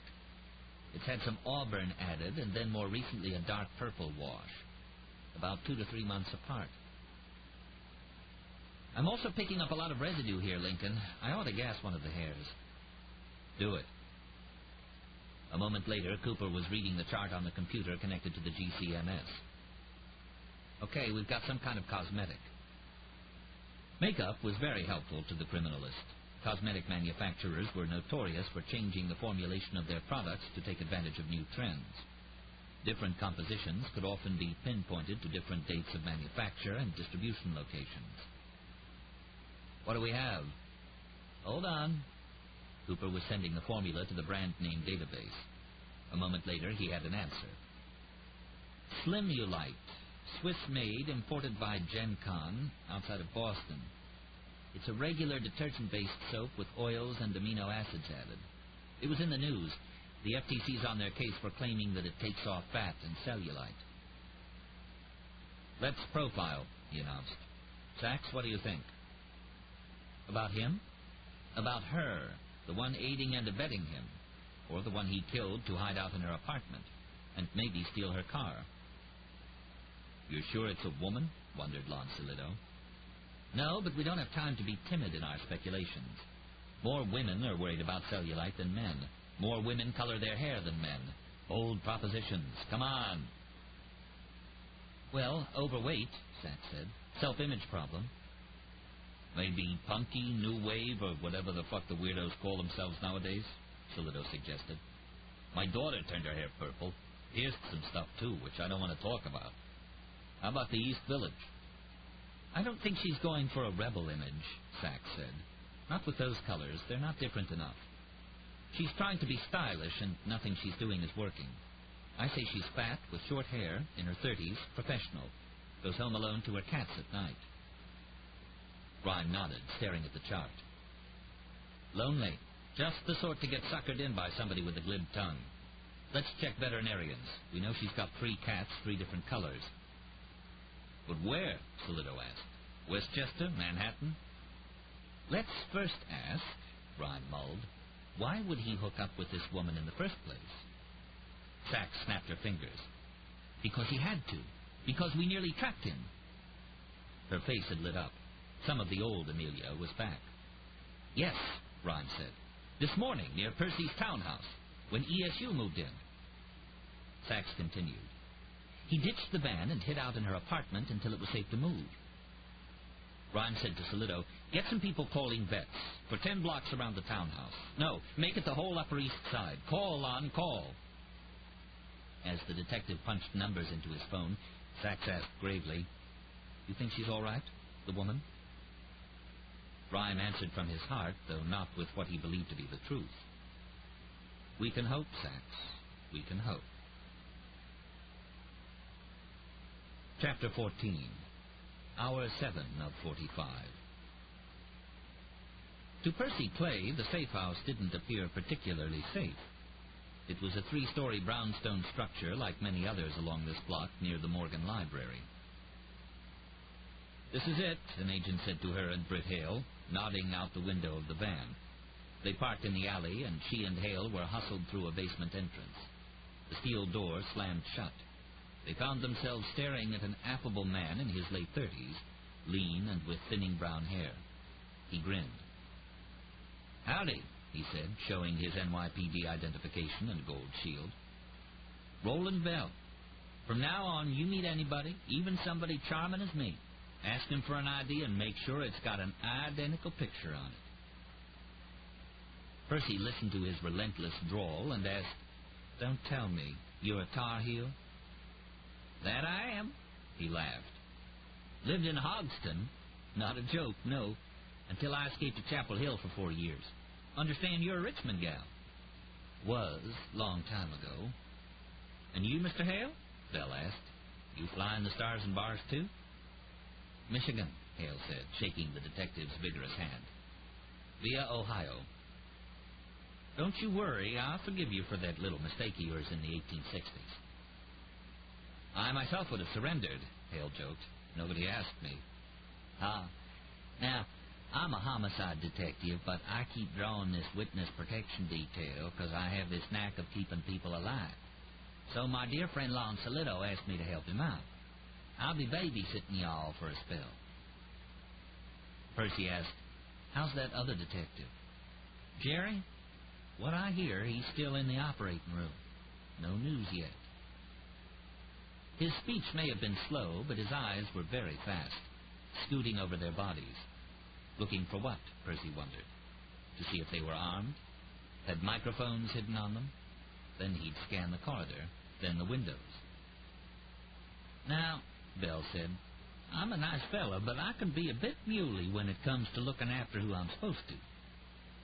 He gave Percy a faint smile. You look a bit muley yourself, but just remember that everything I tell you to do is for your own good. All right? All right. Hey, I think we're going to get along just fine. Now, let me show you our grade A accommodations.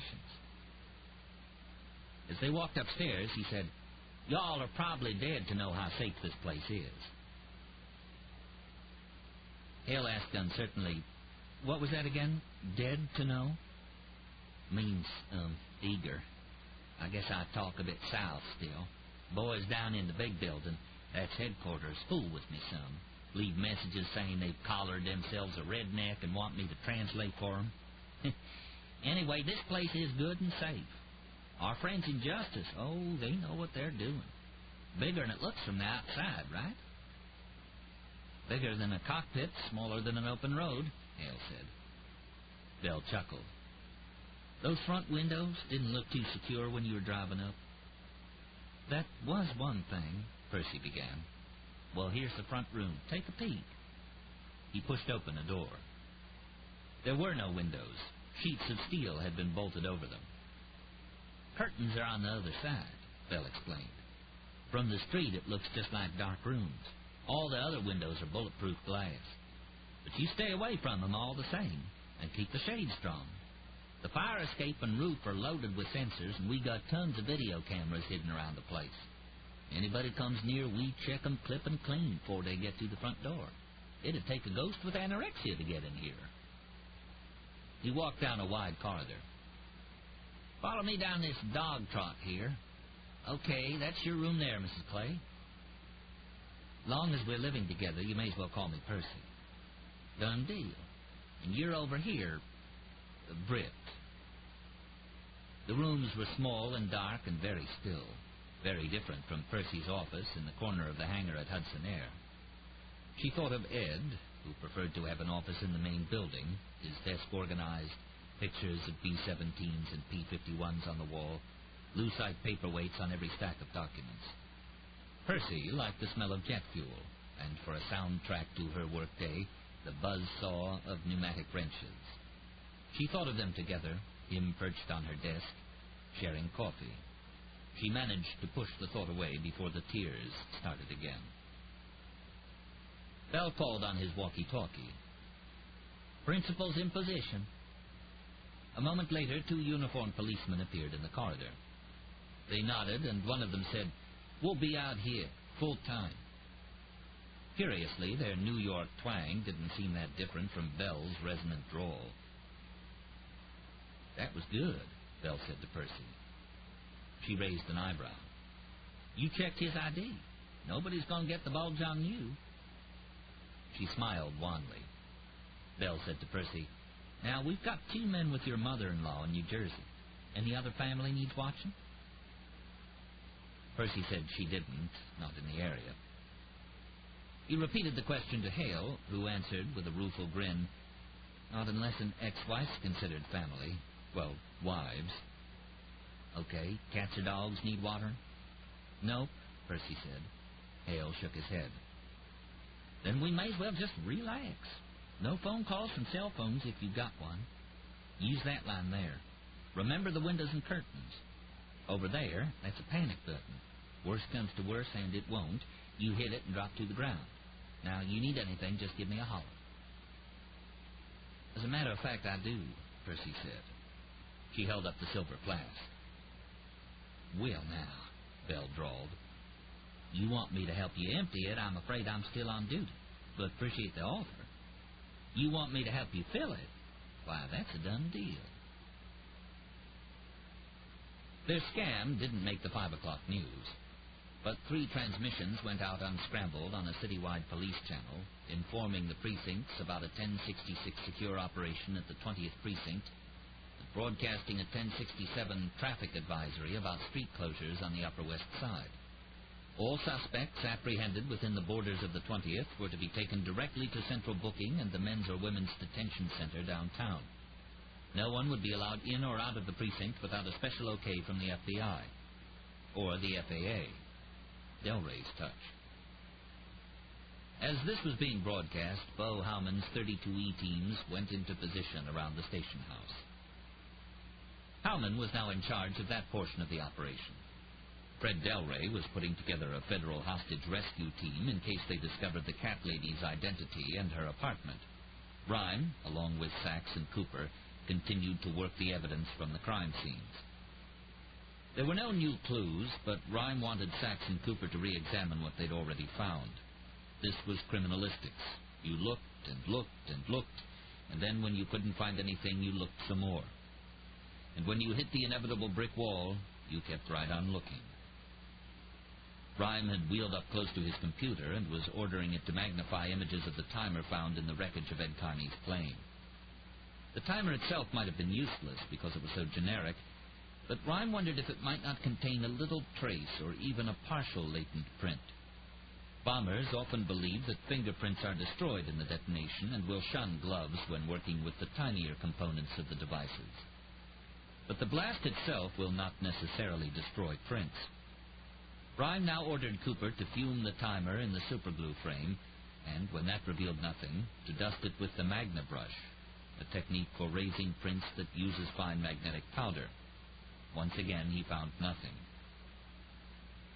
Finally, he ordered the sample be bombarded by the Nityag, slang for a garnet laser that was state-of-the-art in raising otherwise invisible prints.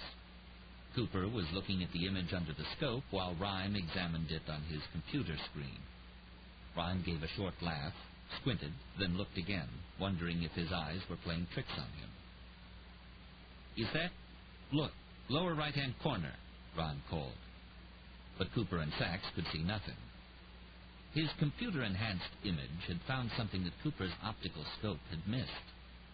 On the lip of metal that had protected the timer from being blown to smithereens was a faint crescent of ridge endings, crossings, and bifurcations. It was no more than a 1/16 of an inch wide and maybe a half-inch long. "It's a print," Rhyme said. "Not enough to compare," Cooper said, gazing at Rhyme's screen.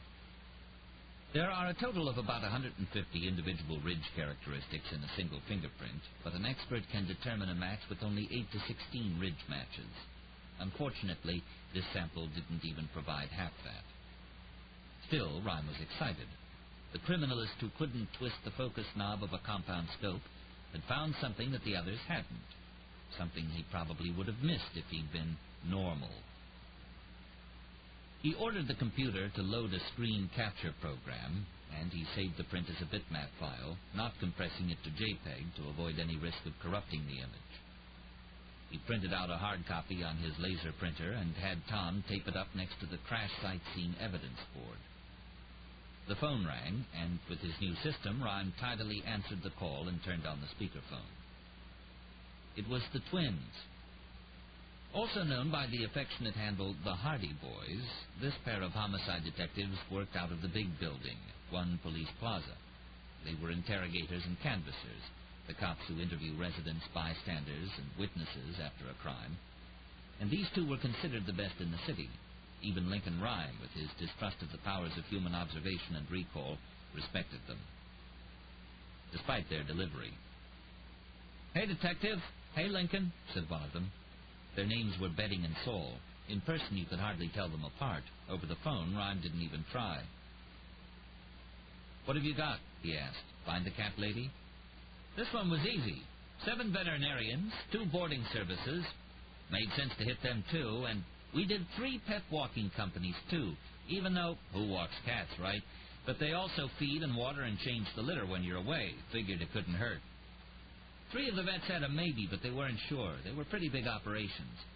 Lots of animals on the Upper East Side. You'd be surprised. Well, maybe you wouldn't. And so we had to call employees at home. You know, doctors, assistants, washers. That's a job, pet washer. Anyway, a receptionist at a vet on 82nd was thinking it might be this customer Sheila Horowitz. She's mid-30s, short dark hair, heavy set, has 3 cats, one black and the other blonde. They don't know the color on the third one. She lives on Lexington between 78th and 79th. 5 blocks from Percy's townhouse. Rhyme thanked them and told them to stay on call, then barked, "Get Del Rey's teams over there now. You too, Sachs. Whether he's there or not, we'll have a scene to search. I think we're getting close. Can you feel it, everybody? We're getting close." Percy Clay was telling Roland Bell about her first solo flight, which didn't go quite as she planned. She'd taken off from the small grass strip 4 miles outside of Richmond, feeling the familiar ka-thunk as the Cessna's gear bounded over the rough spots just before she hit V1 speed. Then back on the yoke, and the crisp little 150 took to the air. A humid spring afternoon, just like this one. "Must have been exciting," Bell offered, with a curiously dubious look. Got more so, Percy said, then took a hit from the flask. 20 minutes later, the engine quit over the wilderness in eastern Virginia, a nightmare of brambles and loblolly pine. She set the staunch plane down on a dirt road, cleared the fuel line herself, and took off once again, returning home without incident. There was no damage to the little Cessna, so the owner never found out about the joyride.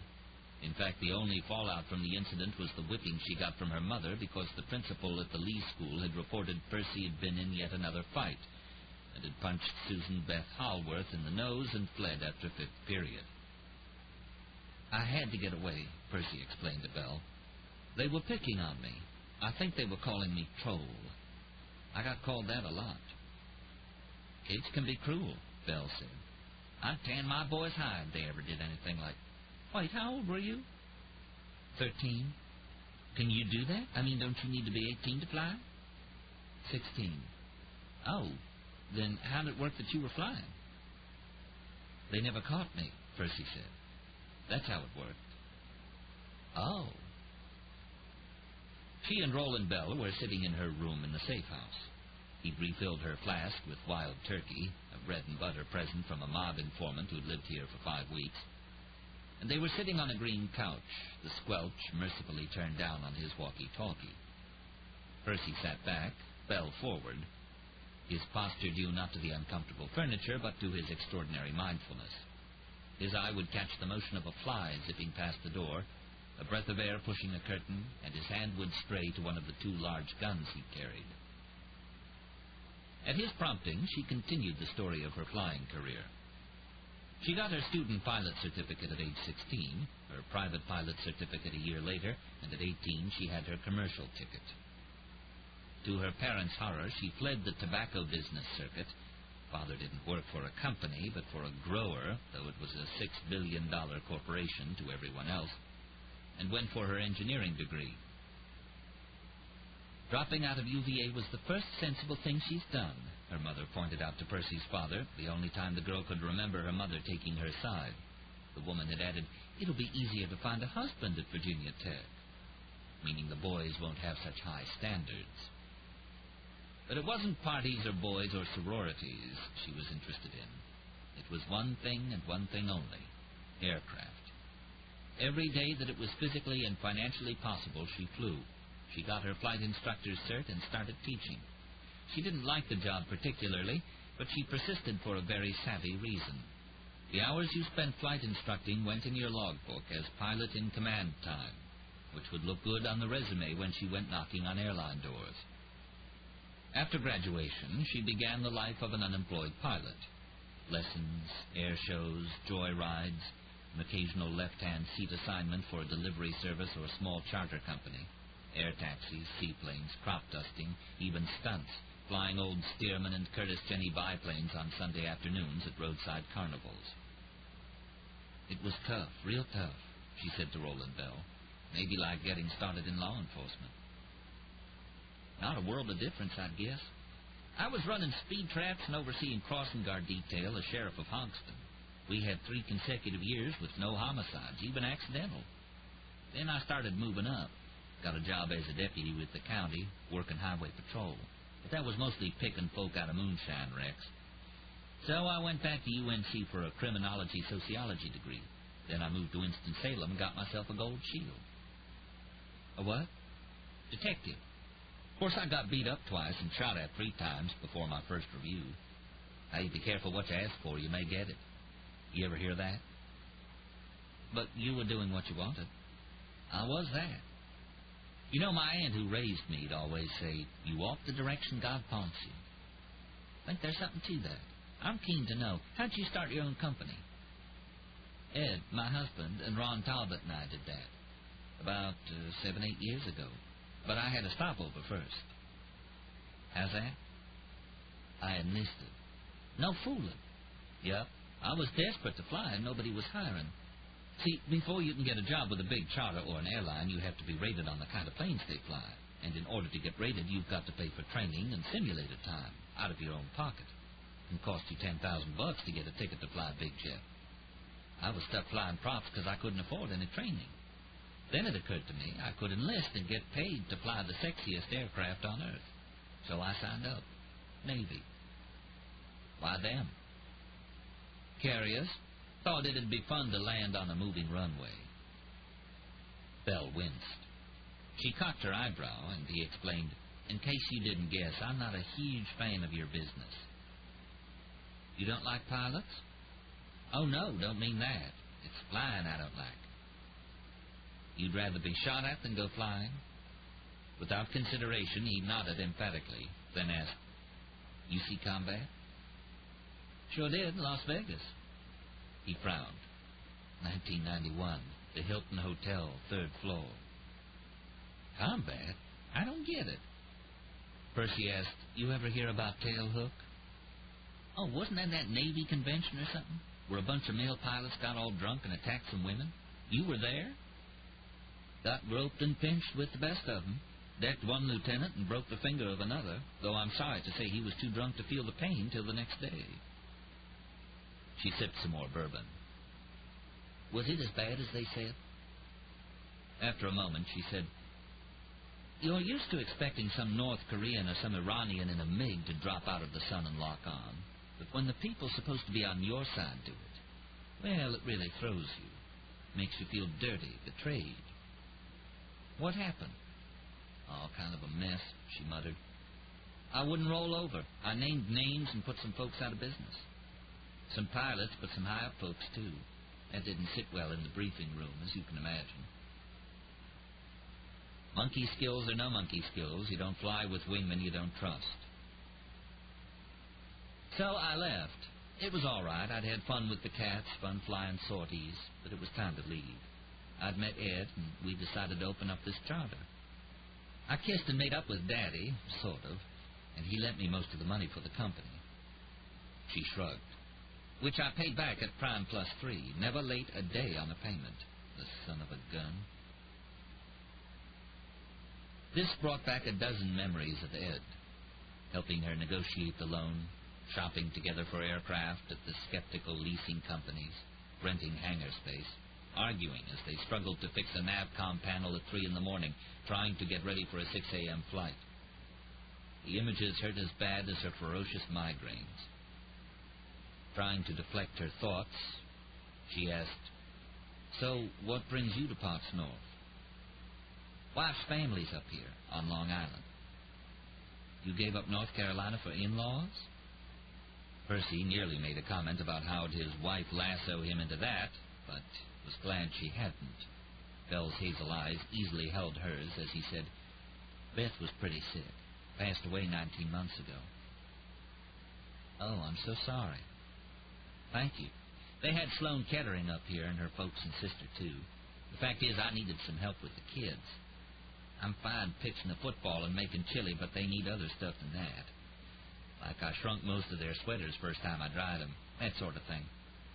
I wasn't averse to a move anyway. Wanted to show the kids there's more to life than silos and harvesters. You got pictures? Percy asked, tipping back the flask. The hot liquor burned for a brief, exquisite moment. She decided she'd quit drinking, then decided not to. Indeed I do. He fished a wallet from his baggy slacks and displayed the children. 2 blonde boys, around 5 and 7. Benjamin and Kevin, Belle announced. Percy also caught a glimpse of another woman, a pretty blonde woman, short hair and bangs. They're adorable. You have any kids? No, she answered, thinking I always had my reasons. There was always next year, or the next, when the company was doing better, when we'd lease that 737, after I got my DC-9 rating. She gave him a stoic smile. Yours? They want to be cops when they grow up? Soccer players what they want to be. Not much of a market for that in New York, unless the Mets keep playing the way they've been. Before the silence grew too thick, Percy asked, Is it okay if I call the company? I've got to see how my aircraft's coming. You bet. I'll leave you be. Just make sure you don't give out our number or address to a soul. It's the one thing I'm going to be real muley about. Chapter 15. Hour 8 of 45. Ron, it's Percy. How is everyone? Shook up, he answered. I sent Sally home. She couldn't... How is she?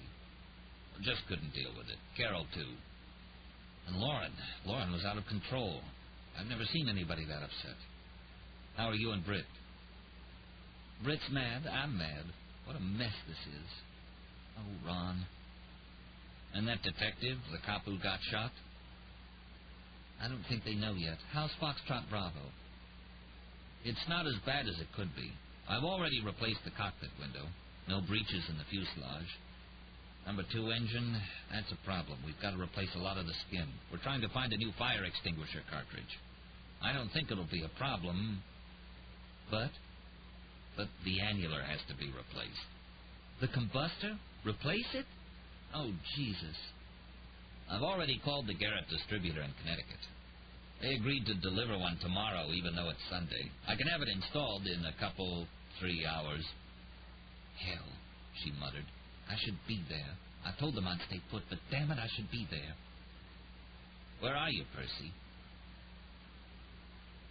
And Stephen Call, listening to this conversation as he sat in Sheila Horowitz's dim apartment, was ready to write. He pressed the receiver closer to his ear. But the wife said only, in Manhattan, about 1,000 cops around us. I feel like the Pope or the President. Stephen had heard on his police scanner reports of some curious activity around the 20th Precinct, which was on the Upper West Side. The station house was being closed and suspects were being relocated. He wondered if that was where the wife was right now, at the precinct house. Ron asked, are they going to stop this guy? Do they have any leads? Yes, do they? Stephen wondered. I don't know, she said. Those gunshots, Ron said. Jesus, they were scary. Reminded me of the service. You know, that sound of the guns. Stephen wondered again about this Ron fellow. Could he be useful? Infiltrate, evaluate, interrogate. Stephen considered tracking him down and torturing him to get him to call Percy back and ask where the safe house was. But although he probably could get through the airport security again, it would be a risk, and it would take too much time. As he listened to their conversation, Stephen gazed at the laptop computer in front of him. A message saying, "Please wait," kept flashing. The remote tap was connected to a Bell Atlantic relay box near the airport and had been transmitting their conversations to Stephen's tape recorder for the past week. He was surprised the police hadn't found it yet. A cat, Esmeralda, Essie, the worm sack, climbed onto the table and arched her back. Stephen could hear the irritating purring. He began to feel cringy. He elbowed the cat roughly to the floor and enjoyed her pained bleat. I've been looking for more pilots, Ron said uncomfortably. We just need one, right-hand seat. A pause. What? Ron asked. I'm taking the flight tomorrow. All I need is an FO. You? I don't think that's a good idea, Perce. You have anybody? She asked shortly. Well, the thing is, do you have anyone? Brad Torgeson's on the call list. He said he had no problem helping us out. He knows about the situation. Good, a pilot with balls. How's his Lear time? Plenty. Percy, I thought you were hiding out until the grand jury. Lincoln agreed to let me take the flight, if I stayed here until then. Who's Lincoln? Yes, Stephen thought. Who is Lincoln? Well, he's this weird man. The wife hesitated, as if she wanted to talk about him, but wasn't sure what to say. Stephen was disappointed when she said only, he's working with the police, trying to find the killer. I told him I'd stay here until tomorrow, but I was definitely making the flight. He agreed. Percy, we can delay it. I'll talk to U.S. Medical. This book is continued on Cassette 4, Side 1.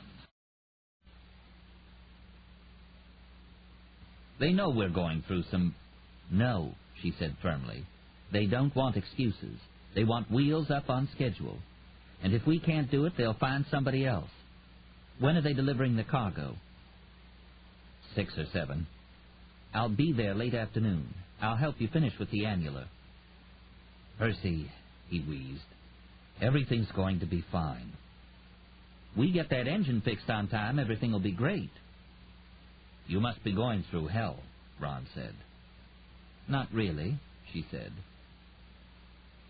"Not yet," Stephen corrected silently.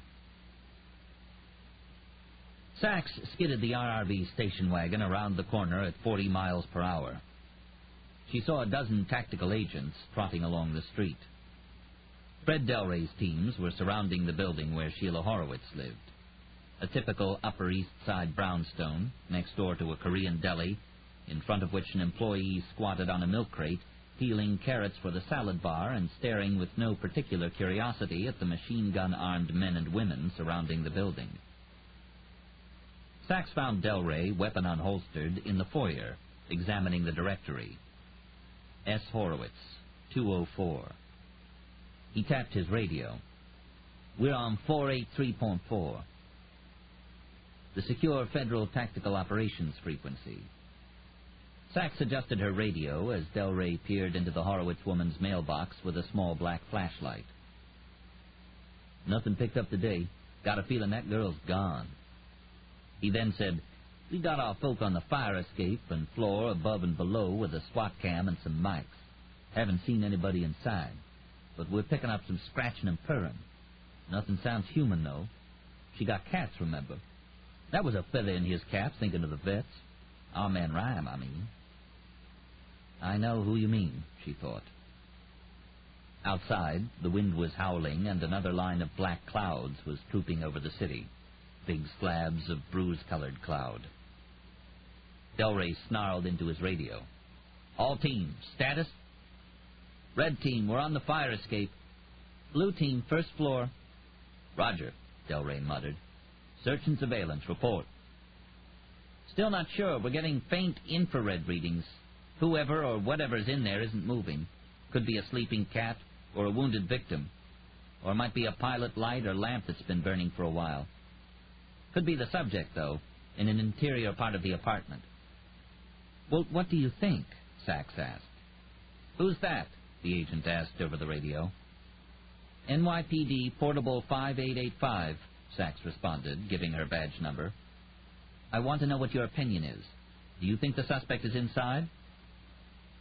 "Why are you asking?" Delray wanted to know. "I want an uncontaminated scene. I'd like to go in alone if they think he's not there." A dynamic entry by a dozen tactical officers was probably the most efficient way to utterly decimate a crime scene. Delray looked at her for a moment, his dark face creased, then said into his stalk mic, "What's your opinion, S&S?" "We just can't say for sure, sir," the disembodied agent reported. "No, you can't, Billy. Just give me what your gut's telling you." A pause, then, "I think he's rabbited. Think it's clean." "Okay." To Sachs, he said, "But you take one officer with you. That's an order." "I go in first, though. He can cover me from the door. Look, this guy just isn't leaving any evidence anywhere. We need a break." "All right, officer." Delray nodded to several of the federal SWAT agents. "Entry approved," he muttered, slipping out of hipster as he spoke words of law enforcement art. One of the tactical agents had the lobby door lock disassembled in 30 seconds. "Hold up," Delray said, cocking his head. "It's a call from Central." He spoke into the radio. "Give him the frequency." He looked at Sachs. "Lincoln's calling you." A moment later, the criminalist's voice intruded. "Sachs," he said, "what are you doing?" "I'm just..." "Listen," he said urgently. "Don't go in alone. Let them secure the scene first. You know the rule." "I've got backup." "No. Let SWAT secure it first." "They're sure he's not there," she lied. "That's not good enough," he shot back. "Not with the dancer. Nobody's ever sure with him." This again. "I don't need it, Rhyme." Exasperated, she said, "This is the sort of scene he's not expecting us to find. He probably hasn't hosed it. We could find a fingerprint, a shell casing. Hell, we could find his credit card." No response. It wasn't often that Lincoln Rhyme was rendered silent. Quit spooking me, Rhyme, okay? He didn't respond, and she had a strange feeling that he wanted her to be spooked. Sachs? What? Just be careful, was his only advice, and the words were offered tentatively. Then, suddenly, 5 tactical agents appeared, wearing Nomex gloves and hoods, blue flak jackets, and holding their black H&Ks. "I'll call you from inside," she said. She started up the stairs after them, her thoughts more on the heavy crime scene suitcase she held in her weak hand, her left, than in the black pistol in her right. In the old days, in the before days, Lincoln Rhyme had been a walker. There was something about motion that soothed him. A stroll through Central or Washington Square Park, a brisk walk through the Fashion District. Oh, he paused often, maybe to collect a bit of evidence for the databases at the IRD lab. But once the bits of dirt or the plants or the samples of building materials were safely stowed and their sources jotted in his notebook, he'd continue on his way. Miles and miles he'd walk. One of the most frustrating things about his present condition was the inability to let off tension. He now had his eyes closed, and he rubbed the back of his head into the headrest of the storm arrow, grinding his teeth together. He asked Tom for some scotch. "Don't you need to be clear-headed?" "No." "I think you do." Go to hell, Rhyme thought, and ground his teeth harder. Tom would have to clean off a bloody gum, have to arrange for the dentist to come over. And I'll be a prick with him, too. Thunder rolled in the distance, and the lights dimmed. He pictured Sachs at the front of the tactical force. She was right, of course. An ESU team doing a full secure of the apartment would contaminate it badly. Still, he was worried sick for her. She was too reckless. He'd seen her scratching her skin, pulling eyebrows, chewing nails. Rhyme, ever skeptical of the psychologist's black arts, nonetheless knew self-destructive behavior when he saw it. He'd also been for a drive with her, in her souped-up sports car.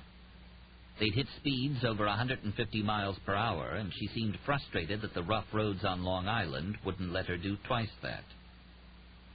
He was startled to hear her whispering voice. "Rhyme, you there?" "Go ahead, Amelia." A pause. "No first names, Rhyme. It's bad luck." He tried to laugh, wished he hadn't used the name, wondered why he had. "Go ahead." "I'm at the front door. They're going to take it down with a battering ram. The other team reported in. They really don't think he's there." "You wearing your armor?" "Stole a Phoebe's flak jacket. Looks like I'm wearing black cereal boxes for a bra." "On 3, Rhyme heard Delray's voice. "All teams take out door and windows, cover all areas, but hold short of entry. 1. Rhyme was so torn. How badly he wanted the dancer. He could taste it. But oh, how frightened he was for her. 2. Sachs, damn it, he thought. I don't want to worry about you. 3. He heard a soft snap like a teenager cracking his knuckles and found himself leaning forward. His neck quivered with a huge cramp, and he leaned back. Tom appeared and began to massage it. "It's all right," he muttered. "Thank you. Could you just get the sweat, please?" Tom looked at him suspiciously, at the word please, then wiped his forehead. "What are you doing, Sachs?" He wanted to ask, but wouldn't think of distracting her just now. Then he heard a gasp. The hairs on the back of his neck stirred. "Jesus, Rhyme." "What? Tell me." "The woman. The Horowitz woman. The refrigerator door's open. She's inside. She's dead, but it looks like... Oh, God, her eyes." "Sachs?" "It looks like he put her inside when she was still alive. Why the hell would he... Think past it, Sachs. Come on, you can do it." "Jesus." Rhyme knew Sachs was claustrophobic. He imagined the terror she'd be feeling, looking at the terrible mode of death. "Did he tape her or tie her?" "Tape. Some kind of clear packing tape on her mouth. Her eyes, Rhyme. Her eyes." Don't get shook, Sachs. The tape will be a good surface for prints. What are the floor surfaces? Carpet in the living room, and linoleum in the kitchen, and a scream.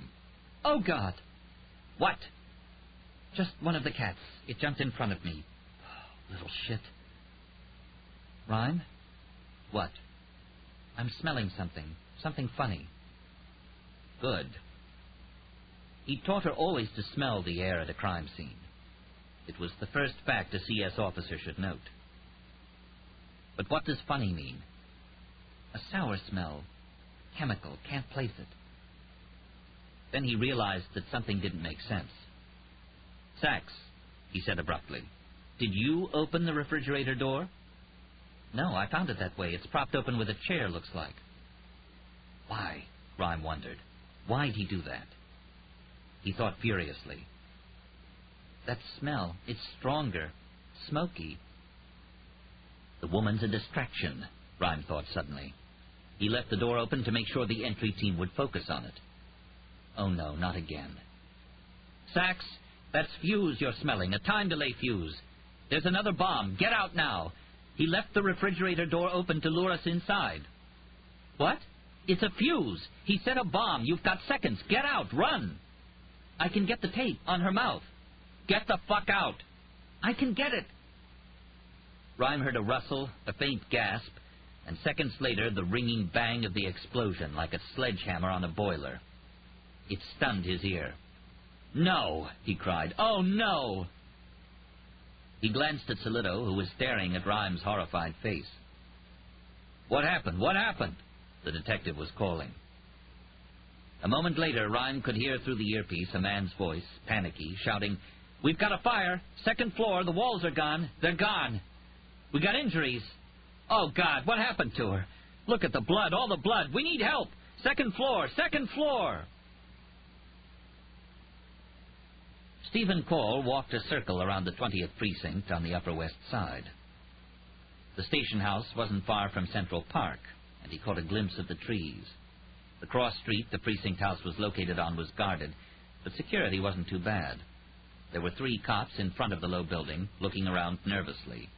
But there were none on the east side of the station house, where a thick steel grill covered the windows. He guessed that this was the lockup.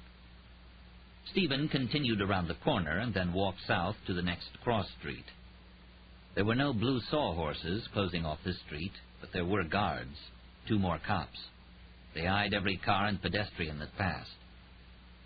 He studied the building briefly, then continued yet another block south and circled around the west side of the precinct. He slipped through a deserted alley, took his binoculars from his backpack, and gazed at the station house. Can you use this, soldier? Sir, yes, I can, sir.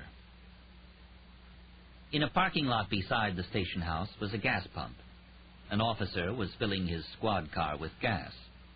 It never occurred to Stephen that police cars wouldn't buy their gas at Amoco or Shell stations. For a long moment he gazed at the pump through his small, heavy Leica binoculars, then put them back into the bag and hurried west, conscious, as always, of people on the lookout for him.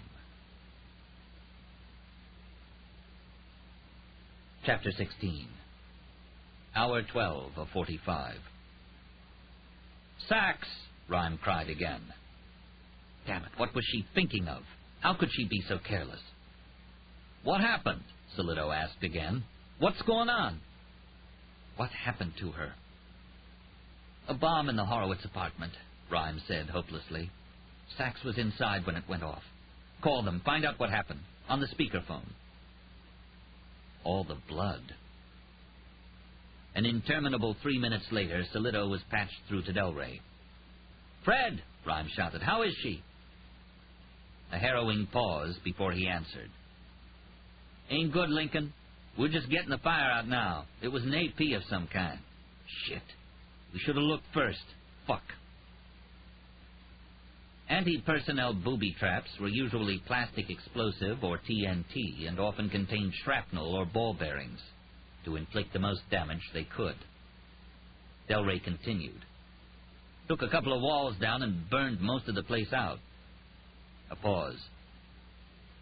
I have to tell you, Lincoln, we Found. Delray's voice, usually so steady, now waffled uneasily. What? Rhyme demanded. Some body parts, a hand, part of an arm. Rhyme closed his eyes and felt a horror he hadn't felt in years. An icy stab through his insentient body. His breath came out in a low hiss. Lincoln, Solido began.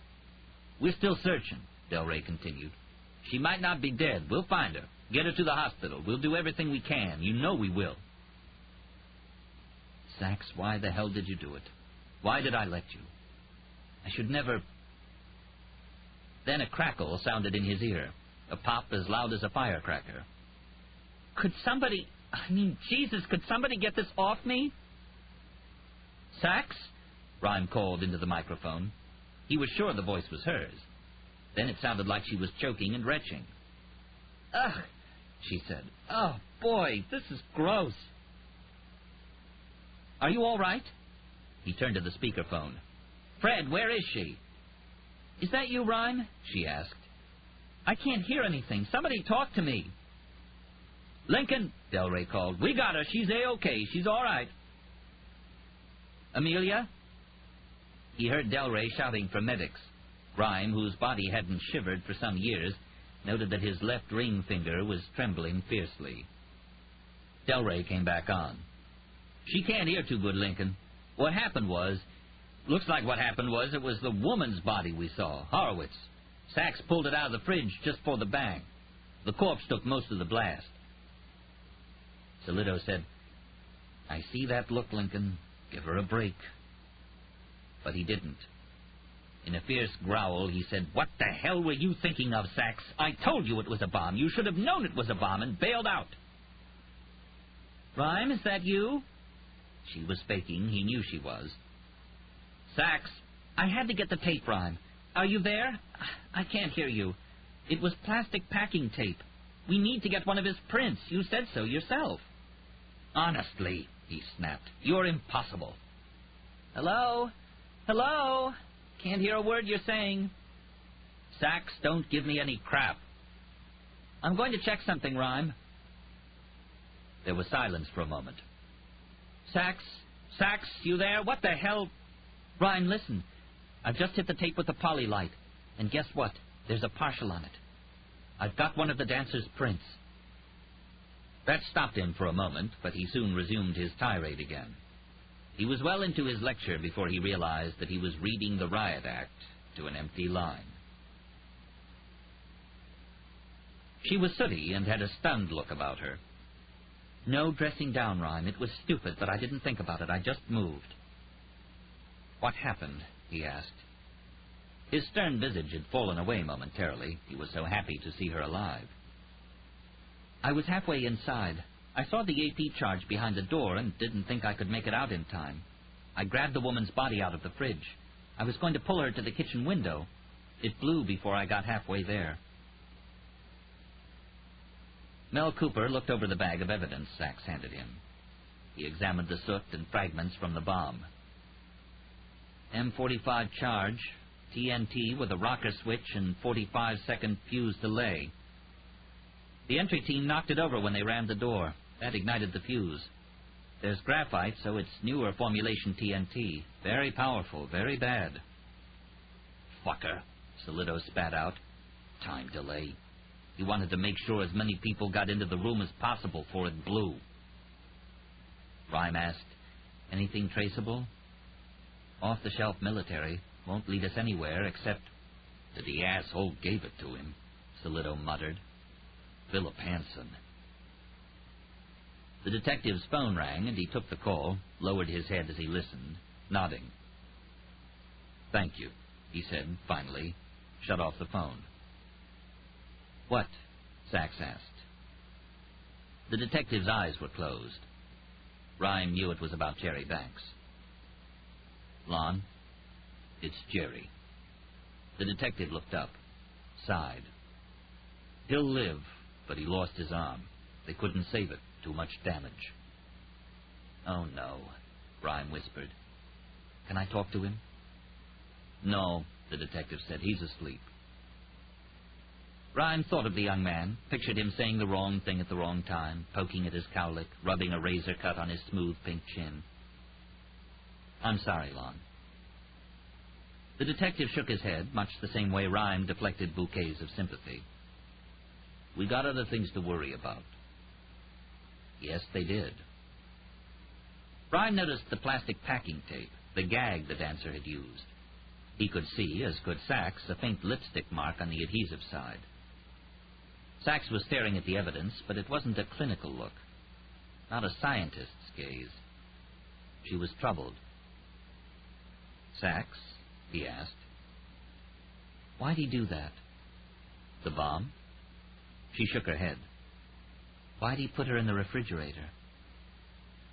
She lifted a finger to her mouth and chewed a nail. On her 10 fingers, only one nail, the little finger of her left hand, was long and shapely. The others were chewed. Some were brown with dried blood. The criminalist answered, "I think it was because he wanted to distract us so we wouldn't focus on the bomb. A body in a refrigerator. That got our attention." "I don't mean that," she answered. "COD was suffocation.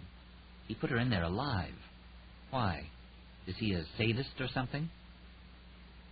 Rhyme answered, "No. The dancer is not a sadist. He can't afford to be. His only urge is to complete the job, and he's got enough willpower to keep his other lusts under control. Why'd he suffocate her when he could have used a knife or rope? I'm not exactly sure, but it could be good for us." "How's that?" "Maybe there was something about her that he hated, and he wanted to kill her in the most unpleasant way he could." "Yeah, but why's that good for us?" Solido asked. "Because," it was Sachs who answered, "it means maybe he's losing his cool. He's getting careless." "Exactly," Rhyme called, proud of Sachs for making the connection. But she didn't notice his smile of approval. Her eyes dipped closed momentarily, and she shook her head, probably replaying the image of the dead woman's horrified eyes. People thought criminalists were cold. How often had Rhyme's wife leveled that charge at him? But in fact, the best ones had a heartbreaking empathy for the victims of the scenes they searched. Sachs was one of these. "Sachs," Rhyme whispered gently, "the print?" She looked at him. "You found a print, you said. We have to move fast." Sachs nodded. "It's a partial." She held up the plastic bag. "Could it be hers?" "No, I printed her. Took a while to find her hands. But the print definitely isn't hers." "Mel," Rhyme said. The tech put the bit of packing tape in a superglue frame and heated some glue. Immediately, a tiny portion of the print became evident. Cooper shook his head. "I don't believe it," he muttered. "What?" "He wiped the tape, the dancer. He must have known he touched it without a glove on. There's only a bit of one partial left." Like Rhyme, Cooper was a member of the International Association for Identification. They were experts at identifying people from fingerprints, DNA, and odontology, dental remains. But this particular print, like the one on the metal lip of the bomb, was beyond their power. If any experts could find and classify a print, it would be the two of them. But not this one. "Shoot it and mount it," Rhyme muttered, "up on the wall." They'd go through the motions because it was what you had to do in this business. But he was very frustrated. Sachs had nearly died for nothing. Edmond Locard, the famous French criminalist, developed a principle named after him. He said that in every encounter between criminal and victim, there is an exchange of evidence. It might be microscopic, but a transfer does take place. Yet it seemed to Rhyme that if anyone could disprove Locard's principle, it was the ghost they called the Coffin Dancer. Solido, seeing the frustration on Rhyme's face, said, "We've got the trap at the station house. If we're lucky, we'll get him." "Let's hope. We could use some goddamn luck." He closed his eyes, rested his head on the pillow. A moment later, he heard Tom saying, "It's nearly 11. Time for bed." At times, it's easy to neglect the body, to forget we even have bodies. Times like these, when lives are at stake and we have to step out of our physical beings and keep working, working, working. We have to go far beyond our normal limitations. But Lincoln Rhyme had a body that wouldn't tolerate neglect. Bed sores could lead to sepsis and blood poisoning. Fluid in the lungs to pneumonia. Didn't catheterize the bladder. Didn't massage the bowels to encourage a movement. Spenco boots too tight. Dysreflexia was the consequence, and that could mean a stroke. Exhaustion alone could bring on an attack. Too many ways to die. "You're going to bed," Tom said. "I have to sleep. You have to sleep." Rhyme acquiesced. He was very tired. "All right, Tom, all right." He wheeled toward the elevator. "One thing." He looked back. "Could you come up in a few minutes, Sachs?" She nodded, watching the tiny elevator door swing shut. She found him in the clinitron. Sachs had waited 10 minutes to give him time to take care of bedtime functions. Tom had applied the catheter and brushed his boss's teeth. She knew Rhyme talked tough. He had a Crip's disregard for modesty. But she knew, too, that there were certain personal routines he didn't want her to witness. She used the time to take a shower in the downstairs bathroom, dressed in clean clothes, hers, which Tom happened to have in the laundry room in the basement. The lights were dim. Rhyme was rubbing his head against the pillow like a bear scratching his back on a tree. The clinitron was the most comfortable bed in the world.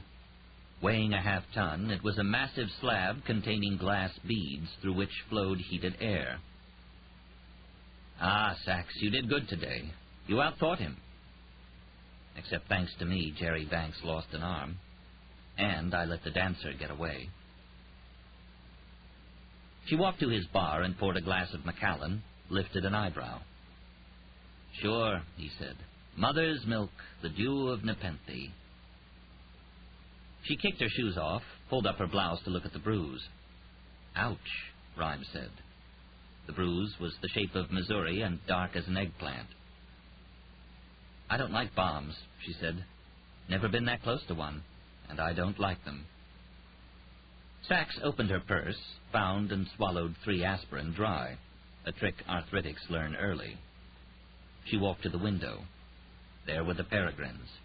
Beautiful birds.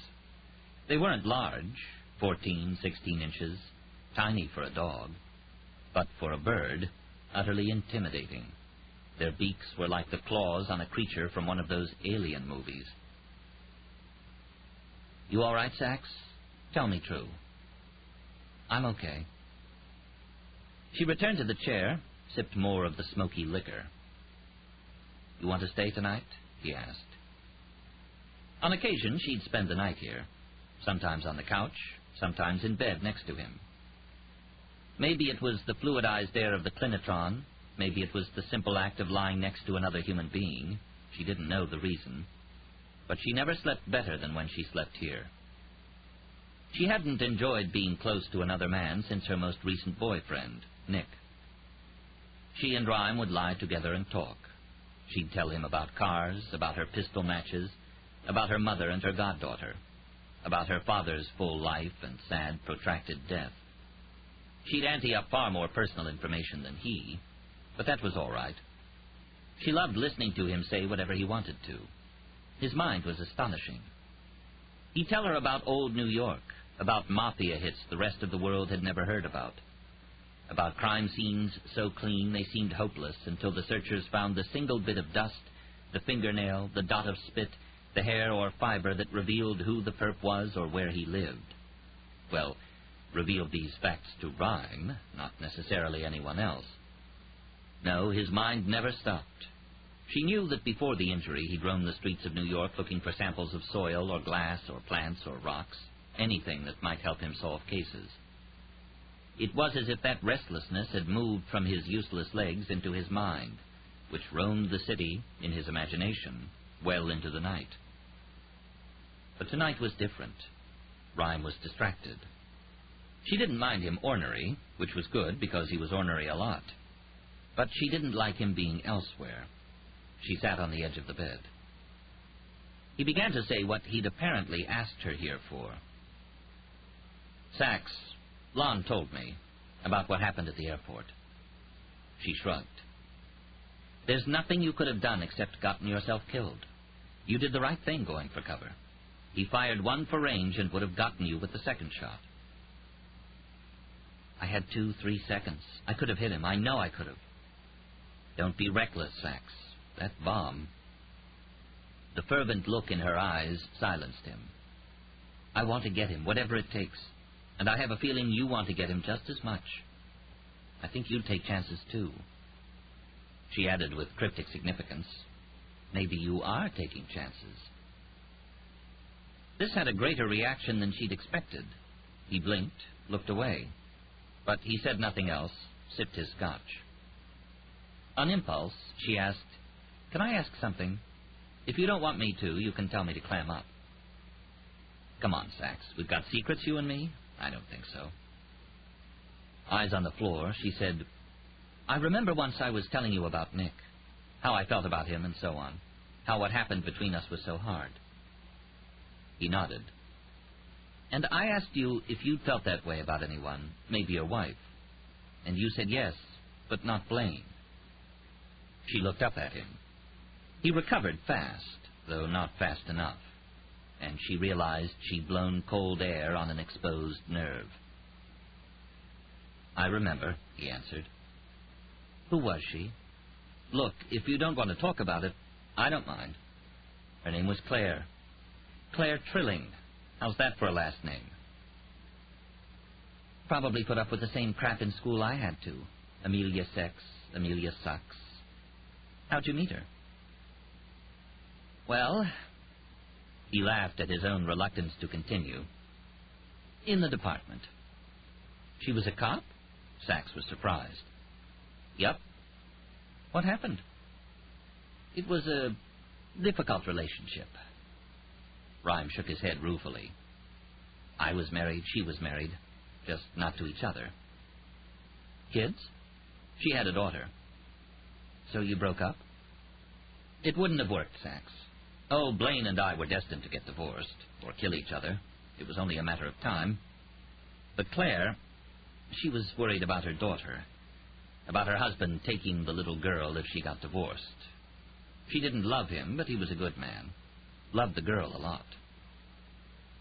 You meet her? The daughter? Yes. You ever see her now? Claire? No. That was the past. She's not on the force anymore. You broke up after your accident? No, before. She knows you were hurt, though, right? No, Rhyme said after another hesitation. Why didn't you tell her? A pause. There were reasons. Funny you bring her up. Haven't thought about her for years. He offered a casual smile, and Sachs felt the pain course through her. Actual pain, like the blow that left the bruise in the shape of the show-me state. Because what he was saying was a lie. Oh, he'd been thinking about this woman. Sachs didn't believe in woman's intuition, but she did believe in cop's intuition. She'd walked a beat far too long to discount insights like these. She knew Rhyme had been thinking about Miss Trilling. Her feelings were ridiculous, of course. She had no patience for jealousy. Hadn't been jealous of Nick's job. He was undercover and spent weeks on the street. Hadn't been jealous of the hookers and blonde ornaments he'd drink with on assignments. And beyond jealousy, what could she possibly hope for with Rhyme? She'd talked about him to her mother many times, and the cagey old woman would usually say something like, "It's good to be nice to a cripple like that." Which just about summed up all that their relationship should be, all that it could be. It was more than ridiculous. But jealous she was, and it wasn't of Claire. It was of Percy Clay. Sachs couldn't forget how they'd looked together when she'd seen them sitting next to each other in his room earlier today. More scotch. Thinking of the nights she and Rhyme had spent here, talking about cases, drinking this very good liquor. Oh, great. Now I'm maudlin. That's a mature feeling. I'm going to group a cluster right in its chest and kill it dead. but instead she offered the sentiment a little more liquor. Percy wasn't an attractive woman, but that meant nothing. It had taken Sachs all of 1 week at Chantel, the modeling agency on Madison Avenue, where she'd worked for several years, to understand the fallacy of the beautiful. Men love to look at gorgeous women, but nothing intimidates them more.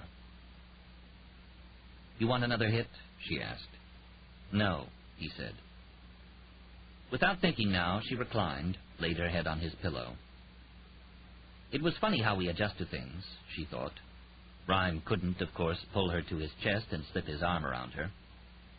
But the comparable gesture was his tilting his head to hers. In this way, they'd fallen asleep a number of times. Tonight, though, she sensed a stiffness, a caution. She felt she was losing him, and all she could think about was trying to be closer, as close as possible. Sachs had once confided with her friend Amy, her goddaughter's mother, about Rhyme, about her feelings for him. The woman had wondered what the attraction was, and speculated, maybe it's that. You know, he can't move.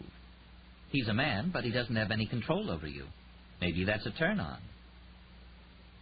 But Sachs knew it was just the opposite. The turn-on was that he was a man who had complete control, despite the fact he couldn't move. Fragments of his words floated past as he spoke about Claire, then about the dancer. She tilted her head back and looked at his thin lips. Her hands started roving. He couldn't feel, of course, but he could see her perfect fingers with their damaged nails slide over his chest, down his smooth body. Tom exercised him daily with a passive range of motion exercises, and though Rhyme wasn't muscular, he had a body of a young man. It was as if the aging process had stopped the day of the accident. Sachs. Her hand moved lower. Her breathing was coming faster now. She tugged the blanket down. Tom had dressed Rhyme in a T-shirt. She tugged it up, moved her hands over his chest. Then she pulled her own shirt off, unhooked her bra, pressed her flushed skin against his pallid. She expected it to be cold, but it wasn't. It was hotter than hers. She rubbed harder. She kissed him once on the cheek, then the corner of the mouth, then squarely on the mouth. Sachs, no. Listen to me, no. But she didn't listen. She'd never told Rhyme, but some months ago she'd bought a book called The Disabled Lover. Sachs was surprised to learn that even quadriplegics can make love and father children. A man's perplexing organ literally has a mind of its own, and severing the spinal cord eliminates only one type of stimulus. Handicapped men were capable of perfectly normal erections. True, he'd have no sensation, but for her part, the physical thrill was only a part of the event, often a minor part. It was the closeness that counted. That was a high that 1,000,000 phony movie orgasms would never approach. She suspected that Rhyme might feel the same way. She kissed him again, harder. After a moment's hesitation, he kissed her back. She was not surprised that he was good at it. After his dark eyes, his perfect lips were the first thing she'd noticed about him. Then he pulled his face away. No, Sachs, don't. Shh, quiet. She worked her hand under the blankets, began rubbing, touching. It's just that... It was what, she wondered, that things might not work out? But things were working out fine. She felt him growing hard under her hand, more responsive than some of the most macho lovers she'd had. She slid on top of him, kicked the sheets and blanket back, bent down and kissed him again. Oh, how she wanted to be here, face to face, as close as they could be, to make him understand that she saw he was her perfect man. He was whole as he was. She unpinned her hair, let it fall over him, leaned down, kissed him again. Rhyme kissed back. They pressed their lips together for what seemed like a full minute. Then, suddenly, he shook his head, so violently that she thought he might have been having an attack of dysreflexia. No, he whispered. She'd expected playful, she'd expected passionate, at worst a flirtatious, uh-oh, not a good idea. But he sounded weak, The hollow sound of his voice cut into her soul. She rolled off, clutching a pillow to her breasts. "No, Amelia. I'm sorry. No." Her face burned with shame. All she could think was how many times she'd been out with a man who was a friend or a casual date, and suddenly been horrified to feel him start to grope her like a teenager. Her voice had registered the same dismay that she now heard in Rhymes. So this was all that she was to him, she understood at last. A partner, a colleague, a capital F friend. "I'm sorry, Sachs. I can't. There are complications." Complications? None that she could see, except, of course, for the fact that he didn't love her. "No, I'm sorry," she said brusquely. "Stupid. Too much of that damn single malt. I never could hold the stuff, you know that." "Sachs." She kept a terse smile on her face as she dressed. "Sachs, let me say something." No. She didn't want to hear another word. "Sachs, I should go. I'll be back early. I want to say something." But Rhyme never got a chance to say anything, whether it was an explanation or apology or a confession or a lecture. They were interrupted by a huge pounding on the door. Before Rhyme could ask who it was, Lon Solito burst into the room. He glanced at Sachs without judgment, then back to Rhyme and announced, "Just heard from Bo's guys over at the 20th. The dancer was there, staking out the place. The son of a bitch has taken the bait. We're going to get him, Lincoln. This time we're going to get him."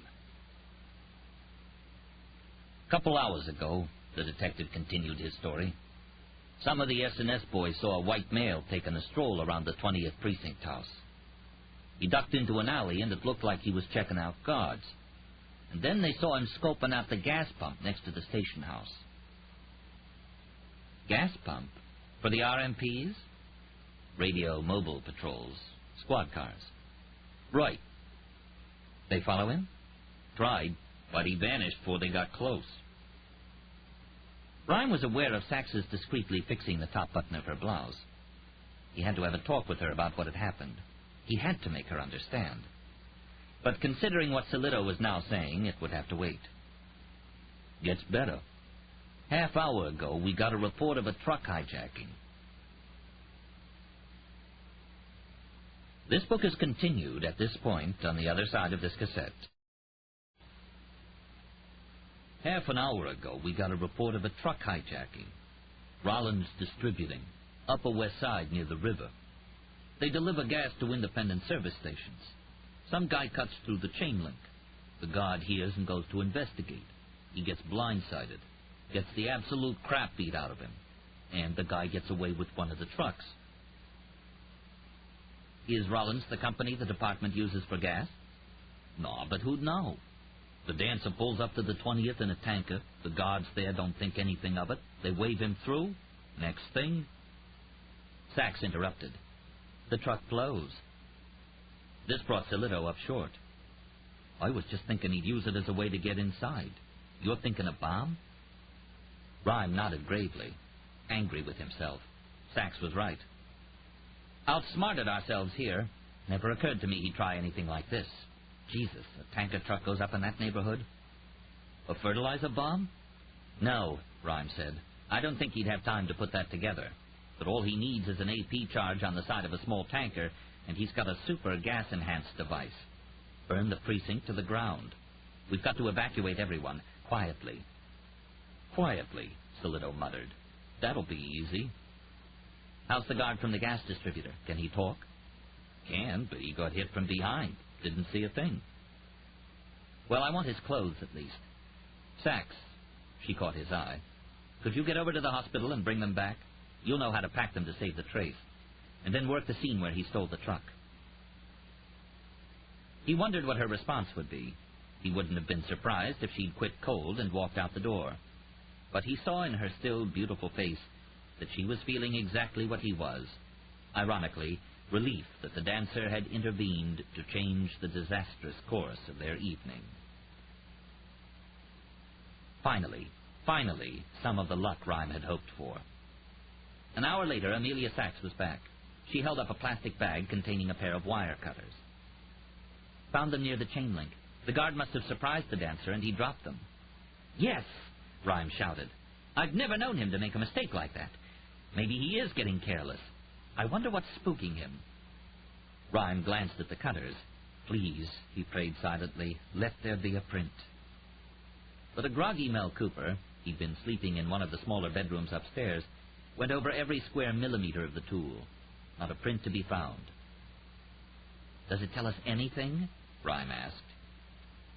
"It's a Craftsman model, top of the line, sold in every Sears around the country, and you can pick them up in garage sales and junkyards for a couple bucks." Rhyme wheezed in disgust. He gazed at the clippers for a moment, then asked, "Tool marks?" Cooper looked at him curiously. Tool marks are distinctive impressions left at crime scenes by the tools criminals used. Screwdrivers, pliers, lockpicks, crowbars, Slim Jims, and the like. Rhyme had once linked a burglar to a crime scene solely on the basis of a tiny V-notch on a brass lock plate. The notch matched an imperfection in a chisel found on the man's workbench. Here, though, they had the tool, not any marks it might have made. Cooper didn't understand what tool marks Rhyme might be referring to. "I'm talking about marks on the blade," he said impatiently. "Maybe the dancer's been cutting something distinctive, something that might tell us where he's holding up." "Oh." Cooper examined it closely. "It's nicked, but take a look. Do you see anything unusual?" Rhyme didn't. "Scrape the blade and handle, see if there's any residue." Cooper ran the scrapings through the gas chromatograph. "Phew," he muttered as he read the results. "Listen to this. Residue of RDX, asphalt, and rayon." "Detonating cord," Rhyme said. "He cut it with clippers?" Sachs asked. "You can do that?" "Oh, it's stable as clothesline," Rhyme said absently, picturing what 1,000 gallons of flaming gasoline would do to the neighborhood around the 20th precinct. "I should have made them leave," he was thinking, Percy and Britt Hale. "Put them into protective custody and sent them to Montana until the grand jury. This is damn nuts what I'm doing, this trap idea." "Lincoln?" Solito asked. "We've got to find that truck." "We've got a little time," Rhyme said. "He's not going to try to get in until the morning. He needs the cover story of a delivery. Anything else, Mel? Anything in the trace?" Cooper scanned the vacuum filter. "Dirt and brick. Wait, here's some fibers. Should I GC them?" "Yes." The tech hunched over the screen as the results came up. Okay, it's vegetable fiber, consistent with paper, and I'm reading a compound, NH4OH. "Ammonium hydroxide," Rhyme said. "Ammonia?" Solito asked. "Maybe you're wrong about the fertilizer bomb." "Any oil?" Rhyme asked. "None." Rhyme asked, "The fiber with the ammonia, was it from the handle of the clipper?" "No, it was on the clothes of the guard he beat up." Ammonia? Rhyme wondered. He asked Cooper to look at one of the fibers through the scanning electron microscope. "High magnification. How's the ammonia attached?" The screen clicked on. The strand of fiber appeared like a tree trunk. "Defused, I guess." Another mystery. Paper and ammonia. Rhyme looked at the clock. It was 2:40 a.m. Suddenly he realized Solito had asked him a question. He cocked his head. "I said," the detective repeated, "should we start evacuating everybody around the precinct? I mean, better now than wait till it's closer to the time he might attack." For a long moment, Rhyme gazed at the bluish tree trunk of fiber on the screen of the SEM. Then he said abruptly, "Yes, we have to get everybody out. Evacuate the buildings around the station house. Let's think. The 4 apartments on either side and across the street." "That many?" Solito asked, giving a faint laugh. "You think we really got to do that?"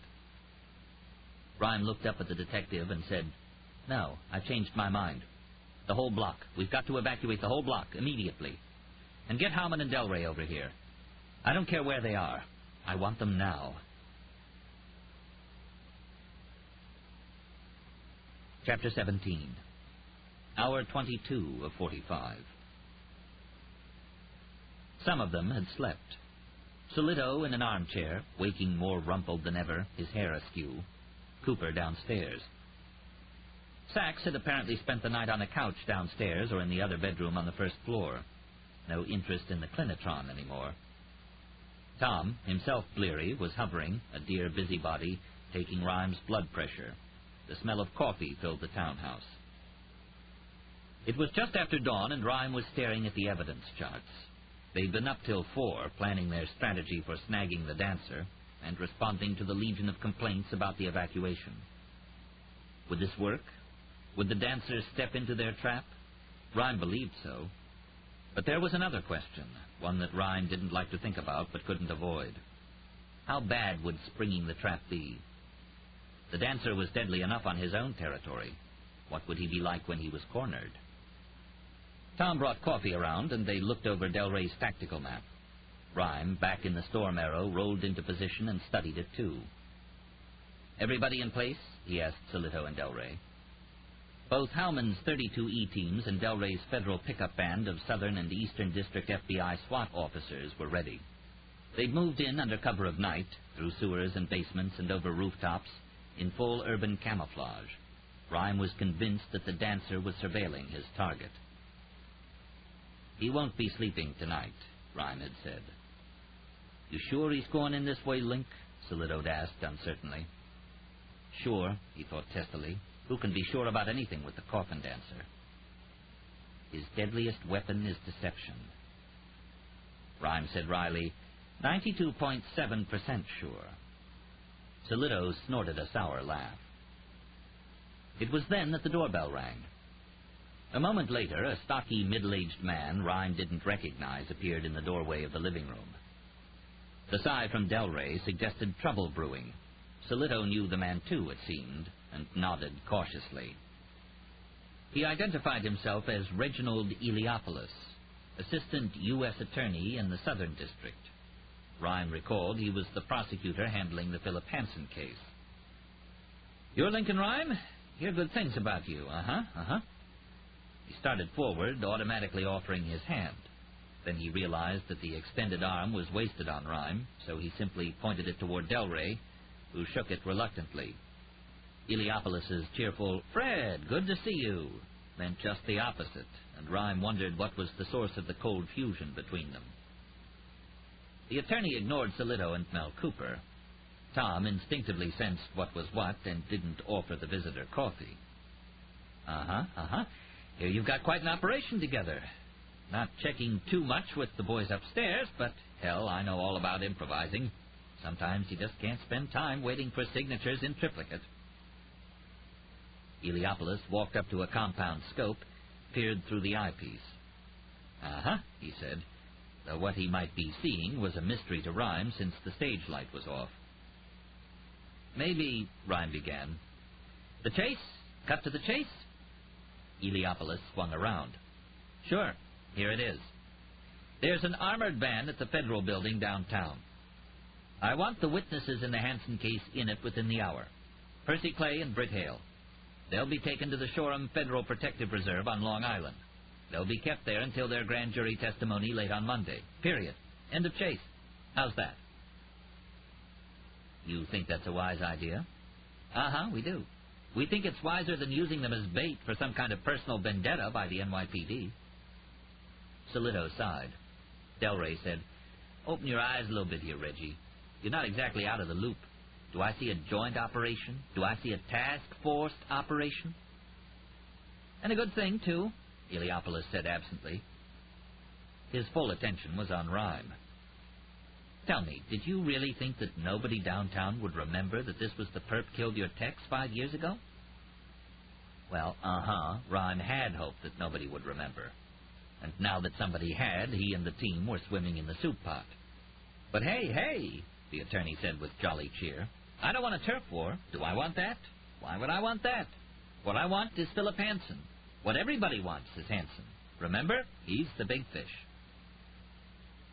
As a matter of fact, Rhyme had largely forgotten about Philip Hansen, and now that he'd been reminded, he understood exactly what Eliopoulos was doing, and the insight troubled him a great deal. Rhyme snuck around Eliopoulos like a coyote. "You've got yourself some good agents out there, do you?" he asked innocently. "Who will protect the witnesses?" "At Shoreham?" the attorney responded uncertainly. "Well, you bet we do, You've briefed them about security, about how dangerous the dancer is? Innocent as a babe. A pause. I've briefed them. And what exactly are their orders? Orders? Eliopoulos asked lamely. He wasn't a stupid man. He knew that he'd been caught. Rhyme laughed. He glanced at Solito and Delray. See, our U.S. attorney friend here has 3 witnesses he hopes can nail Hansen. 3? Percy, Hale, and the dancer himself. Rhyme scoffed. He wants to capture him so he'll turn evidence. He looked at Eliopoulos. So you're using Percy as bait, too? Only, Delray chuckled. He's putting her in a have-a-heart trap. Got it. You're thinking, Rhyme said, that your case against Hansen's not so good, whatever Percy and Hale saw. Mr. tried sincerity. They saw him ditch some goddamn evidence. Hell, they didn't even actually see him do that. If we find the duffel bags and they link him to the killings of those 2 soldiers last spring, fine, we've got a case. Maybe. But A, we might not find the bags, and B, the evidence inside them might be damaged. Then C, call me, Rhyme thought. I can find evidence in the clear night wind. Solito said, but you can get Hansen's hitman alive, he can dime his boss. Exactly. Eliopoulos crossed his arms the way he must have done in court when he was delivering closing statements. Sachs had been listening from the doorway. She asked the question Rhyme had just been about to. And what would you plead the dancer out to? Eliopoulos asked, who are you? Officer Sachs, IRD. It's not really a crime scene text place to question. Then I'm asking the fucking question, Solito barked. And if I don't get an answer, the mayor's going to be asking it too. Eliopoulos had a political career ahead of him, Rhyme supposed, and a successful one, most likely. He said, it's important that we successfully prosecute Hansen. He's the greater of the 2 evils, the more potential for harm. That's a pretty answer, Delray said, scrunching up his face. But it don't do a thing for the question. What are you going to agree to give the dancer if he snitches on Hansen? I don't know, the attorney said evasively. That hasn't been discussed. 10 years in medium security, Sachs muttered. It hasn't been discussed. Rhyme was thinking about the trap that they planned so carefully until 4 a.m. If Percy and Hale were moved now, the dancer would learn of it. He'd regroup. He'd find out they were at Shoreham, and against guards with orders to take him alive, he'd waltz in, kill Percy and Hale and half a dozen U.S. Marshals, and leave. The attorney began. We don't have much time, Rhyme interrupted with, you have paper? I was hoping you'd be willing to cooperate. We aren't. You're a civilian. I'm not, said Solito. I see. He looked at Delray, but didn't even bother asking the agent whose side he was on. The attorney said, I can get an order to show cause for protective custody in 3 or 4 hours. On Sunday morning? Rhyme thought. We're not releasing them, he said. Do what you have to do. Eliopoulos smiled a smile in his round, bureaucratic face. I should tell you that if this perp dies in any attempt to collar him, I will personally be reviewing the shooting committee report, and it is a distinct possibility that I'll conclude that proper orders on the use of deadly force in an arrest situation were not given by supervisory personnel. He looked at Rhyme. There could also be issues of interference by civilians with federal law enforcement activity. That could lead to major civil litigation. I just want you to be forewarned. Thanks, Rhyme said breezily. Appreciate it. When he was gone, Solito crossed himself. Jesus, Link, you hear him? He said major civil litigation. My. Speaking for myself, minor litigation would have scared this boy plenty, Delray chimed in. They laughed. Then Delray stretched and said, a piss of what's going around. You hear about it, Lincoln, that bug? What's that? Been infecting a lot of folk lately. My SWAT boys and me are out in some operation or other, and what happens but they come down with this nasty twitch in their trigger fingers. Solito, a much worse actor than the agent, said broadly, You too? I thought it was just our folks to the SU. But listen, said Fred Delray, the Alec Guinness of street cops.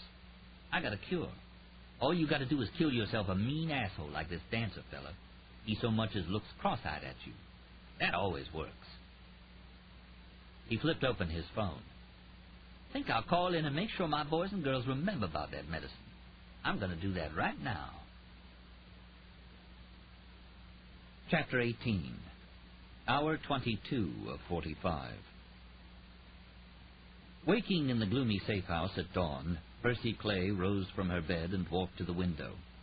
She drew aside the curtain and looked out at the gray, monotonous sky. A slight mist was in the air. Close to minimums, she estimated. Wind, 090 at 5 knots. Quarter-mile visibility.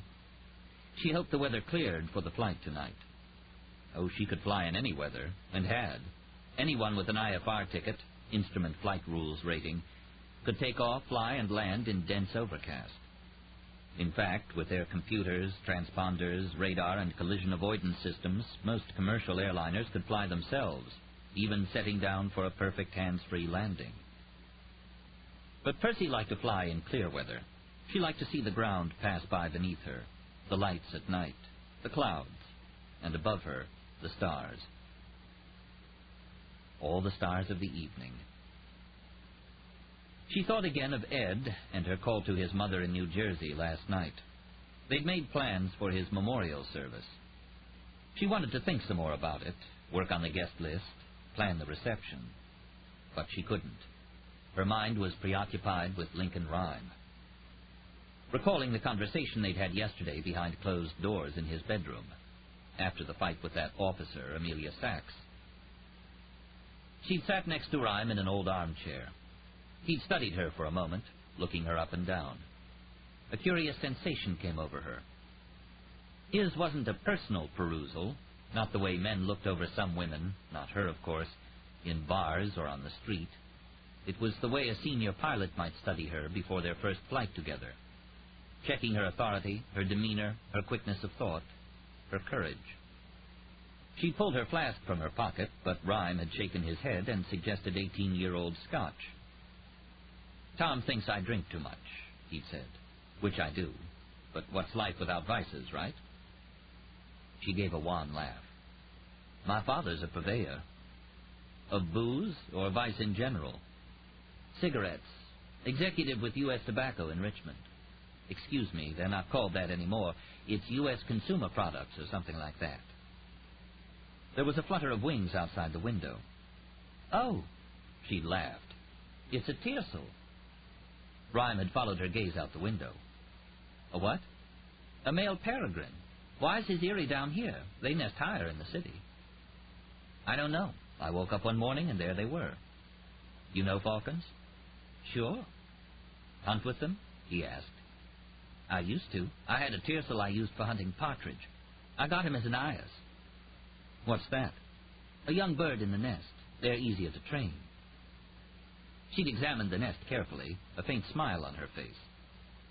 But my best hunter was a haggard, a mature goshawk. Female. They're bigger than the males, better killers. Hard to work with. But she'd take anything. Rabbit, hare, pheasant. You still have her? Oh, no. One day she was waiting on, that means hovering, looking for prey. Then she just changed her mind. Let a big fat pheasant get away. Flew into a thermal that took her hundreds of feet up. Disappeared into the sun. I staked bait for a month, but she never came back. She just vanished. Happens with haggards, she'd said, shrugging unsentimentally. Hey, they're wild animals. But we had a good 6 months together. It was this falcon that had been the inspiration for the Hudson Air logo. Nodding toward the window. You're lucky for the company. Have you named them? Rhyme had given a scornful laugh. Not the kind of thing I'd do. Tom tried. I laughed him out of the room. Is that Officer Sachs really going to arrest me? Oh, I think I can persuade her not to. Say, I have to tell you something. Go ahead. You have a choice to make, you and Hale. That's what I wanted to talk to you about. Choice? We can get you out of town, to a witness protection facility. With the right evasive maneuvers, I'm pretty sure we can lose the dancer and keep you safe for the grand jury. But, she'd asked, but he'll keep after you. And even after the grand jury, you'll still be a threat to Philip Hansen because you'll have to testify at trial. That could be months away. The grand jury might not indict him no matter what we say, Percy pointed out. Then there's no point in killing us. It doesn't matter. Once the dancer's been hired to kill someone, he doesn't stop until they're dead. Besides, the prosecutors will go after Hanson for killing your husband, and you'll be a witness in that case, too. Hanson needs you gone. I think I see where you're heading. He'd cocked an eyebrow. Worm on a hook, she'd said. His eyes had crinkled, and he'd laughed. Well, I'm not going to parade you around in public. Just put you in a safe house here in town. Fully guarded, state-of-the-art security. But we'll dig in and keep you there.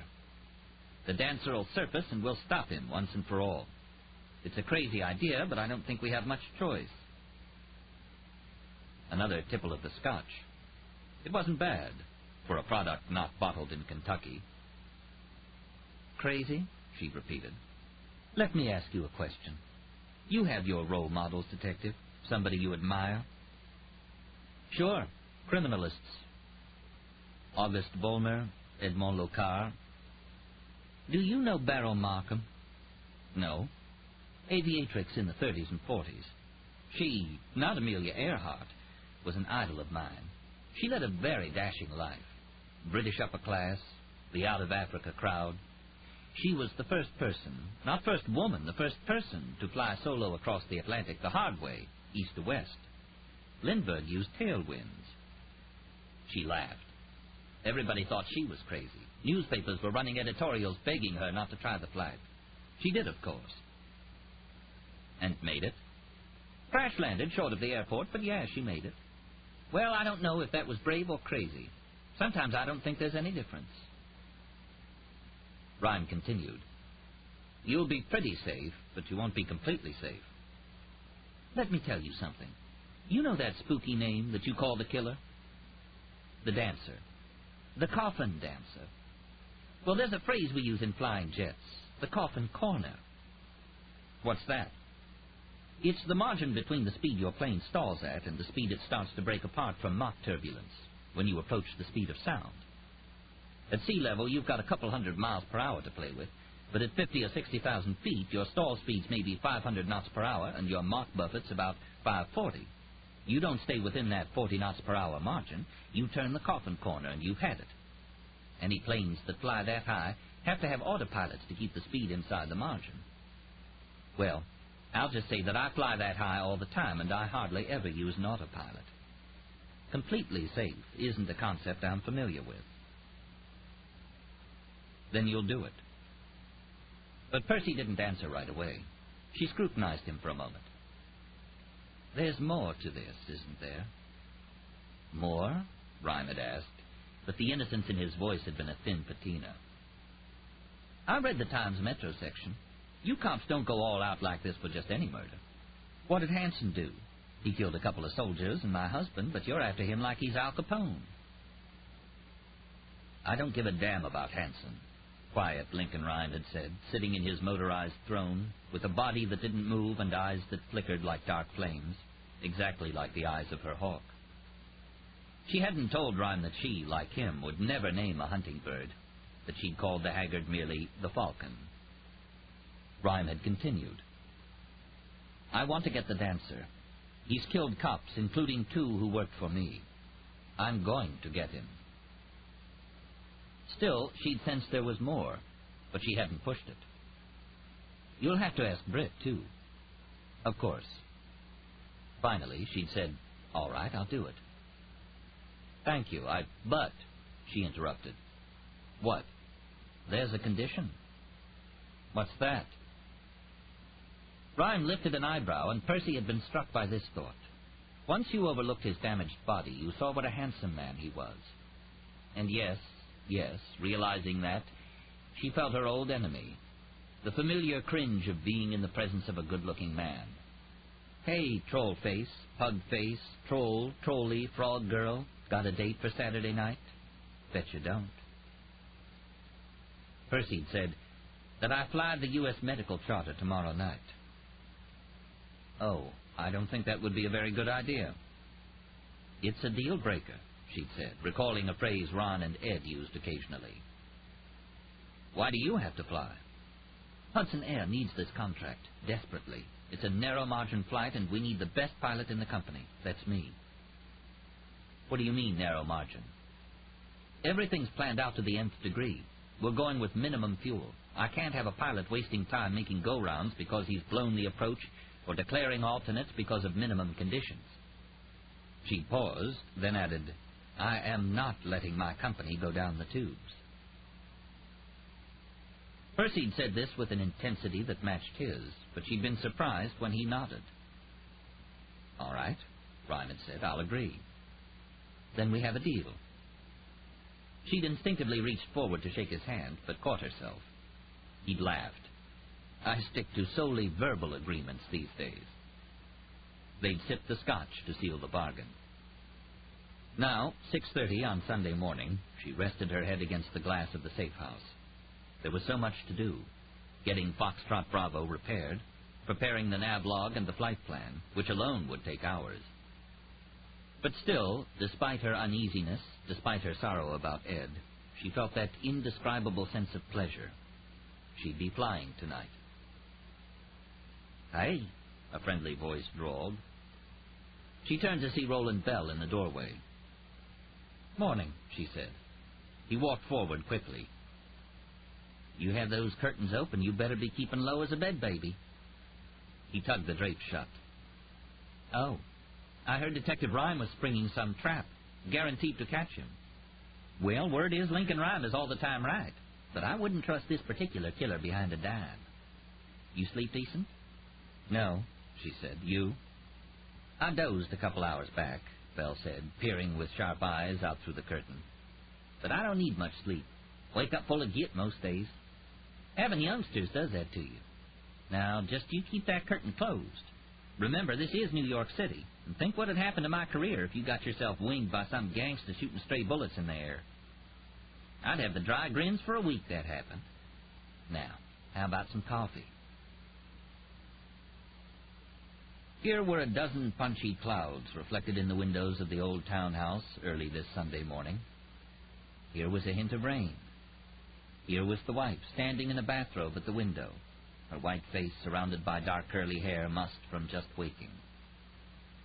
And here was Stephen Call, 1 block away from the Justice Department's safe house on 35th Street, blending into the shadows beneath a water tower on the top of an old apartment building, watching her through his Leica binoculars, the reflection of the clouds swimming across her thin body. He knew that the glass would be bulletproof and would certainly deflect the first shot. He could place another round within 4 seconds, but she'd stumble backward in reaction to the shattering glass, even if she didn't realize she was being fired at. The odds were he couldn't inflict a mortal wound. Sir, I will stick to my original plan, sir. A man appeared beside her, and the curtain fell back. Then his face peered through the crack, eyes scanning the rooftops where a sniper would logically be positioned. He looked efficient and dangerous. Stephen memorized his appearance. Then he ducked behind the facade of the building before he was seen. The police trick, he guessed it was Lincoln the Worm's idea, about moving the wife and the friend into the police precinct building on the west side, hadn't fooled him for more than 10 minutes. After listening to the wife and Ron over the tapped line, he'd simply run a renegade software program, a remote Star 69 he'd downloaded from the Wares news group on the Internet. It returned a 212 phone number, Manhattan. What he'd done next was a long shot. But how are victories won, soldier? By considering every possibility, however improbable, sir. He logged onto the net, and a moment later was typing the phone number into a reverse phone book, which gave you the address and name of the subscriber. It didn't work with unlisted numbers, and Stephen was certain that no one in the federal government would be so stupid as to use a listed number for a safe house. He was wrong. The name James L. Johnson, 258 East 35th Street, popped onto the screen. Impossible. He then called the Manhattan Federal Building and asked to speak to Mr. Johnson. That'd be James Johnson. Hold, please. I'll put you through. Excuse me, Stephen interrupted. What department is he in again? That'd be the Justice Department, Facilities Management Office. Stephen hung up as the call was being transferred. Once he knew the wife and friend were in a safe house on 35th Street, he'd stolen some official city maps of the block to plan his assault. Then he'd taken his stroll around the 20th Precinct building on the west side and let himself be seen gazing at the gas pump. After that, he'd boosted a gas delivery truck and left plenty of evidence behind so that they'd think he'd be using the truck as a giant gas bomb to take out the witnesses at the 20th. And so here was Stephen Call now, within small arm's range of the wife and the friend. Thinking of the job, trying not to think about the obvious parallel. The face in the window, looking for him. A little cringy, not too bad. A little wormy. The curtain closed. Stephen now examined the safe house again. It was a 3-story building unattached to adjacent buildings, the alley like a dark moat around the structure. The walls were brownstone, the hardest building material other than granite or marble to tunnel or blast through. And the windows were blocked with bars that looked like old iron, but that Stephen knew were really case-hardened steel and would be wired with motion or decibel sensors, or both. The fire escape was real, but if you looked closely, you could see that behind the curtained windows was darkness, probably sheet steel bolted to the inside frame. He'd found the real fire door behind a large theatrical poster pasted to the brick. Why would anyone put up an ad in an alley unless it was to disguise a door? The alley itself looked like any other in Midtown, cobblestone and asphalt, but he could see the glass eyes of security cameras recessed into the walls. Still, there were trash bags and several dumpsters in the alley that would provide pretty good cover. He could climb into the alley from a window in the office building next door and use the dumpsters for cover to get to the fire door. In fact, there was an open window on the first floor of the office building, a curtain blowing in and out. Whoever was monitoring the security screens would have seen the motion and become used to it. Stephen could drop through the window 6 feet to the ground and then move behind the dumpster and crawl to the fire door. He also knew that they wouldn't be expecting him here. He'd heard the reports of an evacuation of all the buildings near the 20th Precinct, so they'd really believed that he'd try to get a gas truck bomb close to the station house. Evaluate, soldier. Sir, my evaluation is that the enemy is relying on both physical structure and anonymity of the premises for defense. I note the absence of large numbers of tactical personnel, and I have concluded that a single-person assault on the premises has a good likelihood of success in eliminating one or both of the targets, sir. Despite the confidence, though, he felt momentarily cringy. Picturing Lincoln searching for him. Lincoln the worm. A big lumpy thing, a larva moist with worm moisture, looking everywhere, seeing through walls, oozing up through cracks, looking through windows, crawling up his leg, chewing on his flesh. Wash him off, wash him off. Wash what off, soldier? You still harping on those fucking worms? Sir, Sir, no, sir. Are you going soft on me, soldier? Are you feeling like a little pussy schoolgirl? Sir, no, sir. I am a knife blade, sir. I am pure death. I have a hard-on to kill, sir. Breathed deeply, slowly calmed. He hid the guitar case containing the Model 40 on the roof under a wooden water tower. The rest of the equipment he transferred to a large book bag, and then pulled on a Columbia University windbreaker and his baseball cap. He climbed down the fire escape and disappeared into the alley, feeling ashamed, even scared. Not of his enemy's bullets, but of the piercing, hot gaze of Lincoln the Worm, moving closer, easing slowly but relentlessly through the city, looking for him. Stephen had planned on an invasive entry, but he didn't have to kill a soul. The office building next to the safe house was empty. The lobby was deserted, and there were no security cameras inside. The main door was wedged partly open with a rubber doorstop, and he saw dollies and furniture pads stacked beside it. It was tempting, but he didn't want to run into any movers or tenants, so he stepped outside again and slipped around the corner, away from the safe house. He eased behind a potted pine tree, which hid him from the sidewalk. With his elbow, he broke the narrow window leading into a darkened office, of a psychiatrist, it turned out, and climbed in. He stood completely still for 5 minutes, pistol in hand. Nothing. He then eased silently out the door and into the first-floor corridor of the building. He paused outside the office he believed was the one with the window opening onto the alley, the one with the blowing curtain. Stephen reached for the doorknob. But instinct told him to change his plans. He decided to try the basement. He found the stairs and descended into the musty warren of basement rooms. Stephen worked his way silently toward the side of the building closest to the safe house and pushed open a steel door. He walked into a dimly lit 20-by-20 room filled with boxes and old appliances. He found a head-high window that opened onto the alley. It'd be a tight fit. He'd have to remove the glass and the frame. But once he was out, he could slip directly behind a pile of trash bags and in a sniper's low crawl make his way to the fire door of the safe house. Much safer than the window upstairs. Stephen thought, I've done it. He'd fooled them all. Fooled Lincoln the Worm. This gave him as much pleasure as killing the two victims would. He took a screwdriver from his book bag and began to work the glazier's putty out of the window. The gray wads came away slowly, and he was so absorbed in his task that by the time he dropped the screwdriver and got his hand on the butt of his Beretta, the man was on top of him, shoving a pistol into Stephen's neck and telling him in a whisper, "You move an inch, and you're dead." Part 3. Craftsmanship. The falcon began to fly. To fly. The horrible aerial toad, the silent feathered owl, the humpbacked aviating Richard III, he made toward me close to the ground. His wings beat with a measured purpose. The two eyes of his low-held head fixed me with a ghoulish concentration. The Goshawk, T.H. White. Chapter 19. Hour 23 of 45. Short barrel, probably Colt or Smitty or Dago knockoff, not fired recently, or oiled. I smell rust. And what does a rusty gun tell a soldier? Plenty, sir. Stephen Call lifted his hands.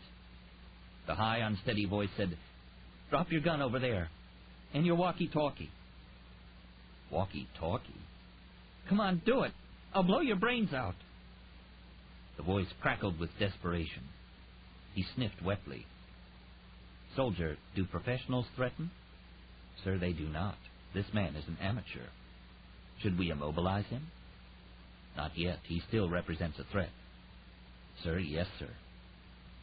Stephen dropped his gun on a cardboard box. "Where? Come on, where's your radio?" "I don't have a radio," Stephen said. "Turn around, and don't try anything." Stephen eased around and found himself looking at a skinny man with darting eyes.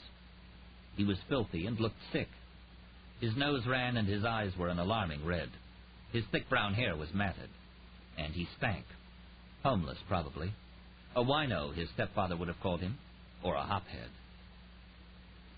The old battered snub-nosed Colt was thrust forward at Stephen's belly, and the hammer was back. It wouldn't take much for the cams to slip, especially if it was old. Stephen smiled a benign smile. He didn't move a muscle. "Look," he said, "I don't want any trouble." "Where's your radio?" the man blurted. "I don't have a radio." The man nervously patted his captive's chest. Stephen could have killed him easily. The man's attention kept wandering.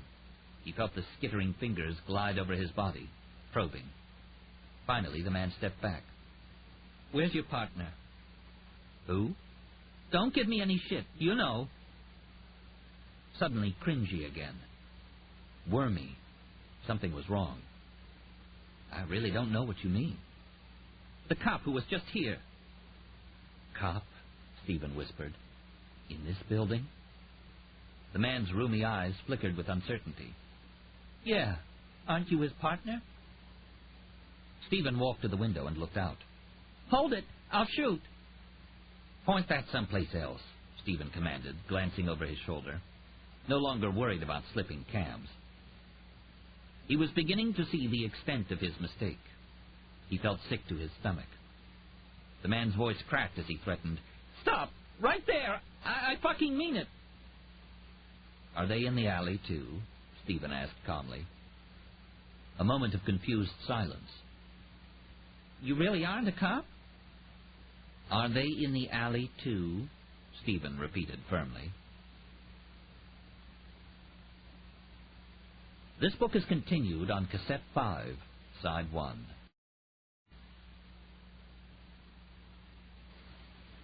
Are they in the alley, too? Stephen repeated firmly. The man looked uneasily around the room. A bunch of them were a while ago. They're the ones put those trash bags there. I don't know about now. Stephen stared into the alley. The trash bags. They'd been left there to lure me out. False cover. If you signal anybody, I swear... Oh, be quiet. Stephen scanned the alley slowly, patient as a boa, and finally he saw a faint shadow on the cobblestones, behind a dumpster.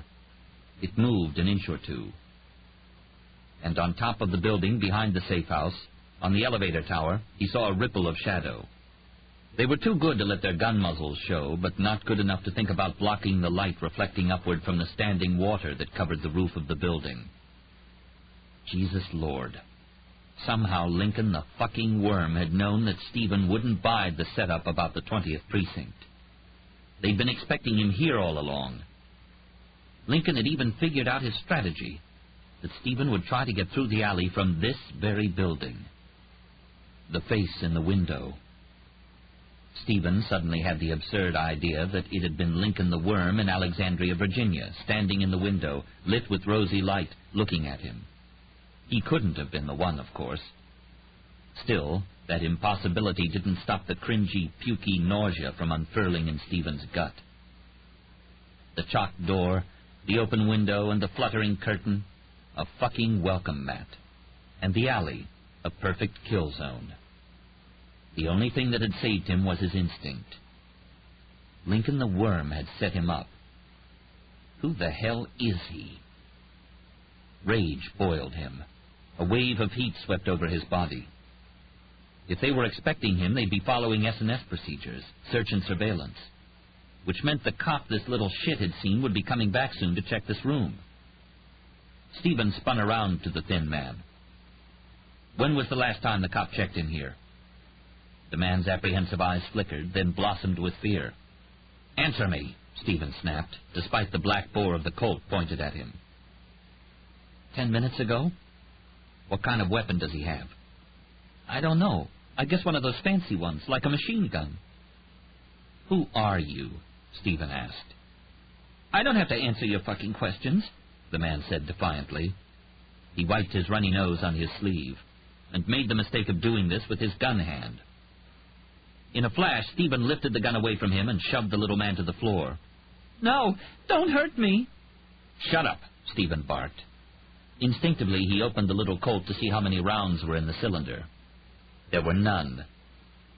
It's empty? He asked, incredulous. The man shrugged. You were threatening me with an unloaded weapon? Well, see, if they catch you and it's not loaded, they don't put you away for as long. Stephen didn't understand the point. He thought he might just kill the man for the stupidity of carrying an unloaded gun. What are you doing here? Just go away and leave me alone, the man whimpered, struggling to climb to his feet. Stephen dropped the Colt into his pocket, then snagged his Beretta and trained it at the man's head. What are you doing here? He wiped his face again. There are doctor's offices upstairs, and nobody's here on Sundays, so I hit 'em for, samples. Samples? Doctors get all these free samples of drugs and shit, and there's no record, so you can steal as much as you want, and nobody knows. Percodan, Fiorinol, diet pills, stuff like that. But Stephen wasn't listening. He felt the chill of the worm again. Lincoln was very close. Hey, you all right? The man asked, looking at Stephen's face. Oddly, the worms went away. What's your name? Stephen asked. Jody. Well, Joe DeForio, but everybody, calls me Jody. What's yours? Stephen didn't answer, staring out the window. Another shadow moved on top of the building behind the safe house. "Okay, Jody, listen up. You want to make some money?" "Well," Rhyme asked impatiently, "what's going on?" "He's still in the building to the east of the safe house. He hasn't gone into the alley yet," Solito reported. "Why not? He has to. There's no reason for him not to. What's the problem?" "They're checking every floor. He's not in the office we thought he'd go for." "The one with the open window? Damn." Rhyme had debated about leaving the window open, letting the curtain blow in and out, tempting him, but it was too obvious. The dancer had become suspicious. "Everybody's loaded and locked?" Rhyme asked. "Of course. Relax." But he couldn't relax. Rhyme hadn't known exactly how the dancer would try his assault on the safe house. He'd been sure, though, it would be through the alley. He'd hoped that the trash bags and dumpsters would lull him into thinking there was enough cover to make his approach from that direction. Delray's agents and Hallman's 32E teams were surrounding the alley, in the office building itself, and on the buildings around the safe house. Sachs was with Hallman, Solito, and Delray in a fake UPS van parked up the block from the safe house. Rhyme had been temporarily fooled by the feint with the supposed gas truck bomb. That the dancer would drop a tool at a crime scene was improbable, but somewhat credible. But then Rhyme grew suspicious about the quantity of detonating cord residue on the clippers. It suggested that Dancer had smeared the blade with explosive to make sure the police thought he'd try an assault on the precinct house with a bomb. He decided that no, the dancer hadn't been losing his touch, as he and Sachs had originally thought. Being spotted surveilling his intended route of attack, and then leaving a guard alive so that the man could call the police and tell them about the theft of the truck, those were intentional. The final gram tipping the scales, though, was physical evidence. Ammonia bound to a paper fiber. There are only two sources for that combination: old architectural blueprints and land plat maps, which were reproduced by large-sheet ammonia printers. Rhyme had had Solito call Police Plaza and ask about break-ins at architectural firms or the county deeds office. A report came back that the recorder's office had been broken into. Rhyme asked them to check East 35th Street, amazing the city guards, who reported that, yes, those plats were missing. Though how the dancer had found out that Percy and Britt were at the safe house and what its address was remained a mystery. 5 minutes ago, 2 ESU officers had found a broken window on the first floor of the office building. The dancer had shunned the open front door, but had still moved in for the assault on the safe house through the alley, just as Rhyme had predicted. But something had spooked him. He was loose in the building, and they had no idea where. A poisonous snake in a dark room. Where was he? What was he planning? Too many ways to die. "He wouldn't wait," Rhyme muttered. "It's too risky." He was growing frantic. An agent called in. "Nothing on the first floor. We're still making our rounds." 5 minutes passed. Guards checked in with negative reports, but all Rhyme really heard was the static rustling in his headset. Jody answered, "Who doesn't want to make money? But I don't know doing what." "Help me get out of here." "I mean, what are you doing here? Are they looking for you?" Stephen looked the sad little man up and down. A loser, but not crazy or stupid. Stephen decided it was best tactically to be honest. Besides, the man would be dead in a few hours anyway. He said, "I've come here to kill somebody." "Whoa! Like, are you in the mafia or something? Who are you going to kill?" "Jody, be quiet. We're in a tough situation here." "We? I didn't do anything." "Except you're at the wrong place at the wrong time," Stephen said. "And that's too bad, but you're in the same situation I am, because they want me and they aren't going to believe you're not with me. Now, you going to help me or not? All I've got time for is yes or no." Jody tried not to look scared, but his eyes betrayed him. "Yes or no." "I don't want to get hurt." "If you're on my side, you'll never get hurt. One thing I'm good at is making sure who gets hurt and who doesn't." "And you'll pay me? Money, not a check." Stephen had to laugh. "Not a check. No, cash." The jelly beans of eyes were considering something. How much? The little crud was negotiating. 5,000. The fear remained in the eyes, but it was pushed aside by shock. For real? You're not shitting me? No. What if I get you out and you kill me so you don't have to pay? Stephen laughed again. I'm getting paid a lot more than that. 5's nothing to me. Anyway, if we get out of here, I could use your help again. A sound in the distance. Footsteps coming closer. It was the S&S cop looking for him. Just one, Stephen could tell, listening to the steps. Made sense. They'd be expecting him to go for the first-floor office with the open window, where Lincoln the Worm would have stationed most of the troopers. Stephen replaced the pistol in his book bag and pulled out his knife. You going to help me? A no-brainer, of course. If Jody didn't help, he'd be dead in 60 seconds, and he knew it. Okay. He extended his hand. Stephen ignored it and asked, how do we get out? See those cinder blocks there? You can pull them out. See, there? It leads to an old tunnel. There are these delivery tunnels going underneath the city. Nobody knows about them. There are. Stephen wished he'd known about them before. I can get us to the subway. That's where I live, this old subway station. It was 2 years since Stephen had worked with a partner. Sometimes he wished he hadn't killed the man. Jody started toward the concrete blocks. No, Stephen whispered. Here's what I want you to do. You stand against that wall there. He pointed to a wall opposite the doorway. But he'll see me. He checks in here with his flashlight, and I'll be the first thing he'll see. Just stand there and put your hands up. He'll shoot me, Jody whimpered. No, he won't. You've got to trust me. But... His eyes darted toward the door. He wiped his face. Is this man going to buckle, soldier? That is a risk, sir, but I've considered the odds, and I think he won't. This is a man who wants money badly. You'll have to trust me. Jody sighed. Okay. Make sure your hands are up or he will shoot. Like this? He lifted his arms. Step back so your face is in the shadows. Yeah, like that. I don't want him to see your face. Good. Perfect. The footsteps were coming closer now, walking softly, hesitating. Stephen touched his fingers to his lips and went prone, disappearing into the floor. The footsteps grew soft and then paused. The figure appeared in the doorway. He was in body armor and wore an FBI windbreaker. He pushed into the room, scanning with the flashlight attached to the end of his H&K. When the beam caught Jody's midriff, he did something that astonished Stephen. He started to pull the trigger. It was very subtle, but Stephen had shot so many animals and so many people that he knew the ripple of muscles, the tension of stance, just before you fired your weapon. Stephen moved fast.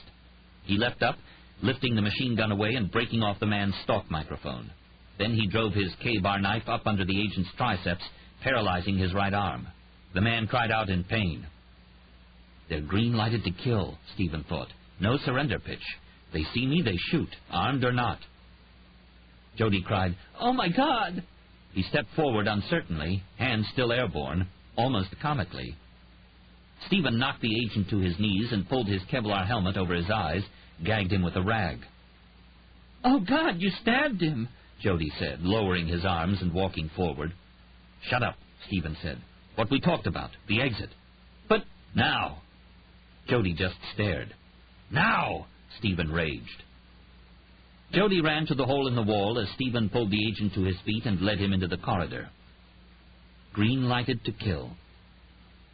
Lincoln the Worm had decided he'd die. Stephen was furious. "Wait there," he ordered Jody. Stephen plugged the headset back into the man's transceiver and listened.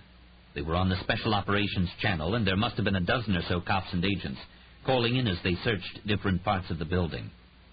He didn't have much time, but he had to slow them up. Stephen led the dazed agent out into the yellow hallway. He pulled out his knife again. Chapter 20. Hour 23 of 45. Damn! Rhymes snapped, flecking his chin with spittle. Tom stepped up to the chair and wiped it, but Rhyme angrily shook him away. "Bo," he called into his microphone. "Go ahead," Howman said from his command van. "I think somehow he made us and is going to fight his way out. Tell your agents to form defensive teams. I don't want anybody alone. Move everybody into the building. I think... Hold on. Oh, no.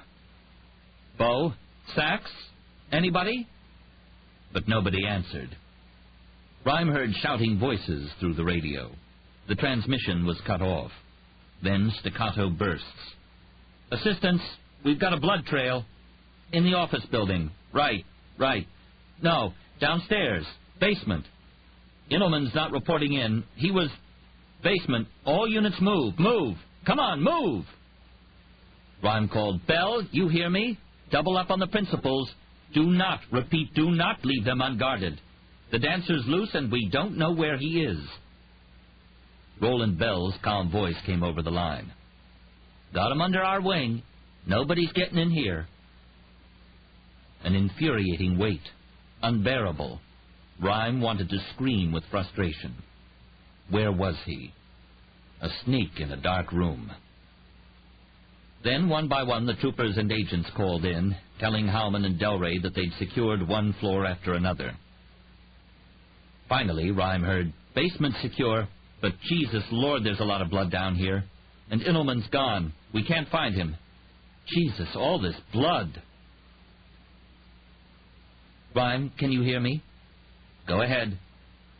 "I'm in the basement of the office building," Amelia Sachs said into her stalk mic, looking around her. The walls were filthy yellow concrete, and the floors were painted battleship gray. But you hardly noticed the decor of the dank place.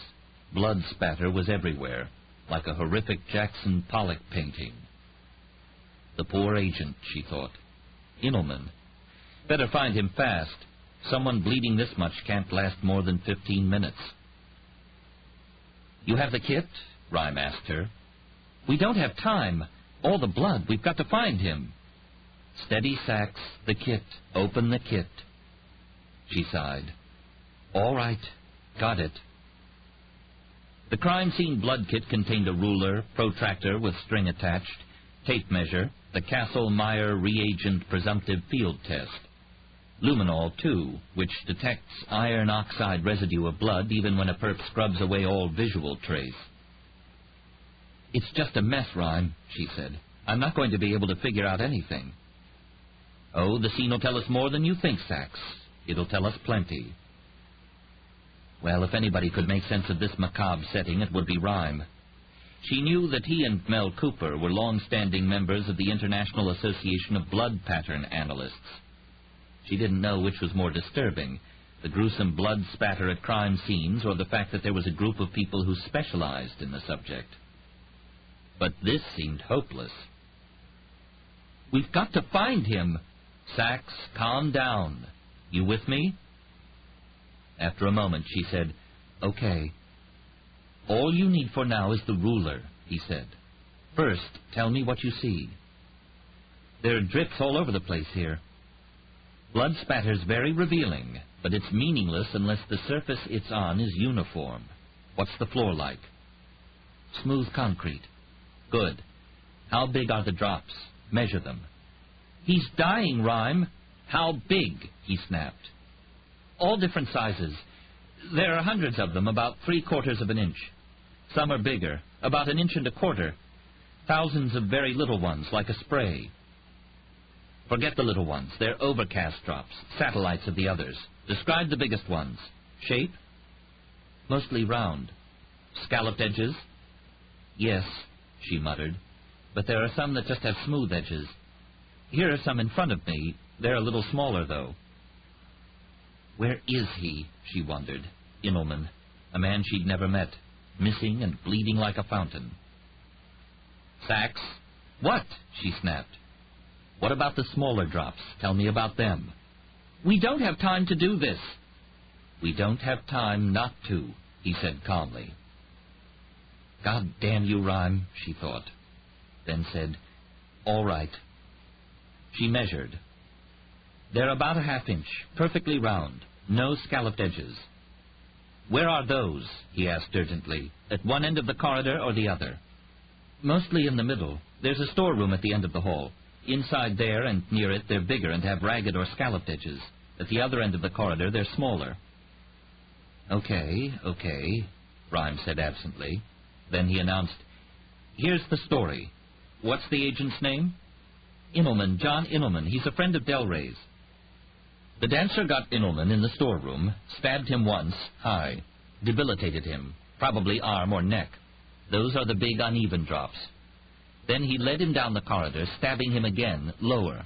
Those are the smaller, rounder ones. The shorter the distance blood falls, the more even the edges. Why'd he do that? She gasped. To slow us down. He knows we'll look for a wounded agent before we start after him. He's right, she thought, but we're not looking fast enough. How long's the corridor? She sighed, looked down it. About 50 feet, give or take, and the blood trail covers the whole thing. Any footprints in the blood? Dozens. They go everywhere. Wait, there's a service elevator. I didn't see it at first.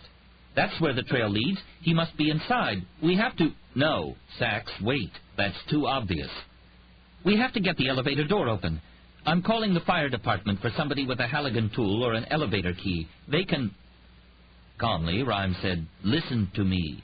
Do the drops leading to the elevator look like teardrops, with the tails pointing in different directions?" He's got to be in the elevator. There are smears on the door. He's dying, Rhyme. Will you listen to me? Teardrops, Sachs? He asked soothingly. Do they look like tadpoles?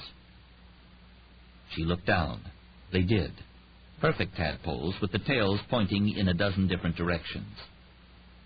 Yeah, Rhyme, they do. Backtrack until those stop. This was crazy. Inelman was bleeding out in the elevator shaft.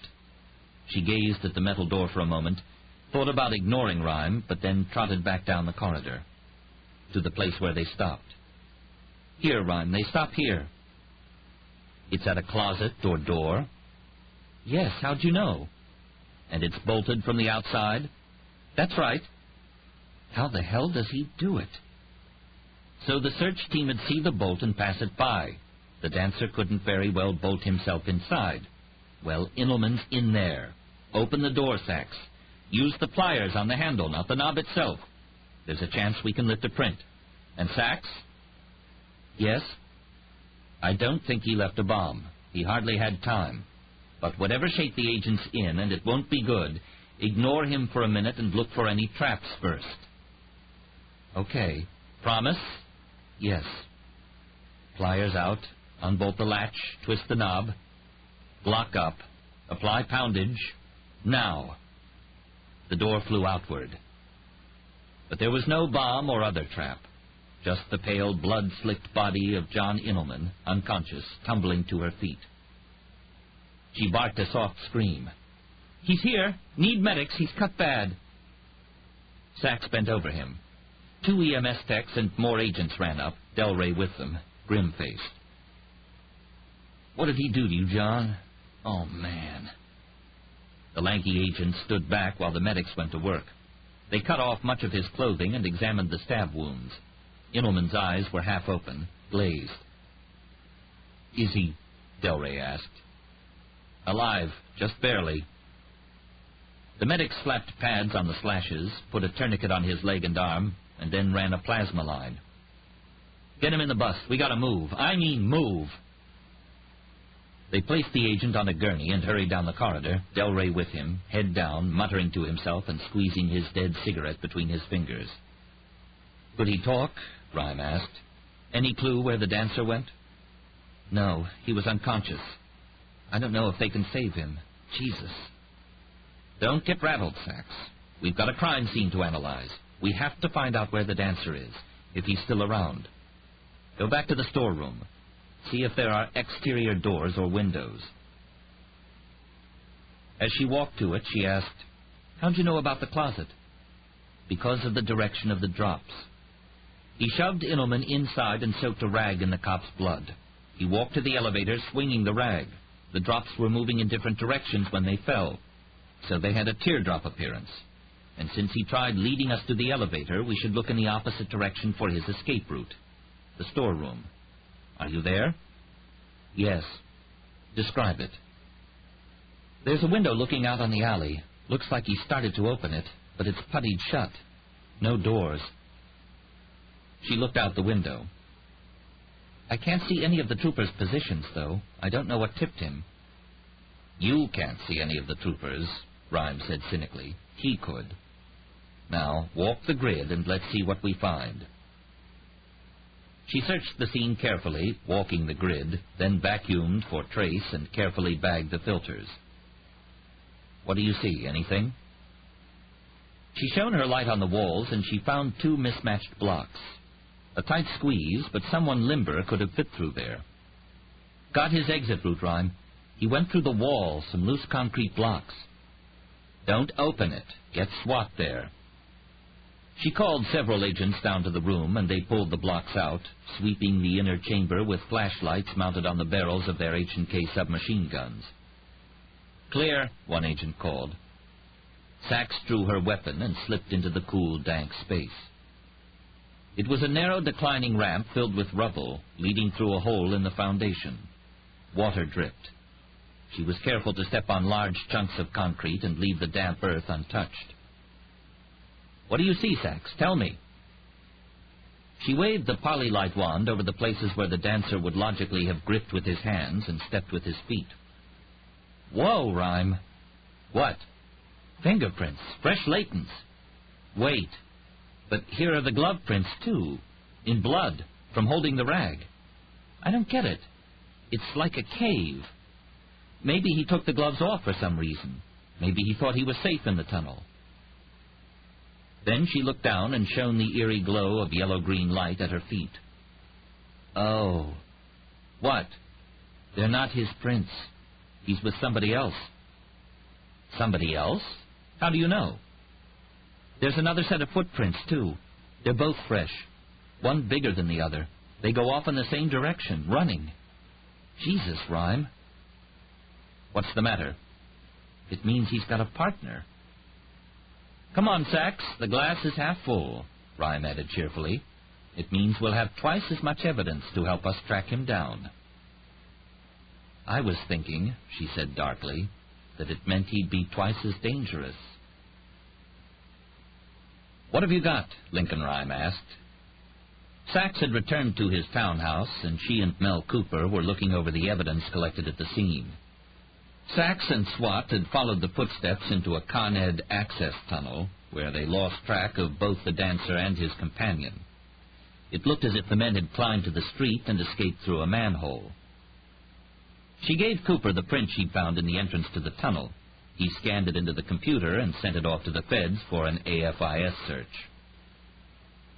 Then she held up 2 electrostatic prints for Rhyme to examine. These are the footprints in the tunnel. This one's the dancer's. She lifted one of the prints, transparent like an X-ray. It matches a print in the shrink's office he broke into on the first floor. Wearing average, ordinary factory shoes, Rhyme said. You'd think he'd be in combat boots, Solito muttered. No, those would be too obvious. Work shoes have rubber soles for gripping and steel caps in the toes. They're as good as boots if you don't need ankle support. Hold the other one closer, Sachs. The smaller shoes were very worn at the heel and the ball of the foot. There was a large hole in the right shoe, and through it you could see a lattice of skin wrinkles. No socks. Could be his friend's homeless. Why's he got somebody with him? Cooper asked. Don't know, Solito said. Word is he always works alone. He uses people, but he doesn't trust them. Just what I've been accused of, Rhyme thought. He said, and leaving fingerprints at the scene? This guy's no pro. He must have something the dancer needs. A way out of the building, for one thing, Sachs suggested. That could be it. Ann's probably dead now, she suggested. Probably, Rhyme agreed silently. The prints, Cooper said. They're pretty small. I'd guess size 8 male. The size of the sole doesn't necessarily correspond to shoe size and provides even less insight into the stature of the person wearing them. but it was reasonable to conclude the dancer's partner had a slight build. Turning to the trace evidence, Cooper mounted samples onto a slide and slipped it under the compound scope. He patched the image through to Rhyme's computer. "Command mode. Cursor left," Rhyme ordered into his microphone. "Stop. Double-click." He examined the computer monitor. More of the mortar from the cinder block. Dirt and dust. "Where'd you get this, Sachs?" "I scraped it from around the cinder blocks and vacuumed the floor of the tunnel. I also found a nest behind some boxes where it looked like somebody'd been hiding." "Good. Okay, Mel, gas it. There's a lot of stuff here I don't recognize." The chromatograph rumbled, separating the compounds, and sent the resulting vapors to the spectrometer for identification. Cooper examined the screen. He exhaled a surprised breath. "I'm surprised his friend's able to walk at all." "Little more specific there, Mel." "He's a drugstore, Lincoln. We've got secobarbital, phenobarbital, dexedrine, amibarbital, meprobamate, chlordiazepoxide, diazepam." "Jesus," Solito muttered. "Reds, Dexies, Blue Devils." Cooper continued, "Lactose and sucrose, too. Calcium, vitamins, enzymes consistent with dairy products." "Baby formula," Rhyme muttered. "Dealers use it to cut drugs." "So the dancer's got himself a cluckhead for a sidekick. Go figure." Sachs said, "All those doctor's offices there. This guy must have been boosting pills." "Log on to Finest," Rhyme said. "Get a list of every drugstore cowboy they've got." Solito laughed. "It's going to be as big as the white pages, Lincoln." "Nobody says it's easy, Lon." But before he could make the call, Cooper received an email. "Don't bother." "Huh?" "The AFIS report on the fingerprints?" The tech tapped the screen. "Whoever the guy is, he doesn't have a record in New York City or State or NCIC." "Hell," Rhyme snapped. He felt cursed. Couldn't it be just a little easier? He muttered, "Any other trace?" "Something here," Cooper said. "A bit of blue tile grouted on the back, attached to what looks like concrete." "Let's see it." Cooper mounted the specimen onto the scope stage. His neck quivering, almost breaking into a spasm, Rhyme leaned forward and studied it carefully. "Okay, old mosaic tile. Porcelain, crackle finish, lead-based. 60, 70 years old, I'd guess." But he could make no cunning deductions from the sample. "Anything else?" he muttered. "Some hairs." Cooper mounted them to do a visual. He bent over the scope. Rhyme, too, examined the thin shafts. "Animal," he announced. "More cats?" Sachs asked. "Let's see," Cooper said, head down. But these hairs weren't feline. They were rodent. "Rat," Rhyme announced. "Rattus norvegicus, your basic sewer rat." "Keep going. What's in that bag, Sachs?" Rhyme asked, like a hungry boy looking over chocolates in a candy store display case. No, there. Yes, that one." Inside the evidence bag was a square of paper towel smeared with a faint brown stain. "I found that on the cinder block, the one he moved. I think it was on his hands. There were no prints, but the pattern could have been made by a palm." "Why do you think that?" "Because I rubbed my hand in some dirt and pushed on another cinder block. The mark was the same." "That's my Amelia," he thought. For an instant his thoughts returned to last night, the two of them lying in bed together. He pushed the thought away. "What is it, Mel?" "Looks like it's grease, impregnated with dust, dirt, fragments of wood, bits of organic material. Animal flesh, I think. All very old. And look there in the upper corner." Rhyme examined some silvery flecks on his computer screen. "Metal. Ground or shaved off something. Gas it. Let's find out for certain." Cooper did. "Petrochemical," he answered. "Crudely refined, no additives. There's iron with traces of manganese, silicon, and carbon." "Wait," Rhyme called. "Any other elements? Chromium, cobalt, copper, nickel, tungsten?" "No." Rhyme gazed at the ceiling. "The metal?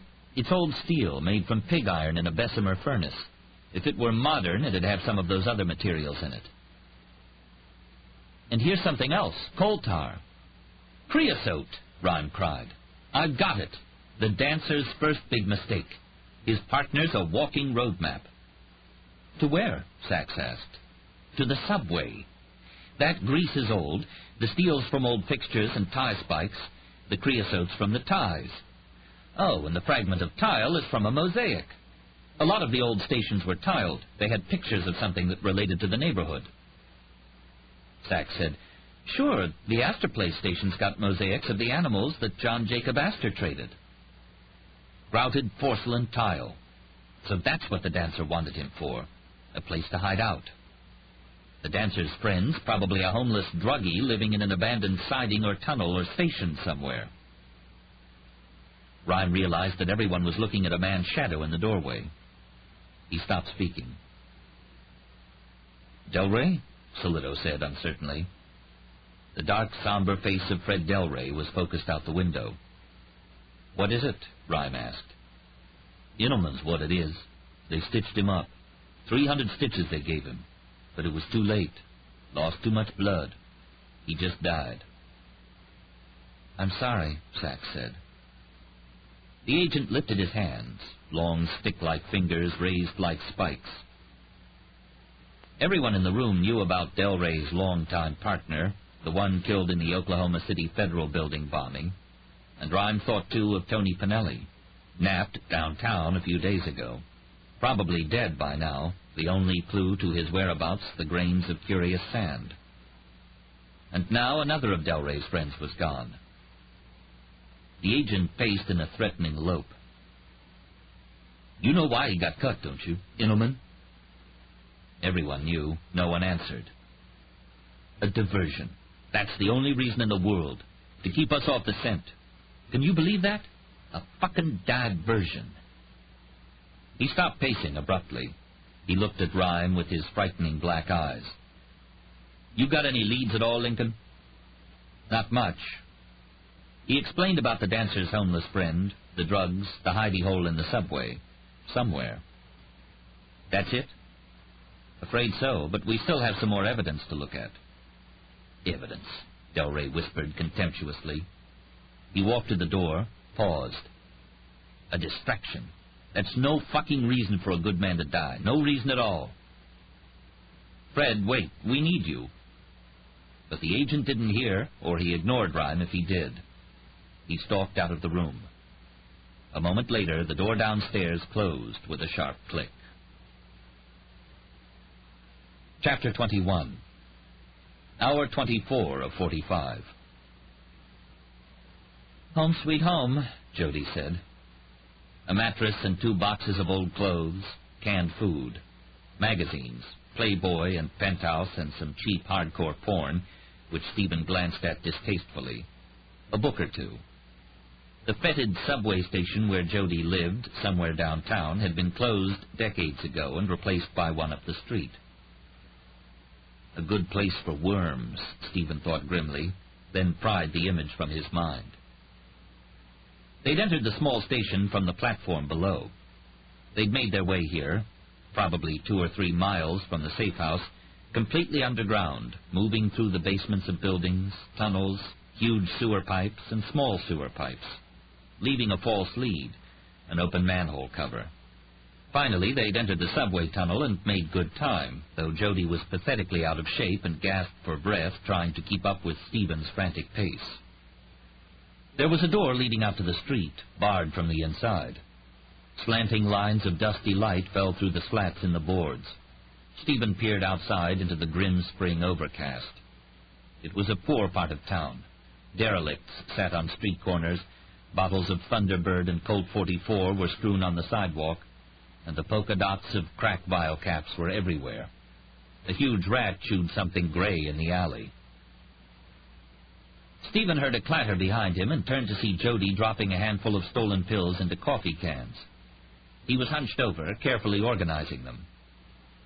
Stephen dug through his book bag and found his cell phone. He made a call to Sheila's apartment.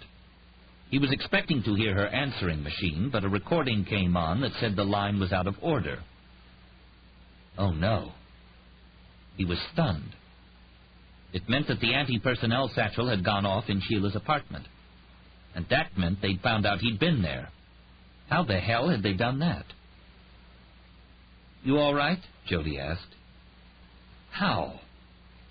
Lincoln, king of the worms, that's how. Lincoln, the white wormy face peering out the window. Stephen's palms began to sweat. "Hey!" Stephen looked up. "You seem—" "I'm fine," Stephen answered shortly. Stop worrying, he told himself. If it blew, the explosion was big enough to hose the apartment and destroy any trace of him. It's all right. You're safe. They'll never find you, never tie you down. The worms won't get you.